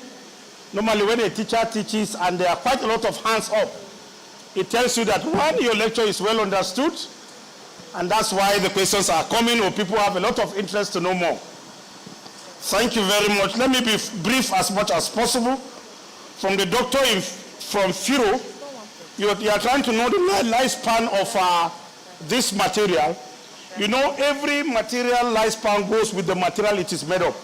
Steel has higher lifespan. Concrete has a lifespan of not less than 25 years. A bridge has a lifespan of 100 years. Every structure, depending on the materials, have a lifespan. For instance now, if your building is made up of concrete, your lifespan of 25, that does not mean that after 25 years the structure will fail to serve the purpose. But it's trying to tell you that within that same year, no meaningful maintenance will come up, and it will continue to serve its purpose even after that year. Minimally, that is what it's supposed to. The material we are talking about here is, for instance, if you are talking about the walling material, we are talking about laterite produced from compressed earth blocks. This laterite is existing in natural form.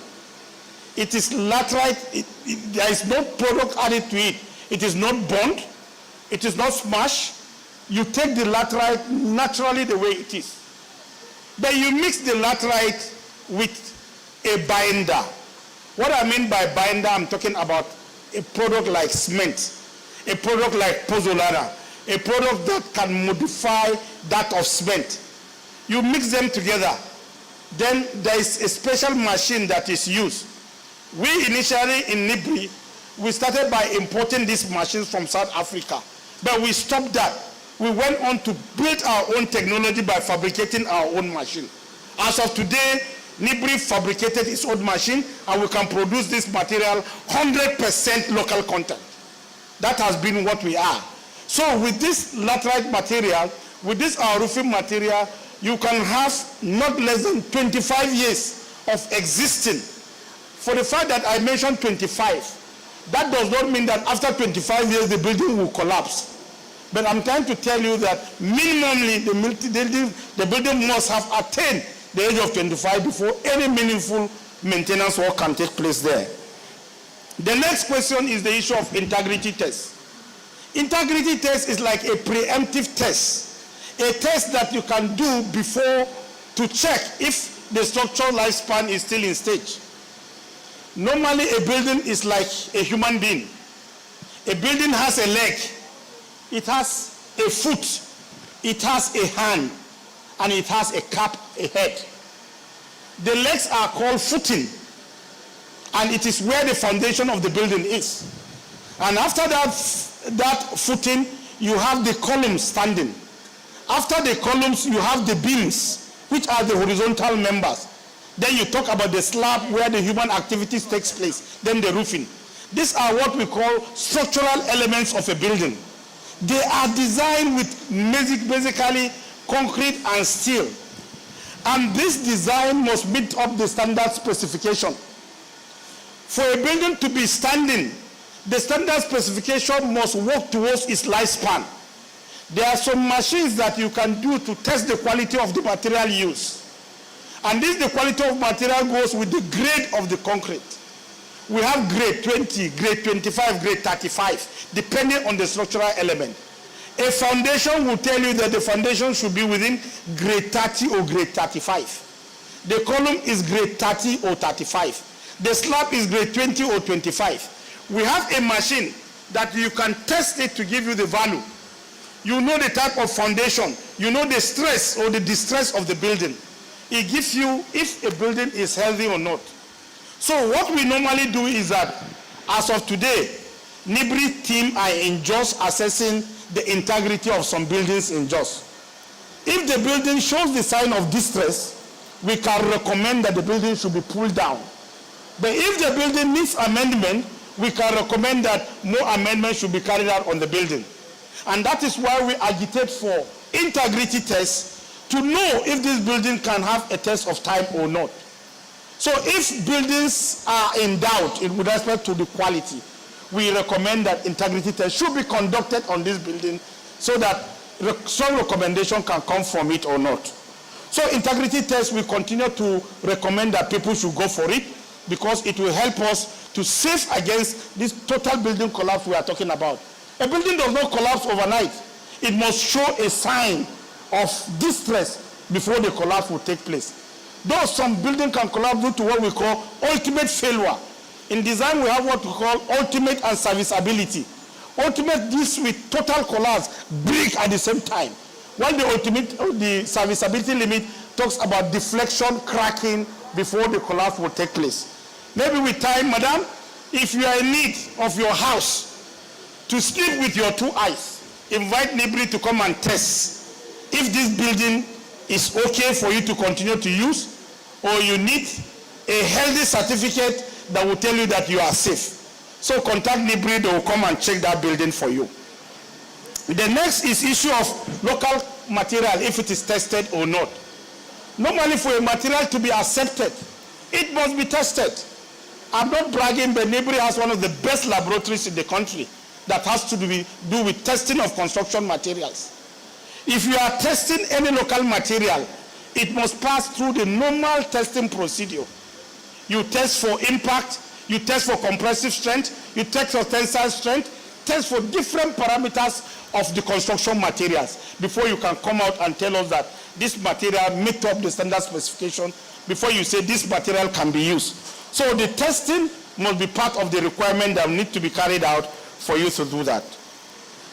Somebody asked a question with respect to the foundation of the structure, that normally wind can come in, rain can affect the foundation. What happens to our own buildings that we normally do during Expo? People that were privileged to have visited our stand during Expo, sometimes we go for one-story building at the Expo, but The foundation is made up of steel. The entire foundation is fabricated with steel so that we can build on top. And the build has an area that does not piece down to show that it destroys the asphalt that is there. So we have steel all around, then we build on top of the steel. And after that, the building will continue to stand without a problem. So the design is carried out very well before we come up with the thickness, we come up with the area where the loadings will take place. So weather will never have effect on it because it has been designed, and once it is designed, it is tested and it met up the standard specification. The next is the cost of labor. The cost of labor, did we capture it into consideration? Yes. Labor plays a role. Normally, if you want to lay a one block, 1 9-inch block, they say they are laying it at the cost of 150 naira now, or 200 naira per block now. It used to be 30 naira, it used to be 20 naira. But now as you go up, the cost of laying blocks continue to increase. Are we not together? Because if you are going up, they say if it's a one-story building, it's 150 naira per block or 200. It goes to 300, goes to 500, and so on and so forth as it goes up. So what NIBRI comes up is the area of not laying the blocks. Part of the memo I mentioned is the issue of taking the block up. You might pay for it, but laying the block without mortar is what we are emphasizing on. You interlock it, and it is very easy. When you want to move it elsewhere, you remove it and move it elsewhere, and it's still functioning. You can see if it is joined with mortar, you cannot remove it. You must destroy it. But this time around, you remove it quietly, and you can move it elsewhere. And that's the beauty of the technology NIBRI has come up with. The issue of comparing prices is very, very important. We carried out a study basically, one using normal concrete blocks, the other one using NIBRI compressed earth blocks. We decided to do a physical and practical approach. There is a school in Amak, Government Girls Secondary School in Amak Estate, along airport. Because this is not theory, this is practical approach. I said I don't want it to be, I made funds available. Go and construct 2-bedroom flat and let me have the cost of it, one after the other. Precisely this project was carried out in the year 2022, immediately after COVID. We did this construction, a 2-bedroom flat that has basic parameters. We ended up constructing it at the cost of 2.4 million naira. 2.4 million. That was in the year immediately after COVID. But I know this time, maybe it must have increased, but I've never carried out a study. But this is a basic 2-bedroom flat with a small parlor. The 2-bedroom flat has one convenience that serves the parlor, and one of the bedroom has in suite. It is self-contained. The other toilet, there are 2 toilets, one serving the visitor and the other bedroom. The other toilet is inbuilt. We have a kitchen and we have a small veranda. It is constructed at the cost of 2.4 million naira. We didn't do that of the 3rd bedroom, but if you can add the cost of 1 bedroom to it, at that time it could have been the cost of 3.2 or 3.3 million. But now it has increased for people that would like to know. But this one, it was done using our own technology. But the good thing about technology is that the higher the volume, the lower the cost. Because if you are going to do more, the cost will reduce. Basically, this is the idea behind it. The next is, do we have mass production of this? Our mandate as an agency, we are not mandated to produce this thing in mass. What we have is a prototype. The prototype is there. We can construct one for people to come and see. People that are in Plateau State, in Bokos, were able to go there, were able to construct a prototype of a building constructed with pozzolana in Plateau State. People that are in Ota, our headquarters of research is in Ota, opposite the Covenant University. We have a 79 hectares of land belonging to NIBRI. We're able to construct infrastructure, one using the pozzolana that I'm talking about. The other one, we constructed a story building using bamboo as reinforcement. Instead of using steel, we decided to use bamboo. Not necessarily using 100% bamboo, but where you are expected to use steel, 70% is bamboo, while 30% is steel. And a story building is still standing in Nibri in Ota. I invite all of you, if you want to come and see. The bamboo is standing, the building is standing, and everybody to come and see where bamboo was used instead of steel to construct a story building, and it is there. The cost of 3-bedroom, I was able to answer. Assessing the local material, how available are they? This local material is not a mirage, it's not a rocket science. They are available. Normal laterite that you come across is what we use. And this laterite, you take it, you sieve it so that you have a particular sieve size, add it with quantity of cement, compress it using our own machine at a particular load, you get your blocks. It is not a rocket science. And there is a question that has to do with, were we able to train artisans? Yes. Nibri's mandate involves training of artisans. We train artisans in the area of POP, in the area of block making, in the area of tiling, in the area of electrical artisans, and the area of concreting. We even have a book called Artisan Manual that we are producing different trades which we use to train our artisans. So basically, Nibri is there to serve you better, to tell you that alternative construction material exists, to tell you that not building that has to be with beauty that is there. Look for a building that can serve your purpose, not beauty. Look for a building that is statically determined, a building that will not collapse, a building that has tests in terms of integrity, a building that tests in terms of quality of material, a building that you can boast and say, this is my own house. By so doing, Nibri will help you to attain that. Thank you very much. Thank you very much, the Chief Marketer of Nibri, Director General Nibri. Please, let's put our hands together again for him. Thank you so much. Well, I've just been informed that we have a brief from Kaduna State. Please, let's make it as brief as we can. Please, Kaduna State, you're highly welcome as we prepare to go for lunch. Thank you. Sample. Okay, Nibri is not done yet. It's not a rocket science. This is the block from laterite. Any rocket science here? And use this to construct your house. During rainy season or during cold weather, you go in, it is warmer. During warm environment, enter is cooler. I want to assure you. People say it's bulletproof even. Questions? For questions, one. Okay.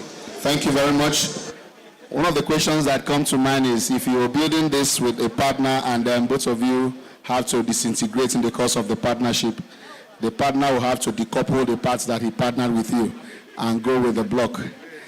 So we must look into that part of technology where you cannot live with it. Okay, do we have questions for our DG NITA? Questions for our DG NITA, please. We can take 3 to 4 questions at this point. Not Nibri, this time around, NITA. Trypanosomiasis. Okay, we have 1.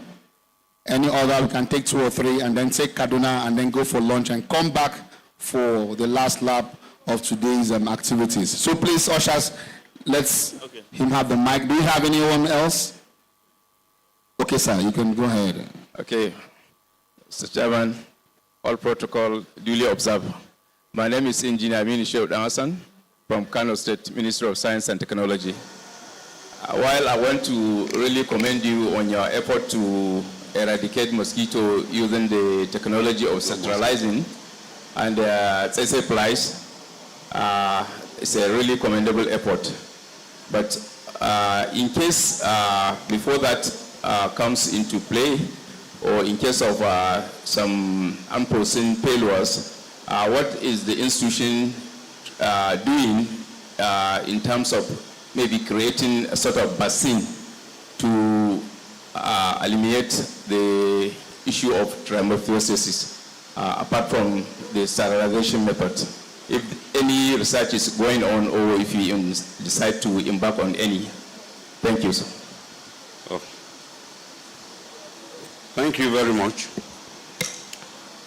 The question is very, very interesting. I was expecting that they would have asked that one the first time, but nobody asked. Now that you have asked, it's an eye-opener. We have just learned that prevention is better than cure. And when you talk about vaccine, that is, you are eminently talking about biologics. It's the same principle. But there's a problem about vaccine. And we are working very hard, assiduously on it. Take, for instance, one of the memo that we would have presented, just like the NIBRI DG spoke about, and we could not, because of one way or the other, our memo, whether it got hooked along the way, they said they did not receive it. One of our memo is to deal with the production of candidate vaccine. We have 2 DNA and 1 protein vaccine that we are cascading down to make sure, and we are working with, in collaboration with a university, the Neken University in Japan. We are working with them, and we are soliciting the council's permission to be able to carry out the trial. And that's one of the reasons why we wanted to. But the question of production of vaccine had been very, very difficult because of the peculiarity of the disease. I am talking of trypanosoma. It has a way of evading every aspect of treatment. Maybe if you want to understand it, please, you know there was this time of COVID-19. To produce the vaccine was very, very difficult. But because it was dealing with the whole world, you find out that they made money available, Bills and Melinda Gates and so on and so forth. They made money available, and when money was available, they were able to go through mRNA vaccine that was used. You know about Johnson & Johnson and so on and so forth. So we do have 2 candidate DNA vaccine and a protein vaccine. But because of the antigenic variation that the trypanosome always undergo, it has been a little bit difficult. But we are working assiduously to overcome that. That is, prevention is better than cure. In addition to this method that we want to. So the vaccine aspect, we are dealing with the trypanosome that causes the disease in itself. And then the sterilization, we are dealing with the vector. So by combining the 2 together, you find out that by the grace of God, we'll be able to overcome. Thank you very much.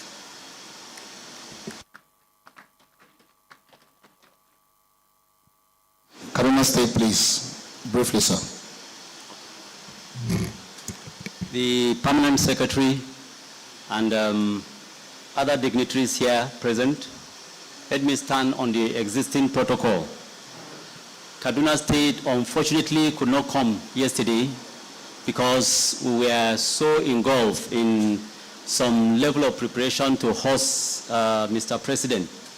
And so I thought that these briefs will be given by the Honorable Commissioner tomorrow.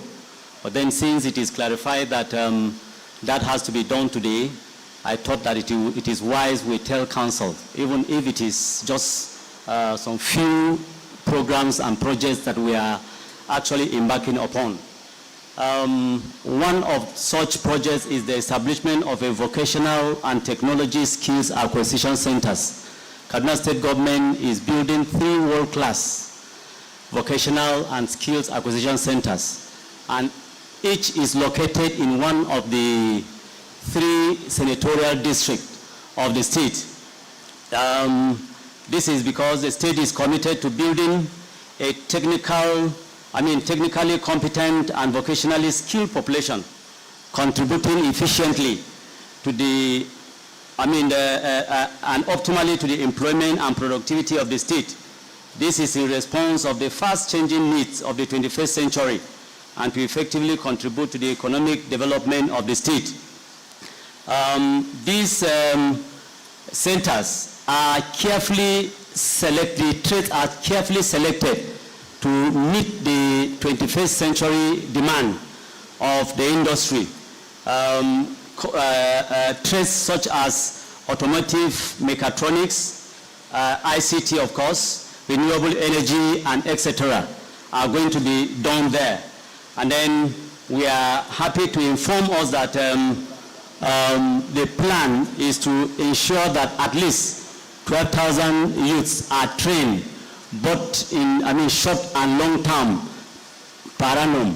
The second project I want to address Council is the remodeling of the Panteka market in Kaduna State. I'm sure Panteka is a household name in Nigeria. It is an old artisan village in Kaduna that is situated adjacent to the Kaduna Polytechnic. And it was carefully, chosen because of the service it renders and what it does to Kaduna State, to Kaduna Polytechnic. Of course, it provides a hope for students' internship and other sideways activities. The Kaduna State government is remodeling the park, the market, to ensure that we promote and enhance innovation amongst them and technological development in the country at large. The old Panteka boasts of over 38,000 artisans, working and having their livelihood there. So part of the project intervention that the state is doing is that we are giving access routes to actually ensure that goods and services are being carried out most efficiently and movements are more convenient, a well-equipped security post to handle any security challenge, an ICT center in addition to the provision of other common facility centers, to equip the artisans and, with the opportunity to acquire modern skills in innovative solutions and to facilitate the standardization of their operations to actually be able to compete favorably at global stage. The next project is the development of technology ecosystem in Kaduna State. I want to apprise Council that Kaduna State government, in its quest to develop technology ecosystem in the state, is establishing technology hubs. In the last presentation we had here in 2023, we were able to mention some hubs that have been, created by the Kaduna State government. I am happy to inform Council once again that 3 other hubs have been developed. One is the Kaduna Technology City, a smart city project, which is a hub for technology, innovation, and entrepreneurship development. The second one is the Kada Hive, a leading innovation hub and startup incubator with a global mindset, which is driving innovation and filling the gap between technology and industries in human-centric way. It is aimed at fostering vibrant technology ecosystem with innovation, with innovation in view, creating co-working spaces and opportunities for startup and positioning Kaduna State as a digital hub. The Kaduna Smart City project is the third one, an upcoming project geared towards enhancing security, efficiency, and transparency in public service, competitiveness, city management, and attracting talent and investment. The ultimate goal is to establish a safer and a smarter Kaduna State. Council may wish to be aware that in preparation for all this, creating all this friendly ecosystem in the state, Kaduna State now works four days in a week, and the fifth day, we work from homes. We work remotely using e-governance, and that is what we are in Kaduna State, and that is what we felt we should apprise members of council. I want to thank you, the Permanent Secretary, and every other person that is here, and hope that we'll find ways of interfacing with Kaduna State, coming to partner with Kaduna State in the development of these projects that I've mentioned. Thank you so much. Let's put our hands together for Kaduna State for that brief. Okay, we have come to the end of all the memoranda and the briefs for this session. According to the program, we were to sit back for the preparation of the reports before going for lunch. but the permanent secretary in her magnanimity has said that we go for lunch and then come back on one condition, that everyone will come back, so we together prepare the reports that will be submitted tomorrow. So please, before we go for lunch,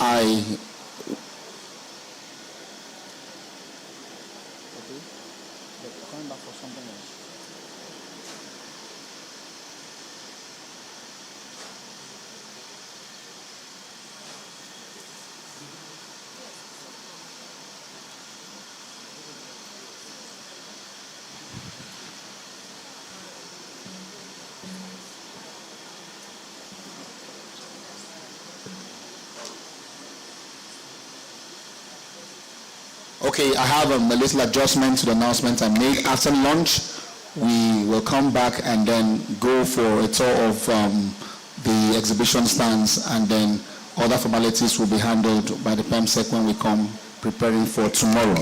So I have a brief on my own side.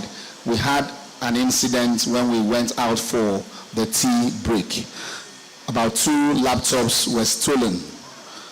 Apparently, some persons have impersonated to be part of this team or to be part of delegates for this very important national assignment. So please, that's why we keep emphasizing only the permanent secretary, directors general, and the permanent secretaries from the states will be allowed up there. So we were strict about it, but I think this time around we'll be stricter. Please, we have men, armed men now upstairs. If you are not a permanent secretary, a director general, please do not find yourself up there. Otherwise, you would be one of the major suspects. 2 to 3 laptops were stolen in just 10 seconds. So please, as you are leaving this hall, go with your bag, go with your laptops, go with your phones. Not everyone you see here is a delegate. They might be carrying the tags, because the principal suspect was looking like a very powerful delegate from a very good state. So please, go with all your belongings as we go upstairs. Thank you very much, ladies and gentlemen, for your cooperation. We'll be leaving for lunch now. The categories I've mentioned will go upstairs. The rest of us will remain here. So please, let's not allow affliction arise the second time. Thank you very much. We'll be back in 30 minutes. Thank you so much.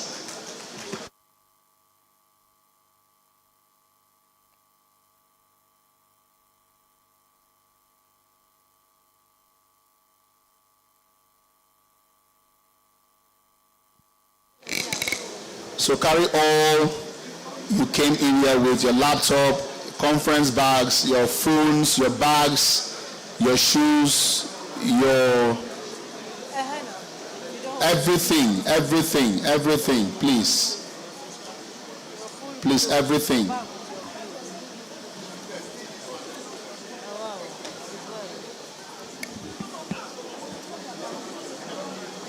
But we can assure you that our security architecture is doing everything within their powers to apprehend the gentleman who has done this.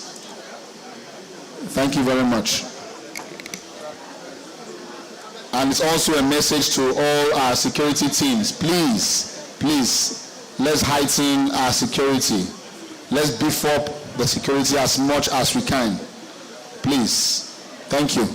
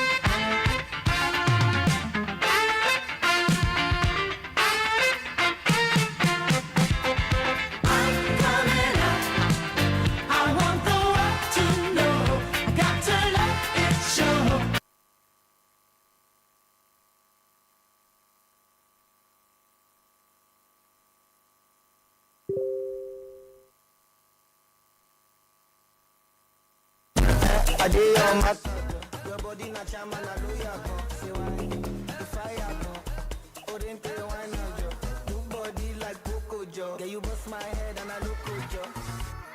It's not what you used to. I'ma show you love for the new school.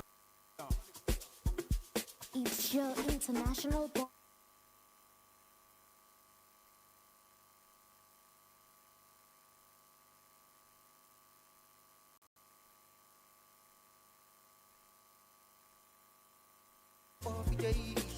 Come on for the body, no they breathe. Put on your shoe, make it stand that peace. All your sorrow, make it dance them free. If you know be kalala kalala, yeah. If you know be kalala, get the poochie. Mama jogo, ijogo, ijogo, what you want, my jojo, ijogo, any my jogo, and if you know be kalala, get the poochie. Odupa, Olua, yeah. Joy is coming, joy is coming. Dupa, Olua, yeah. Joy is coming. Only a little boy, you do. Dupa, Olua, yeah. Joy is coming.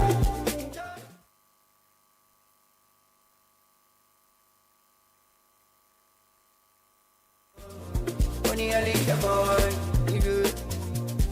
Up and never, do what you wanna do. I want to be shining one day.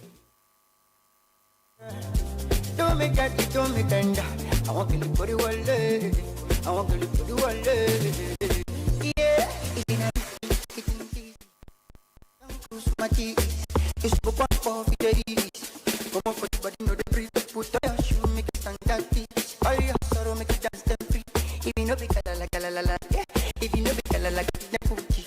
I'm a joke, ijogo,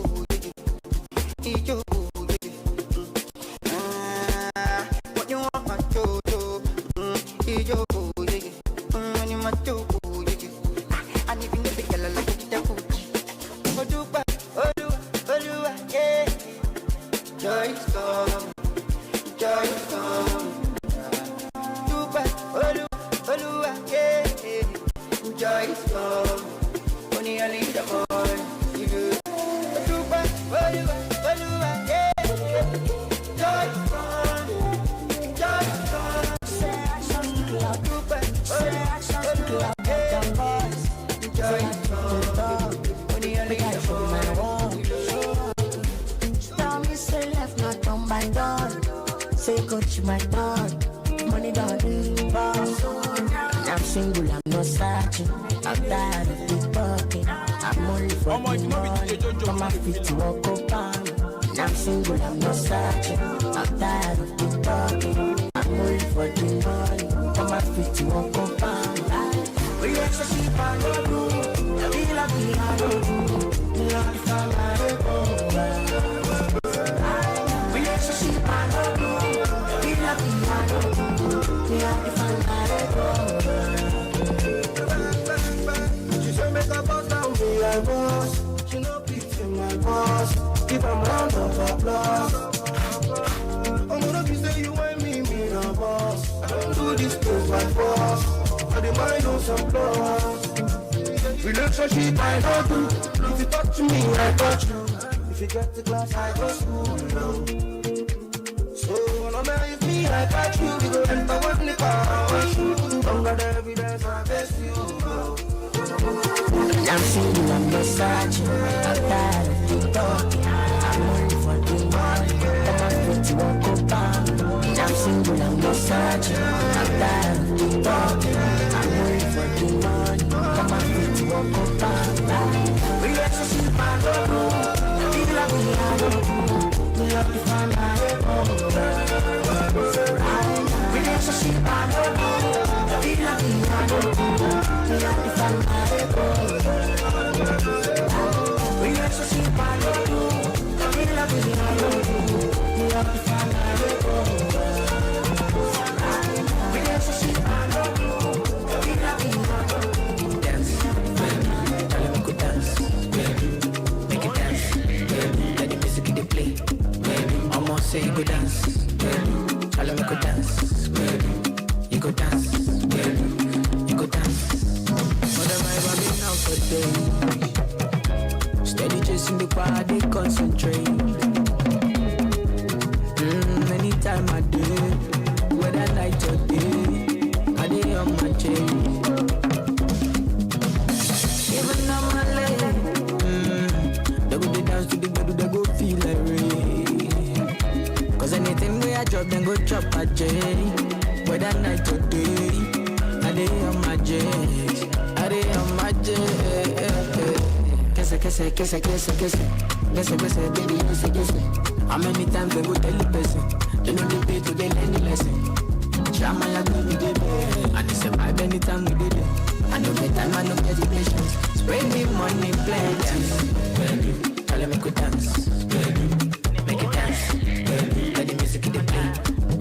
Almost say you go dance. Tell them make we dance. You go dance. You go dance. So tell me what you wanna do tonight.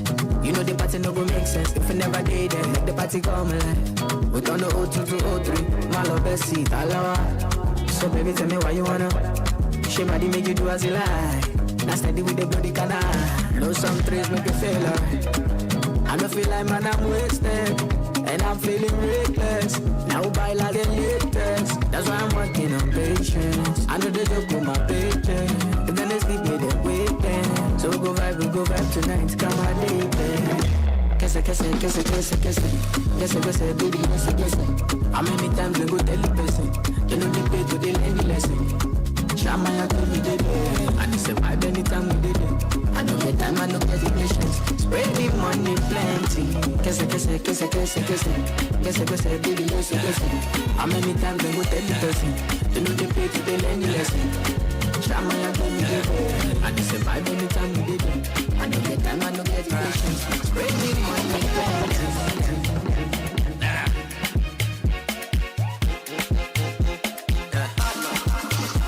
You know they bother me. You know they bother me. You know they bother me. Say your talk, no they bother me. Chat, no they bother me. Too much chat. No fi bother me. No fi bother. You know they bother me. Anything I want to do, my shit. I know my shit. Anything I want to do, my shit. I know my shit. Sometimes they talk about bullshit. Back me for feet. I smile with the crocodile teeth. Only like a basket. I got friends when they want my six. That girl when they give me peace. Them got friends me, I got family. Anything when they drag me like a chapel. I know they hear, I know show you cause I'm ego. Daddy on my beat, they sense my. Everybody they talking like. You know they bother me. You know they bother me. You know we bother me. You know we bother me. Say your talk, no they bother me. Chat, no they bother me. Too much chat, no we bother me. You know they bother me. Anything I want to do, my shit. I know my shit. Anything I want to do, my shit. I know my shit. Big 44, man, Billy. You know, say true love bother nobody, but they go on show their stupidity. It's a 5-star life I'm living, and I ain't got time for their bullshit. I'm a.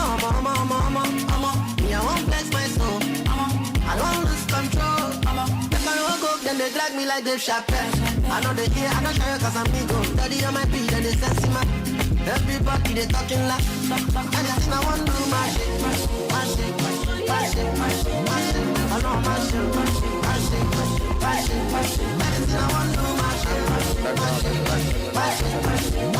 I know my shit.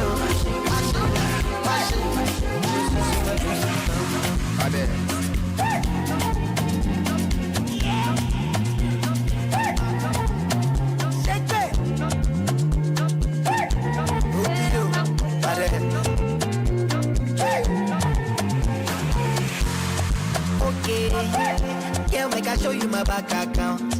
Two-Face, I get it plenty to go around. So girl, make you dance when you hear this sound. Now we the puppy all over town. So tell me if you get down. Do you know? Say oh, we take all I go. Girl, I know. Some things that you do not know. Whether na traffic I be go slow. Baby, I promise I go still show. Spending money, Pablo. I suppose you don't guess, but I go buy Belgium. My money na alele, my pressure. For my attention. You must supply that thing. Before you must be my attention. This manage my funds on you. All I really wanna do is manage my funds. This manage my funds on you. All I wanna do is manage my funds. Alright, okay. Tembro got off for the voltage. Tilapia, côté. Bring the goofy with the cocaine. Kobe, you see the bed, do not replay. Find a bacha for my bros. Conquer the streets with the play. I need you building up body, all got the pump. If I run with this your body, all got so close. If you put me for palava, jump on the fire. What can they make? What be fair? Ego and pay. I don't think that pay. It was easy, my baby. I suppose you don't care, but I go buy the job. My money na alele, my pressure. For my attention. When you want supply your fee, because you want supply plenty. Mismanage my funds on you. All I really wanna do is mismanage my funds. Mismanage my funds on you. All I wanna do is mismanage my funds on you. All I really wanna do is mismanage my funds. Mismanage my funds on you.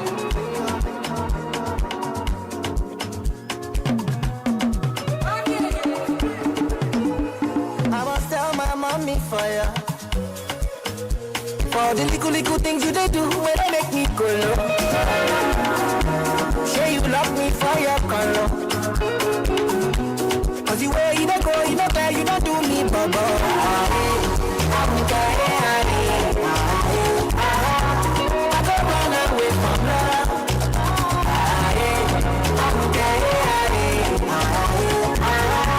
You don't finish me with love. Okay, your body fire go. Oh baby, why not go? I did on my side. Your body not camera, do ya go. So the fire go. Oh, then tell you why not go. Body like Coco Joe. Yeah, you boost my head and I look at you. It's not what you used to. I'ma show you love for the new stone. And it's not what you think about. And I'ma show you how that we move around. They've been trying to get to me. Freedom is my remedy. Oh, they've been trying to get to me. But they never get far. Said she want to be my baby. Said she want to be my lady. Said she want to be my baby. Said she want to be my lady.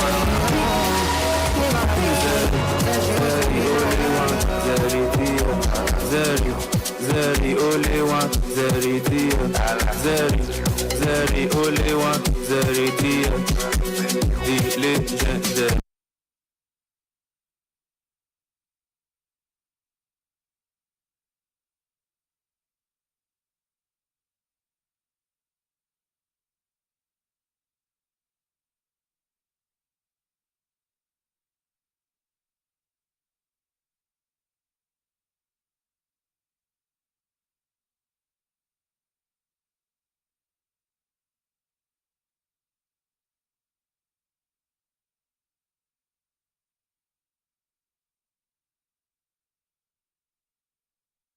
Make me honey when I sense me. This your body, they say make I not pay rent. Take off your shirt, see, but be open, me plenty. Give me steady, Calacuta all this fresh. Slim waist, big feet, take me not about a body. What's that experience? I say sex, now your profession. Don't that waste come. Dinaka, Bottega, Venita, Tripio, Dinaka,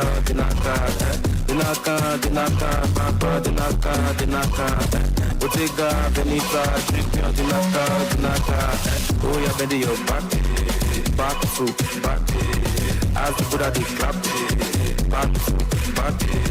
Oh, yeah, bend your back to back. As the Buddha they clap, back to back. Oh, yeah, bend your back to back. As the Buddha they clap, back to back. Oh, Oh, yeah, bend your back.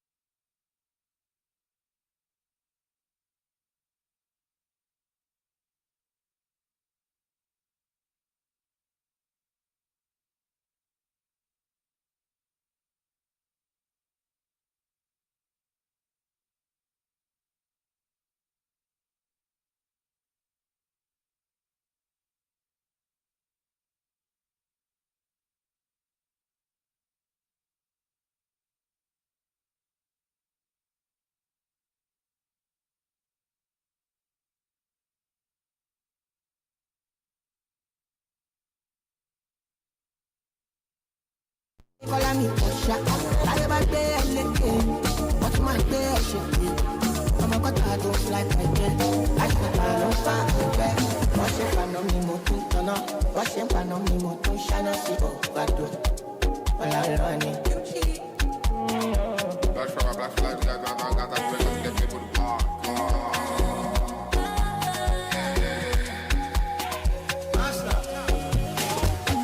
I get staggered, but I know fit to lose my composure. All is in order, and I see no go puts me for motion. Oh no, I don't buy me so go. Make all the shut down shows, Colombo. Then what the hell am I name? Me and my brownies, we the high fashion on top. Q-locks every day on soft and pen, and we know they fuck. And so what? Tell your papa make we lend down. If it pass too sweet, colonize them. Master, give me instrumental. So you do too sweet to the end down. Basically, I did doing money like Fana. Cook it up, Ghana. Custom my voltage, Fada. When I send me voice, I would sort on. I said, I'm going to go pata shisha, cool down. Kala, Yauza, Ora, Masa, Kiza, cool down. Dole, okay, DJ, okay. Let me go, baby, Amaya, play me your tape. Much for me, they been in my run for the club, they can never twist me one kind. I put in my heart, yeah. Touch for me, they been in my run for the club, if you want to twist me one kind. I put in my heart. Me and my brownies, we the high fashion on top. Q-locks every day on soft and pen, and we know they fuck. And so what? Tell your papa make we lend down. If it pass too sweet, colonize them. Master, give me instrumental. See the body too sweet till they enter. And I see baby trabaye. So no ginger, no shalaye. And I see baby trabaye. So no ginger, no shalaye. I just stagger, but I know fit to lose my composure. All is in order. Them two face all away. For one if I take never hit. Small thing for my matter. They can't go for my matter. One lay me, one liver. One lay me, tea. Oh, I'm in the guru. Nobody can look at Faji. Keshara from our Pharisi. Modurole Actora, mommy, missing, not fit to worry me. One fact, Bamu, one fact, chicky me. I want photocopy me. They won't see me finish, but not the beginning. So bad, she's out. Oh, she better. Tawati Fitaye. Mega money, mega. Hustle now, hustle. If you get money, I'ma pay you spend them. Tawati Fitaye. Mega money, mega. So bad, she's out. Oh, she better. Tawati Fitaye. Mega money, mega. Hustle now, hustle. If you get money, I'ma pay you spend them. Tawati Fitaye. Mega money, mega. Tika. You know I really don't care about that. She go. This shadow they take me up and move it in my face. I want it my day. They must know what me go quiet. No big mistakes, I come party looking like this. You never see body with a sharp rap just like this. I'm outside, all of my guys are outside. We know they see with clear eye. I don't get it. So bad, oh, she better. Tawati Fitaye. Mega money, mega. Hustle now, hustle. If you get money, I'ma pay you spend them. Tawati Fitaye. Mega money, mega. To buy oh, she better. Tawati Fitaye. Mega money, mega. Hustle now, hustle. If you get money, I'ma pay you spend them. Tawati Fitaye. Mega money, mega.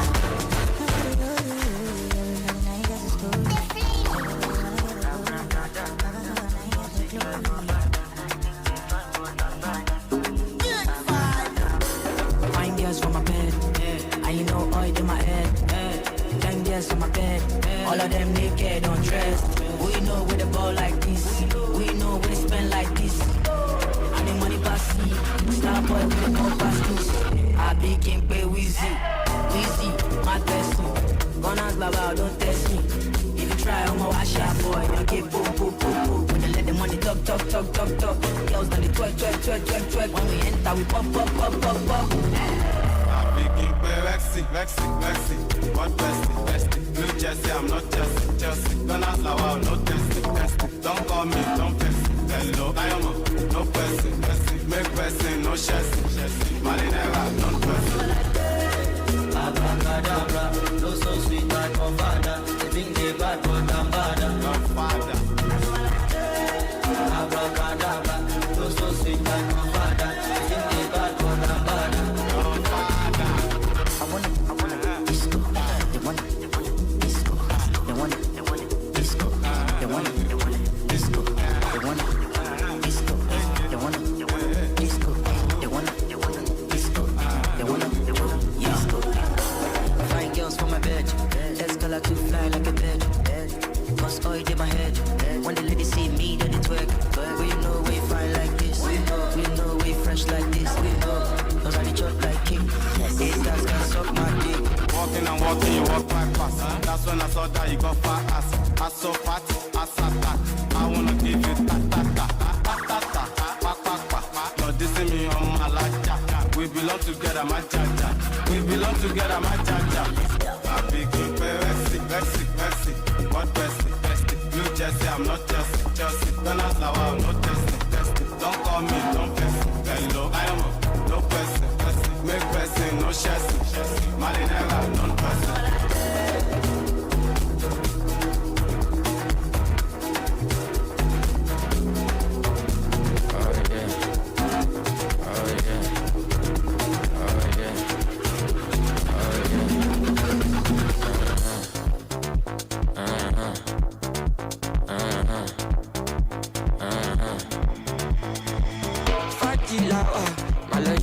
Jaga, Bokbalawa, Pirimini Kakawa.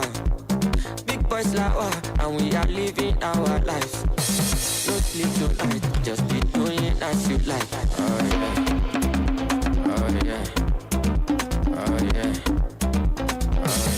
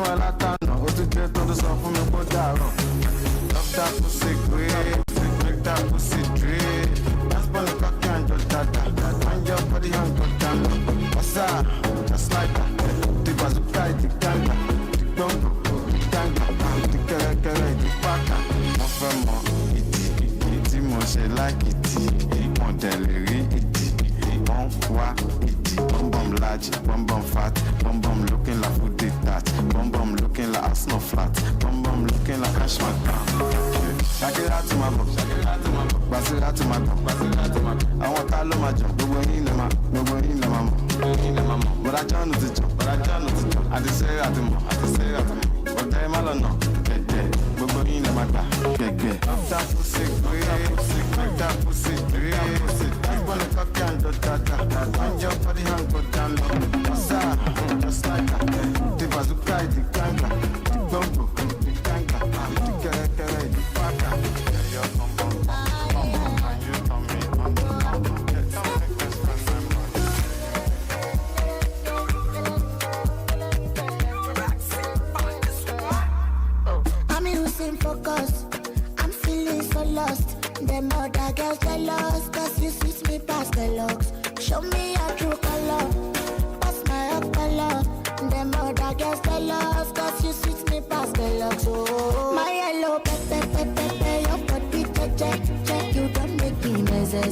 boo. I lose my sense. My yellow pepper, your body check. You don't make me boo. I'm boo. Girl, I wanna give you better. Alright, my girl. Alright, my. Oh, alright, my. Girl, I wanna give you better. You don't make me boo. I'm boo. Body tossing walla from Accra to Botswana. Buy you down Sagabana. This one no be a jana. Didn't show color, Mama shape be a level. We are getting I'm losing focus. I'm feeling so lost. The other girls jealous, cause you switch me past the locks. Show me your true color. What's my up color? The other girls jealous, cause you switch me past the locks. My yellow you don't make me boo. I lose my sense. My yellow your body you don't make me boo.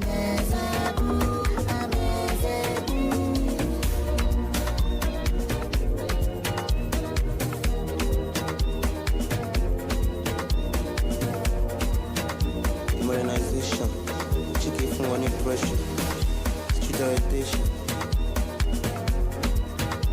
Modernization, from one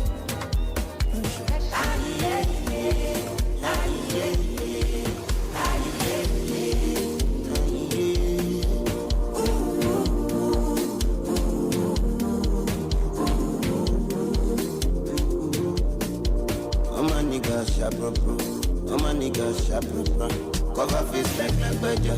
Get feel like but we know they cut. TikTok boss them tap. Pass all the shit rababa. Omo ijo rababa. Feeling good banana. Music don't need permission to enter a space. Anyway, anyhow, you know say you go feel me. Music don't need permission to enter a space. Yeah. Anyway, anyhow, you know say you go feel me.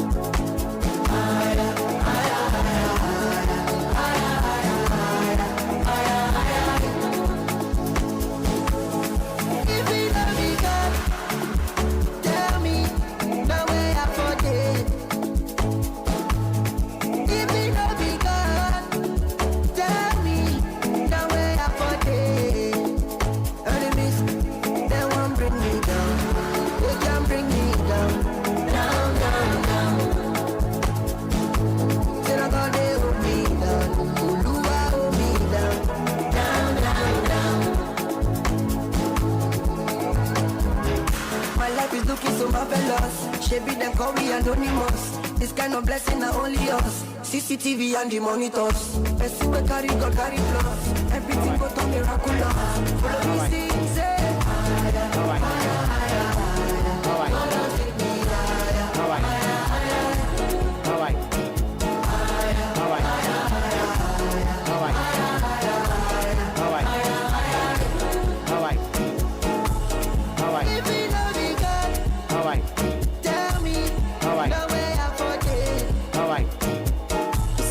Alright, I know you guys are having a good time with number one DJ Jojo. Alright, and I go by the name G Slug.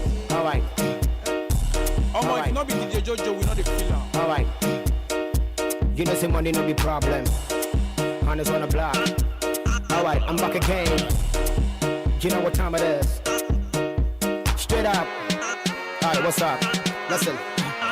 I bank him another game, I'm missing my Michelle, she been on the floor, so winking out. I come off and I to chill me, young Mimbuna, and with Simba reason, I the real day, you ma, oh, Piebo, what did I dear preach, ma, what a tama, tama for him, Tibunematama, the mamma, my dear, never pass to Kurapoma, and yes, I'm in the jail, home, poor Biasoma. I shall win up about the young Conqua, just some pipe, a few rice, one genoa, but Tamabuano, mini bin Timamua, one on the Jamabakari, eh, Billy Patakwa, as I see that they be a one, I'm over near my papa, Via, Mosia, Yamua, Fiaka, as on to be a man, Sakana de Yamia, but the whole Patima, 35, Lady Bianca. If you want to join my brother, if you get you man be too fair, so to give you a bar. And this under your puma, no, now no was a champagne. I have done to still I go maintain. I bet shoot is campaign. The group in your guy complain. The way today be my speckle. This girl could they kill me. No problem. When I say about the mess up, maybe why they do me slow. She they mash up my head, oh. This girl they go they make her go low. The way today be my speckle. It's been a long time since I saw me listen to Latin. She will always be my number one chick, cause I put a minute pound, no one on the team, I say, Charlie E.L. go back out. She can hook up the man of her, if it's an abudi, see the soldier for us of her. Make time penny pit, if it's an America, and so one of the fan of what mommy go up to pack, but here move. What I come up with that, and you will see you, which you become on the bra, or you go to the figure, what they will call the flexi, and the baby do, I'm in the nigga, and they didn't be the key, at the chin of fear, what you were last year, it's in the near beer, I'm going to give me the sent, if the new fear, I'm a tidy, now, what I do, I'm a brother. If you get your man a bit too fair, it's you too. If you not be DJ Jojo, we know the filler.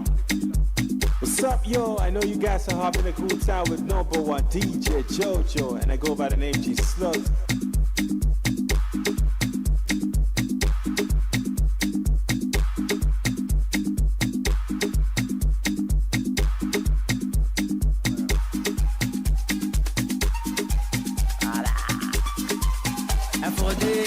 Location, they enjoy money, but I don't press. I for don't launch one hotel with my big body, but I don't last. They don't give PG, we go when we take a 10, I pop pass. I know you play, I shift a pass. I jump be I use play my ball. Take it, for I can't take it, don't finish. I go get, you know how so let me just see you finish. 1K not the last thing, 100K not the last thing, 1 million not the last thing, 10 million not the last thing. Make my life be something much better. I say puff, pass, and miss some with my tail. Make my life be something much better. I say puff, pass, and miss some with my tail.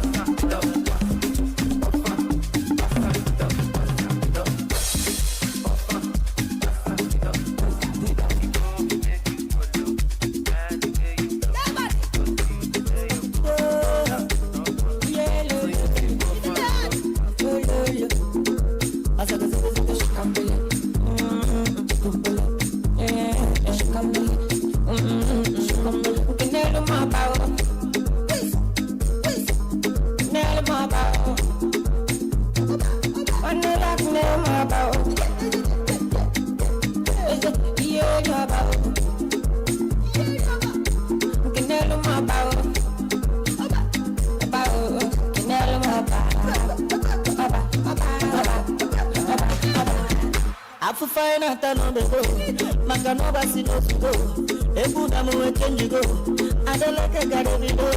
I'm on the active 247 in my life. I'm on the active 247. Easy boy. I'm on you 2, 1, 2, 3, 4, 5, 6, 7, 8, 9, 10. I did the calima, I just had to see Jeff and the E4. Tell me why I don't go come back and come my mind. Come back and come in that go down. In that go down.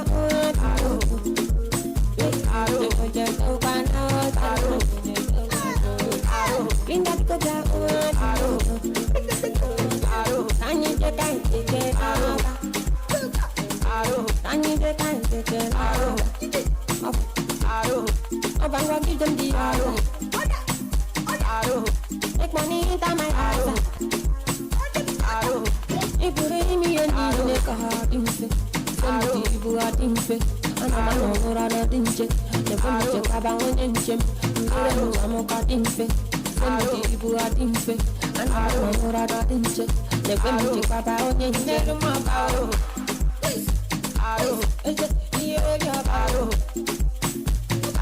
One day I can never borrow.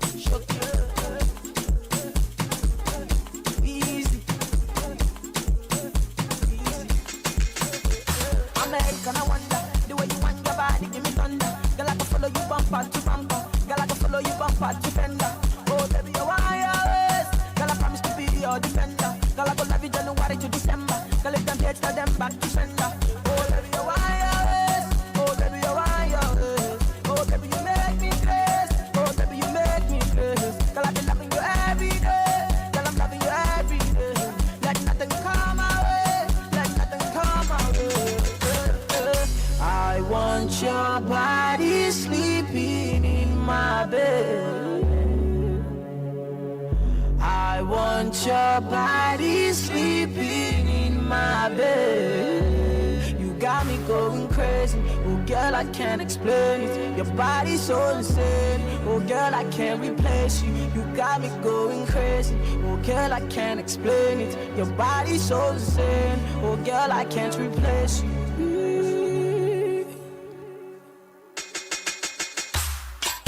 Eleni, Wizzy Eleni, Okumala Eleni, Akade Eleni, Mashala Eleni, Tinubu Eleni, Atakala Eleni, Wizzy Eleni, Nana Eleni, Marua Eleni, Igimu Eleni, Aluku Eleni, Aliku Eleni, Saraki Eleni, Akade Eleni, Wizzy Eleni. Blessings follow me everywhere I go. I'm serving and living, Lord. And everywhere I go, my people show me love. Just tell me the reason, Lord. And some people still try to badmouth me. Just tell me the reason, Lord. Should not because God bless me every day. Just tell me the feeling, Lord. Oh, anytime they hear my song, they say I'm amazing, Lord. And the people them know say Wizzy very bad and say I'm the baddest, Lord. And some people think say they bad past me. Yeah.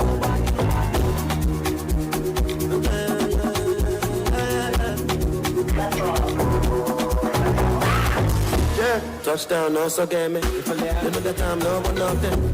But the good looking like $1 million. Clean like a religious song. Alhamdulillah, ain't got that trust. Head up on the street and they come out up. Don't be chasing the cola nuts. Me, I know the green like Donald Trump. Back in there. Solo back in there. General solo back in there. The first time we there, you slap that face. You know my style in a follow come. And I no go lie, I dey follow small. Now you talk, say I don't show love. Do I look like I give a fuck? Do I look like I give a fuck? Do I look like I give a fuck? I don't give a shot of a toast. Do I look like I give a fuck? Do I look like I give a fuck? Do I look like I give a fuck? I don't give a shot of a toast. Do I look like I give a fuck? Lifestyle banana. I follow the bag of the wawa. Give up a chance to Tiaro. I follow my shaggy family mewa. OG gave a good. Nobody take us a loba. Mojiman and the face mona. The man I put a monoconoka. Say they know the cream I have a long time. And you know it means my name time, yeah. Last class on the game. And I know they see you at the march. I supposed to plan with your guy, yeah. I soon need that I love buddy. How if I can knock. Do I look like I give a fuck? Do I look like I give a fuck? Do I look like I give a fuck? I don't give a shot of a toast. Do I look like I give a fuck? Do I look like I give a fuck? Do I look like I give a fuck? I don't give a shot of a toast. My brother look like if you're jungle, though. Nobody go help if you struggle, though. I see so many things that you don't know. When it's up, you go see them. When they finish, them go say my name is Show. And when them they sleep, me I know they sleep at the shisha. But the mama shaking the book bell. No I have it to go to a show. That you see. Now your doings make me the shock bell. People when I real bell. And why the para 1 bottle, Amara 2 bottles. Wash your TV bottles, I want my shit 10 bottles. Franklin Benjamin, a bundle. As I'm not really done, you see my trouble. I will never lose that, no, never snooze. I will never lose. She will lose fools. I will never lose that, never snooze. I will never lose.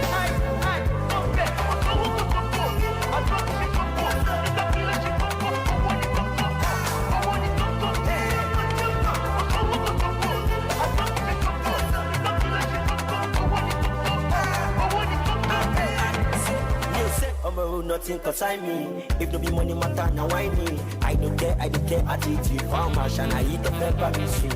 I go to grind, non-stop. Make my money no get to bust up. Mr. Damn good to never stop. I be money when the plan is to feel like them this week. Me, I know they sleep by the shisha. With the grandma shaking the good bell. No, I have it to go to a show. Got the AC. Now your doings make me the shock bell. People go now, you bell. And why you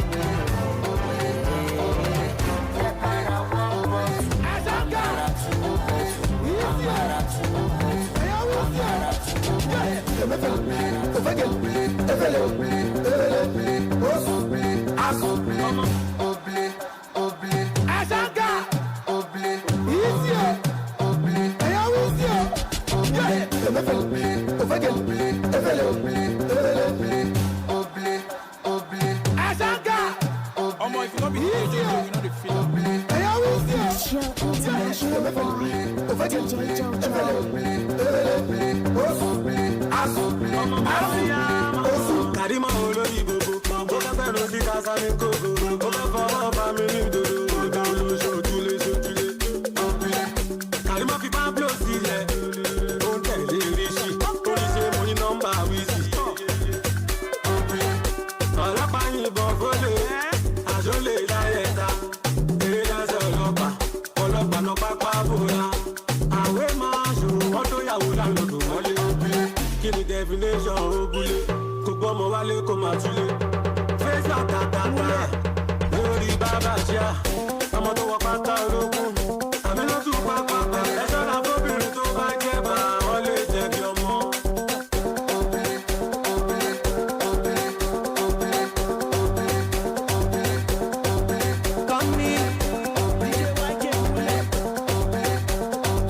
Number 10 like Coco Jamoke. See I no go be fire, don't play. Oluwe, me my way, don't play. Alanta, Baraka, Agaraja. Me a strong kakaraka. Don't put the beat is a massacre. Everything cha-cha-cha. Dasiwo, pusiwo, laya koma baja. Oh, lowo kodagbaga. Idiye, gagba.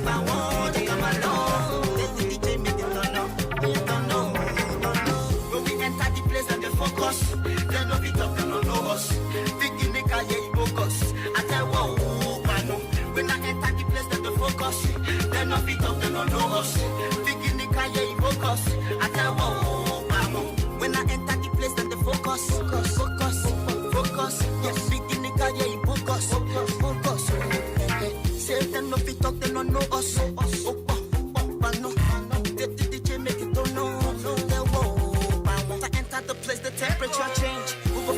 Temperature range above 90 degrees, both left and center. If you never remix me, say you not go enter. Not be open, they cause this kind of the kind guess where they are not fight or tricks. That go make you feel like say them crazy before. I tell what, Mama says the ladies make you buy one, check out my love. Tell the DJ make it turn up. Mama says the lady make you buy one, check out my love. Tell the DJ make it turn up. Go we enter the place and the focus.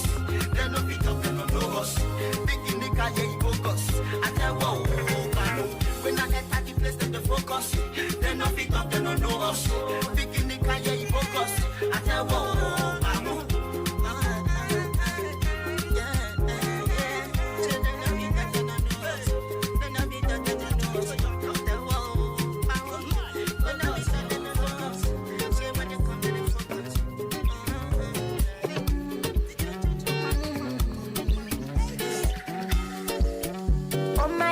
your love is for it. Give me love, you no good on you. You see your body carry something I never understand. I must confess, your body very offensive. It is scatter my defense, defense, yo. I must confess, your body not my objective. It is giving me problems, yeah. My darling, would you fly with me international?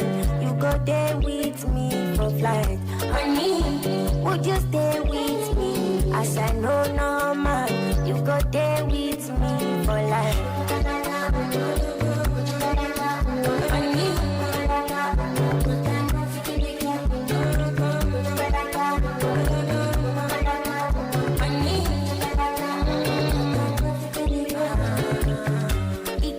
cause it really big. Oh yeah, she did do me magic.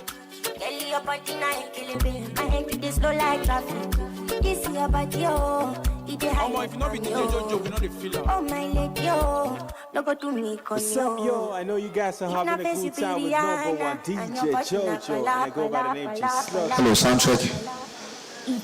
All right, ladies and gentlemen, the permanent secretary is coming in now in just a minute. So once she comes in, we'll take the national anthem.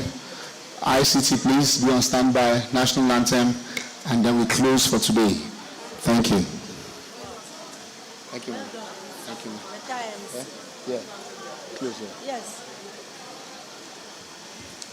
And tomorrow Yeah. Tomorrow we'll be here at 8 a.m. Everybody. Not everybody. Yeah. tomorrow is the main It's the grand finale.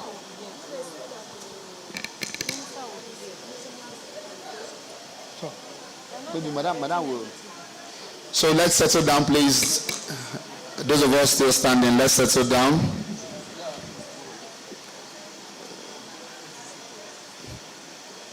The permanent secretary is making her way to her seat, coming back from the exhibition stands.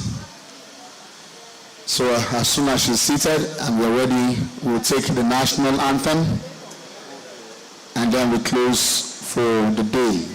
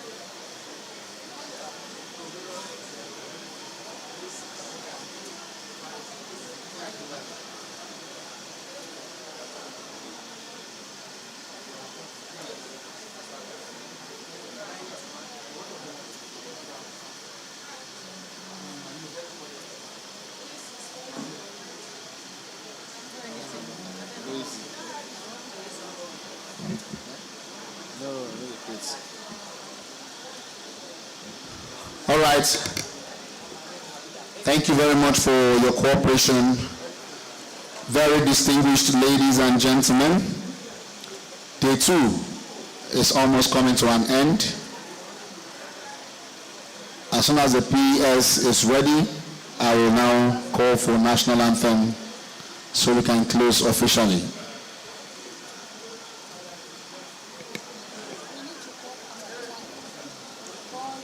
So we reconvene tomorrow at 8 a.m. on the dot. Of course, we know tomorrow is the summit, the grand finale. The Honorable Minister himself will be here tomorrow, and we're expecting other very important dignitaries. Time. 8 a.m. I don't know which kind.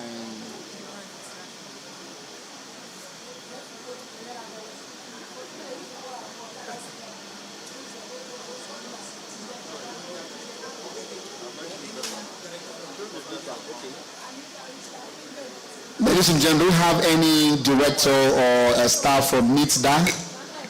We have a communication.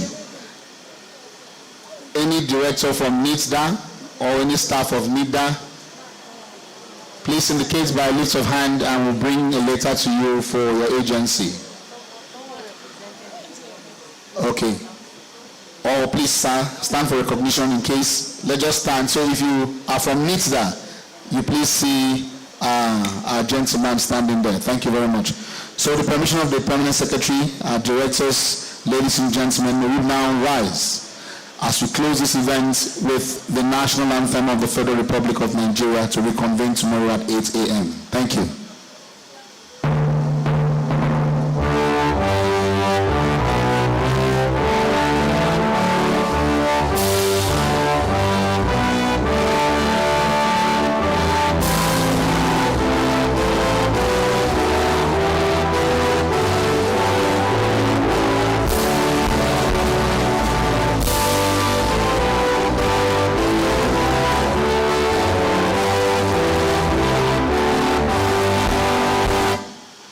Thank you very much. I wish you all journey mercies to your various destinations and hope to see you tomorrow for the summit, the grand finale. Please, our VVIPs will be here at exactly 8:30, so we should be seated 8 a.m. to receive them as we round up the 22nd edition of the National Council of Innovation, Science and Technology. Thank you once again, ladies and gentlemen. Good night and bye-bye.